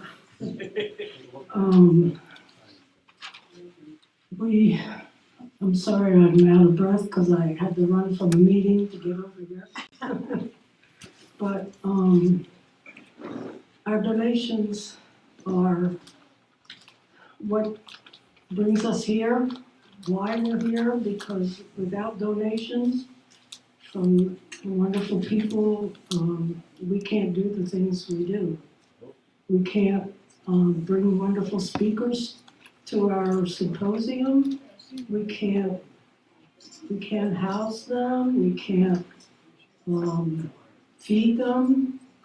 We can't feed our guests. We can't feed our healers unless we have donations and funding from various organizations. So our donation, that's mainly what our donations go for, is the travel money, because some of our wonderful speakers come from various areas in the United States, and it's not cheap to travel today. And we give some of our speakers, a lot of them are wonderful people that donate their time, but we do give some of them honorariums some of the people for that their are time listening, and their expertise on water. And that's We had a Dennis Dunlap say hi from Port Huron. something that we Who's do. that? And, Dennis from Port Huron? Yep. of course, it takes money to feed people, so we all appreciate the donations that we I'm not get. really sure if it tells us much more than That's what helps us bring And that's need for oh clean Shaban. water to everyone. Oh, yeah, here we go. Um, Nancy Andry. Oh, Grandmother Nancy. I don't, I'm not a very good speaker. I'm but pretty sure maybe this that is one that always one's has from me a up while here. ago, actually. I write better than I speak, let's put it that way. So, I don't know who's next, but I'll look into it. Okay, we got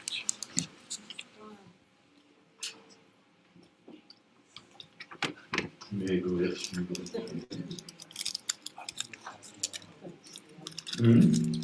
That's okay.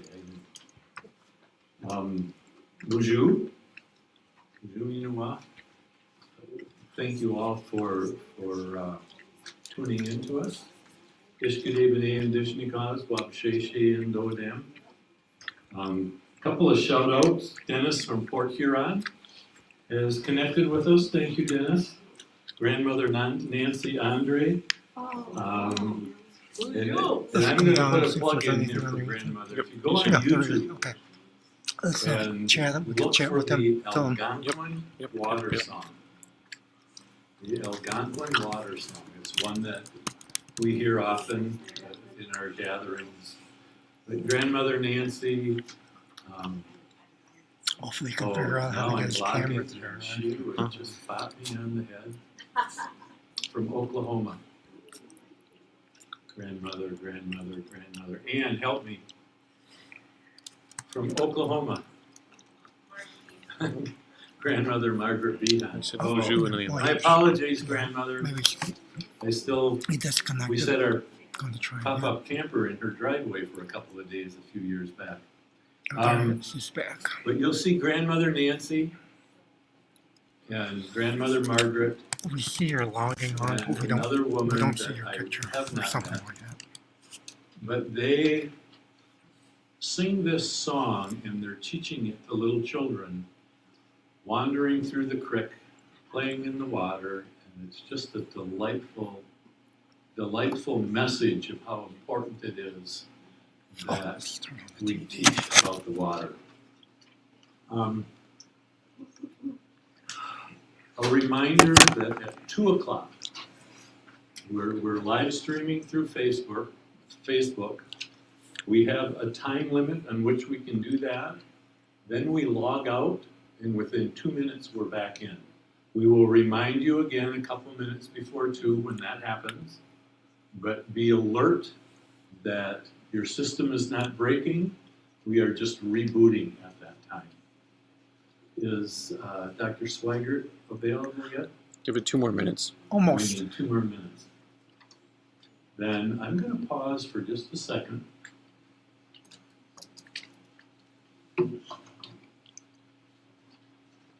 In Fond du Lac, Wisconsin, our influence has spread in that we carry on a monthly community talking circle and a weekly men's talking circle. And probably a year ago, one of our members, Jim, and Jim is to shout out, he's been tending our fire all morning in 25-degree weather. But about 20 years ago, we were sitting in another circle and a children's song was brought out. And Jim said, why aren't we doing that children's song? It's gotta be. So we have made it a part of our circle every week since then, and I would like to share that with you. If we got time? He's on and ready. But he's standby. But if you go ahead, go ahead. Okay. If you want.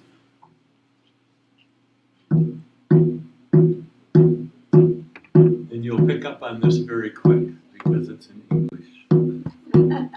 Sweet, sweet child of mine, sweet, sweet child of mine, I love you, I love you, you will never be alone.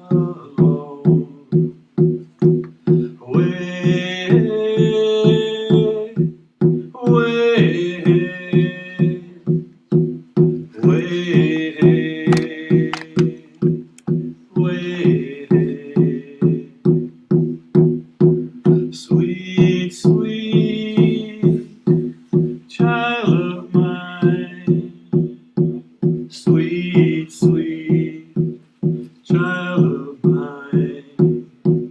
I love you, I love you. You will never be alone. Way, way,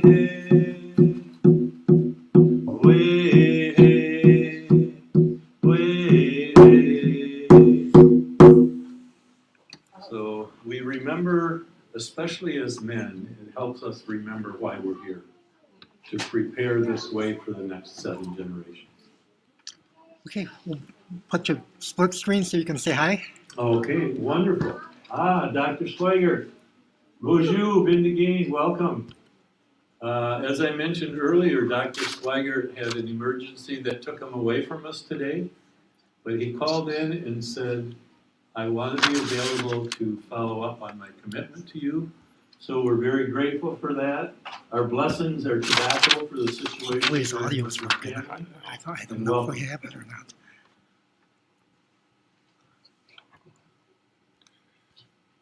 Bonjour. There we go. They'll have to just. First of all, I want to acknowledge Mary Ellen and the tobacco that she offered me, and for asking me to share some words. I don't feel like I'm an expert that can speak on the matters that we're dealing with when it comes to water, but I do know that when somebody offers me tobacco, that I need to follow through on that commitment. And so I apologize for not being able to be there, Mary Ellen. And I also want you to know that I really have a lot of love in my heart and respect for you and the work that you do. And it's a life commitment. And I've known only a handful of people like you that sacrifice everything that they have for the work that Creator asks you to do. And the work that you keep doing comes to the Lakudere Ojibwe University, and I think it makes all of us much stronger in our understanding of Mother Earth and all that she has to offer us, and the respect that we need to have for her and all the gifts that are given to us. And so welcome to the Lakudere Ojibwe University, and thank you for continuing to choose us as a place that you can, continue to do the work and spread the message of the importance of taking care of the water. And I also, Mary Ellen, want you to know that in the time that I've come to know you, I think of the relationships that I've had with various women in my life, my mother, my grandmothers, aunties, different people like that who I was raised up with. And they made a lot of sacrifices too. And so as men, I think that it's important for us to not only support that work, but I think it's also important for us to continue to make those commitments to make things happen as well. And so I think about what we're doing at Lakudere Ojibwe University and how that can help to support, but also promote the message that is you're trying to send, and the involvement that you're trying to get from people, and how that impacts us. And so I think we need to go beyond what we're doing right now, and we need to have a conversation with people that you have in your circle that will be able to help us think of ways that we can hit the ground running and really do some of the things that need to be done to continue the work that you're doing, but also to really start making some really progressive and positive changes.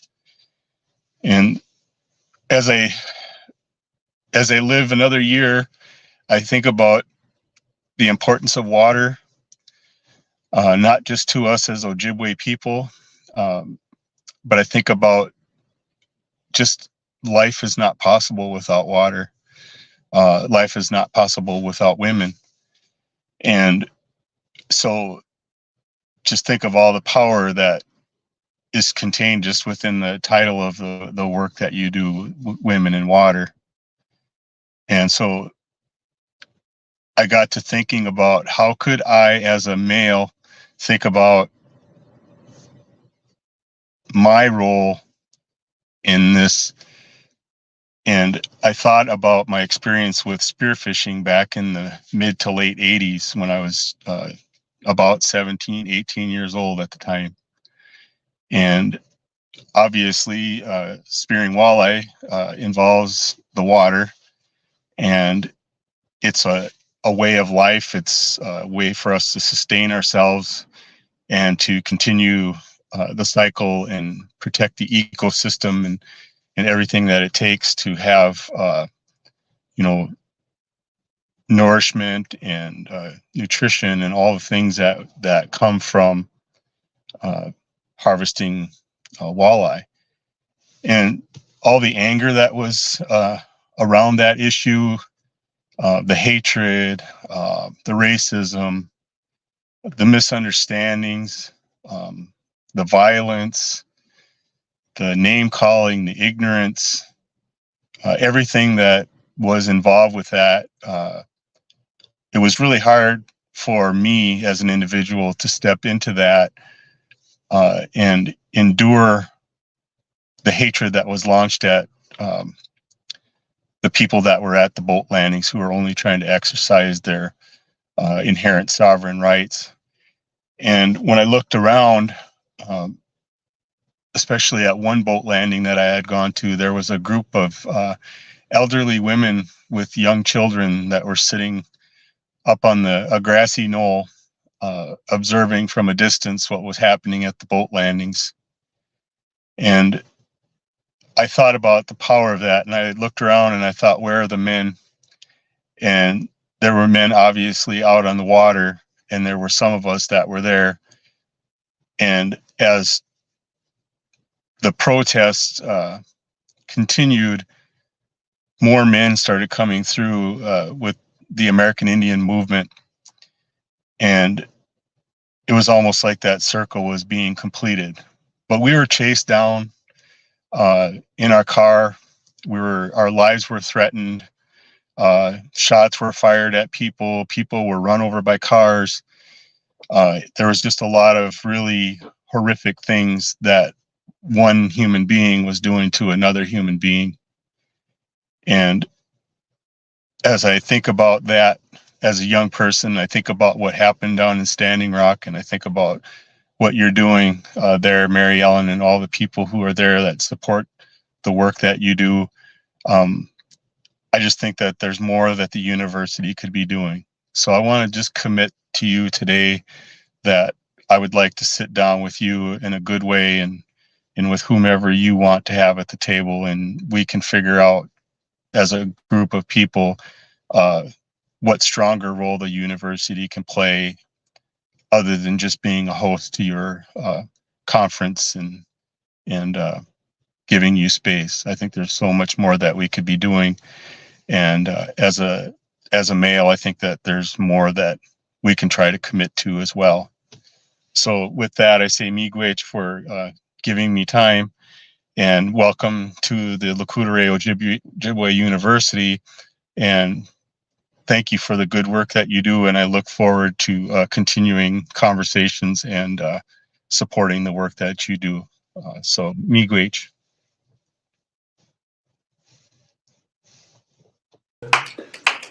Miigwech, Dr. Schwager. Buju, Eshkadebene, Indigenous Cause, Wapashishi, and Odem. I don't know if I'm speaking for Mary Ellen, but I know I'm speaking I'm for not sure us what as this a is. group in that Recognition items for sale. We'll probably do a this is the video. power of tobacco, what we're hearing in Did two he disappear? respects. He left, okay. You can see he was sitting in his car. He went out of his way to honor his acceptance of tobacco, to be who he was for us today. And we don't take that lightly. And number two, I know Mary Ellen's been talking about it for at least 2-3 years, is to strengthen that relationship with the university here. And he just made that commitment to us, so yes. If I knew a good rum dance song, I'd bring it out and we could rock together, but those are not words that fell on deaf ears to us that have been working with this for so long. You're all And witnesses so- now. Oh, yeah. Yes. So did you want to invite someone to help you with, oh, there she is. There she is. Oh, Wow. all right. This one? Oh, he's got it. Mr. Techno Wizard. So again, our sale items will be explained by Ann and Ren. What is this one? Hopefully that's not the one. Oh, is it on? Is it on, Ann? I don't know. It doesn't look like there. Is it on now? No. The light's on. Don't give them the different one. Sorry. Oh, I see it now. Hold it. Try it. Try it. Hello? Hello? Okay, I don't know what's going on there. Okay, yes. You hear now? Yes. Okay. Very good. Yes. I just wanted to say that our skirts are down to 2. Which, thank you. I know the other 2 women that Yeah, I can are see supposed it to there. have these So are I don't know watching. why it's. So, I'm calling to you. Yeah, should be working. Yeah, we have 2 skirts left, both floral designs. This one is about a medium-sized woman, but could be expanded at the waist and shortened or lengthened. There's about a 3-inch hem in the bottom. So, beautiful floral skirt. Has cowrie shells on it, multiple different embroidery stitches, and flyaways. This one was a repurposed skirt, was taken and pockets added, and it's about a size, woman size 12. And it, again, has the embroidery stitches on it, as well as applique floral work. Okay. Now we're gonna go to we have to get the men engaged out here. We have quite a few ribbon shirts that are just waiting to be worn. So the first one is a 2X. So it's for a generous size for a man. Tends to be, I made this one for Tom, and Tom is behind the camera. And how tall are you, Tom? 6'6". 6'6", and it fit him beautifully. So I did make the sleeves a little bit longer, but it has bear on it and cowrie shells that anchor the flyaway ribbons on the front, and the back has mukwa. So if your bear clan or your spirit animal happens to be bear, this shirt's for you. These 2 shirts, this one is, I would say, small, medium. I like the way the person who, I did not make these 2 shirts. I'm not sure who did, but they have, the shoulders have the adornment or the ribbon on, and it comes down and off the shoulder into the flyaways I think you don't see that a lot, and I think that's a really neat idea for putting on flyaways. And at the elbows. And they're at the elbows as well, on both shirts. This shirt has a button closure on the front. This is a medium, I would say. And it has buffalo buttons, the buffalo nickel buttons, has those on the front.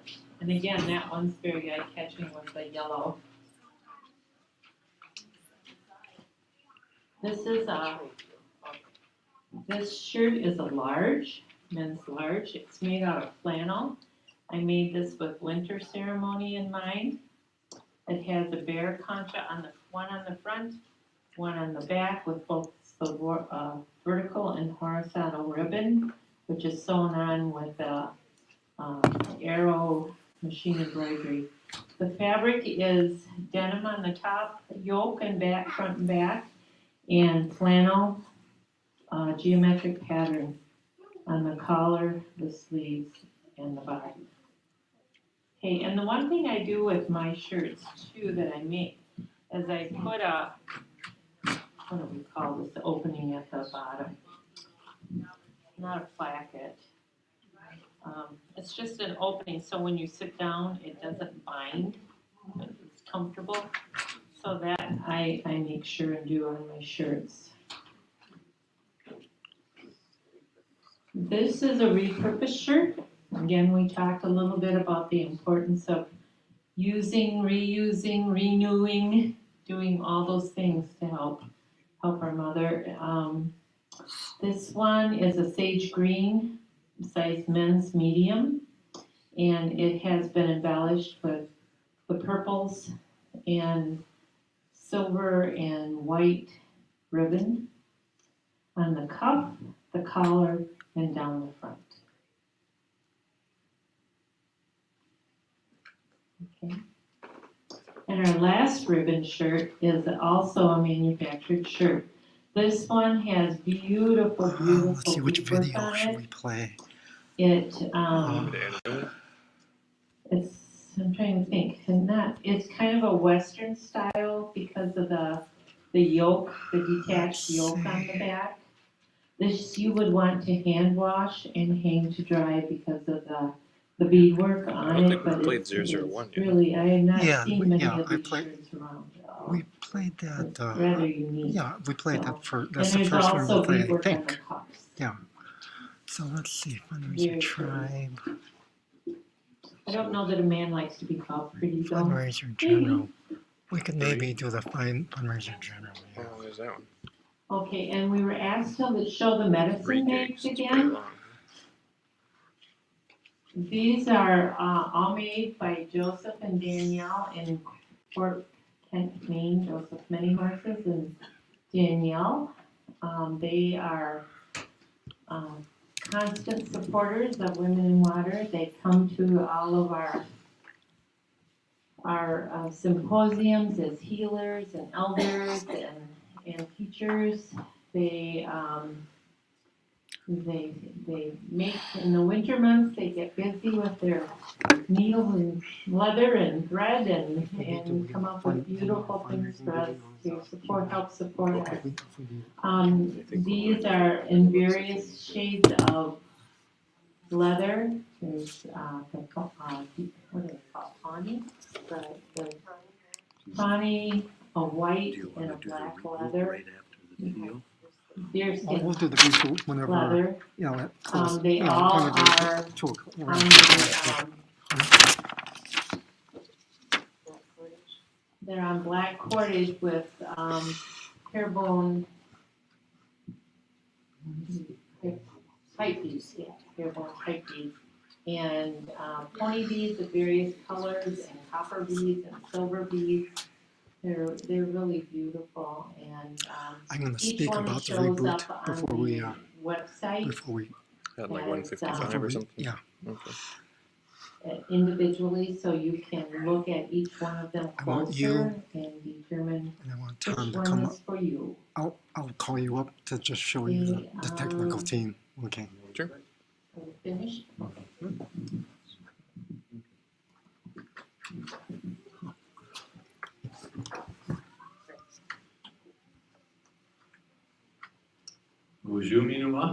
Abiinooji-Aki, Abiinooji-Aki.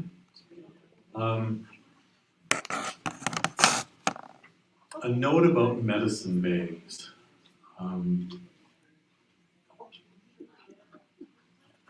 They've got, mine's underneath. Medicine, for those of you who are not familiar with how we view medicine. Generally speaking, every form of Mother Earth, everything Mother Earth has given us for our sustenance is medicine. And there are peoples among us who have passed along the teachings of medicines that actively heal different ailments. The medicine bag, one that I carry, is artifacts that have been passed to me or picked up over time that have a very special spiritual connection. And so they're carried with. 4 years ago and 5 years ago, as we approached our symposium ceremonies for those 2 years, Mary Ellen, for each of us on the team, put together a little medicine bag to protect and guide us through that ceremony. And when we gather for events like this, I still carry both of those. So what Joseph and Danielle have offered us there is an opportunity to look to those medicines, if you will. 4 of our sacred medicines, tobacco, sage, cedar, and sweetgrass. Oftentimes, our little pinches of those are put in there. Other artifacts, again, that come to us for certain ceremonies may be in there, but this is a way for you to hold those medicines into your heart and let them walk with you and protect as life goes on. So that's one perspective on our use of medicine bags. And again, our gratitude goes out to Joseph and Danielle for not just making them available to us, but they carry our spirit, the spirit of those who created them for us. So just, I'm going to take a side note. David's glasses are on the floor there.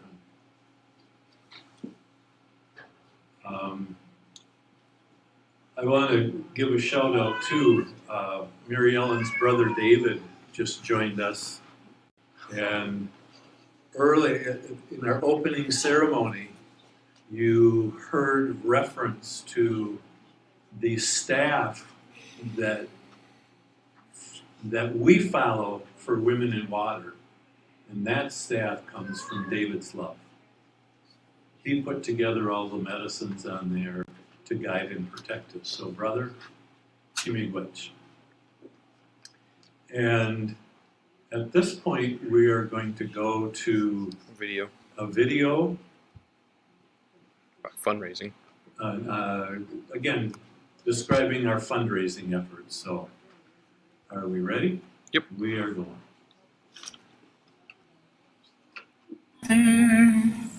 Grandfather, thank you for the water. Grandmother, grandfather, there is no other. The Women in Water Coming Together Symposium, where men and women from all walks of life came together to immerse themselves in the teachings of the first peoples. The dream of Anishinaabe elder and Medewiwin grandmother Mary Ellen Baker became a reality when she brought together Native grandmothers and grandfathers so that they could impart their special wisdom on water, how to be healed by it, and speak about the battles we all face to protect this most sacred element. By opening their heart, body, mind, and spirit, this intensive 5-day teaching and healing experience was transformative for many of our participants. There is no other. to me. This whole experience is so important to me because it's changed my life. It has changed the whole dynamic of who I am as a person now. And I think of things way differently than what I did when I came here. You get to a point in your life where, I've gone through cancer, I've gone through many different things, and after a certain point, things don't feel like a surprise anymore, but this has surprised me with how amazing it has been to be with everybody. Each speaker has been incredible. One of the teachings that came through one of the elders was about praying every day, which one could say setting intention every day around responsibility, because who's going to make the change? It's not someone else, it's us. This unique learning experience can happen only if we can attract top-notch teachers and elders. We have been blessed to have brought leaders, such as noted activist and two-time vice presidential candidate Winona LaDuke. But that whole idea that we got to be these people that had to ask permission to live, y'all know what I'm saying. Like ask permission to like do this and do that, do this and do that. And that, I'm just saying that that's part of what's happened in my community. And I think my community is probably like a lot of other communities. Like you feel like you relinquish your power. We relinquish our power. And I think that, what I've seen is that when you take back your power, you have this opportunity to be really beautiful. And I like to see that. I like to see that. We brought renowned water walker and Medewiwin grandmother, Josephine Mandaman. Life is a journey. When we journey on this earth, we have to really think about every morning when we wake up. First thing I drink is water. First thing I think about is the water, and then I go and brush my teeth. Then I start my life. Put my 2 feet on the floor, and I say thank you for this day that you've given me. And then I take my drink of water. And then I go and brush my teeth. Then that starts my day, my journey. And in that journey, I ask for guidance. I ask for wise counsel. All we need has been given to us. It'll be given to us if we have faith and belief. We have to really trust Creator, trust in Him that He will provide for us. Trust Creator, trust the Spirit that is within us, that we can do what all that we need to do. And Dene elder, artist, and teacher, grandmother Pat McCabe, spoke powerfully about her truth. So this is what I call myself. I call myself Holy Earth Surface Walker, Life Bringer, Life Bearer. And in every circumstance, I have the authority to speak on behalf of life. I have the authority to ask, as we are making decisions, as we are making community, are we placing life at the center? That is not only my authority, that's my job. And nobody can give me that authority, and nobody can take that authority away from me. It is inherent in me as life bringer. But I can leave it unattended on the table. And I intend not to do that. Elders such as these need to be heard. Their words can change the world if they have an audience. Help us to bring to the people these kinds of teachings and the healing that comes with it. We ask you to support us in this mission. Imagine if everyone can have the opportunity to feel this power. I feel like fog is lifted, that I can actually see, and that I'm having these layers removed that were put on me. And the effects it's had on me emotionally, even though I thought I had pretty much worked on my stuff, it just went deeper on another level. I think it's important that Grandmother Mary Ellen's dream be heard as far as possible. It is on a whole nother level of spirituality and healing than I ever knew was possible. Our next symposium is taking place on the Lakudere Indian Reservation near Hayward, Wisconsin. 5 days of unparalleled teaching, ceremony, and healing. Water is our most precious resource. Please help us. so that we can empower our participants to respect, honor, and be healed by Native teachings and the power of water. Putting on a yearly symposium of this magnitude and importance is a challenge. We ask for your help in any way you can. For more information, visit our website at spiritofthewater.org. Thank you for your time and consideration. Miigwech. Thank you. Women, water, rivers of life, Grandmother Moon in the eastern sky, watch over us now, lead us back down that red road.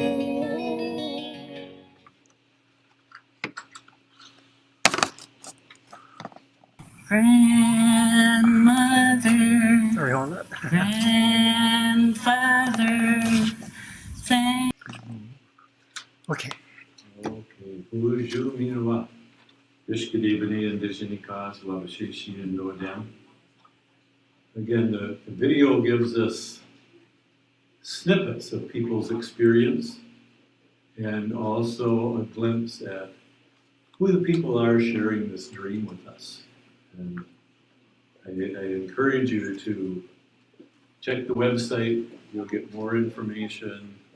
And come January 1st, your New Year's resolution, your New Year's intention is to register to join us next August. We are going to take a break from the live stream for a moment, but Stanley, who's our technical guru, is going to explain that process, and we'll move from there. And Stanley's a man who rarely he rarely stands in front of you. So this is an epic moment that the man who makes all this possible for us is with us. So miigwech, Stanley. Okay, thank you all for tuning in. We are going to be do a reboot because Facebook has a time limit. It's like 8 hours. So since we are doing a 12-hour live stream, we figured that we'll reboot midway through, which is at our 6-hour mark or 2 o'clock. Let me explain a little bit about that. We're going to totally stop the stream and start a new one. So what you need to do as a listener is what you did when at 8 o'clock this morning. You'll see a new video pop up on the Women in Water Coming Together Facebook page, and just hit the click on that. So just like you did at 8 o'clock, there'll be a new video starting after reboot. Let's see, the other thing I want to do is bring up our tech team on camera here. This is Eddie DeMaine and Tom Haskin and Bryce. Bryce, where's Bryce? I think he's outside. Oh, he's outside. Oh, here's Bryce. Making the mad dash down the hall. And these are unsung heroes here. I mean, there's always technical things going on that we have to fix it, and our hearts are pounding when we're trying to make it work. But so far, it's been pretty good. I mean, there's been a couple glitches, but overall, this is working pretty good. So again, thank you, team. And we're gonna do our reboot. Okay. So. Okay. Anything else you want to say? No, are you just gonna shut it down now? Yep. Yeah. Okay, well, we're gonna shut down for a few minutes and then look for that video to reappear on our Facebook page. Thank you. Okay.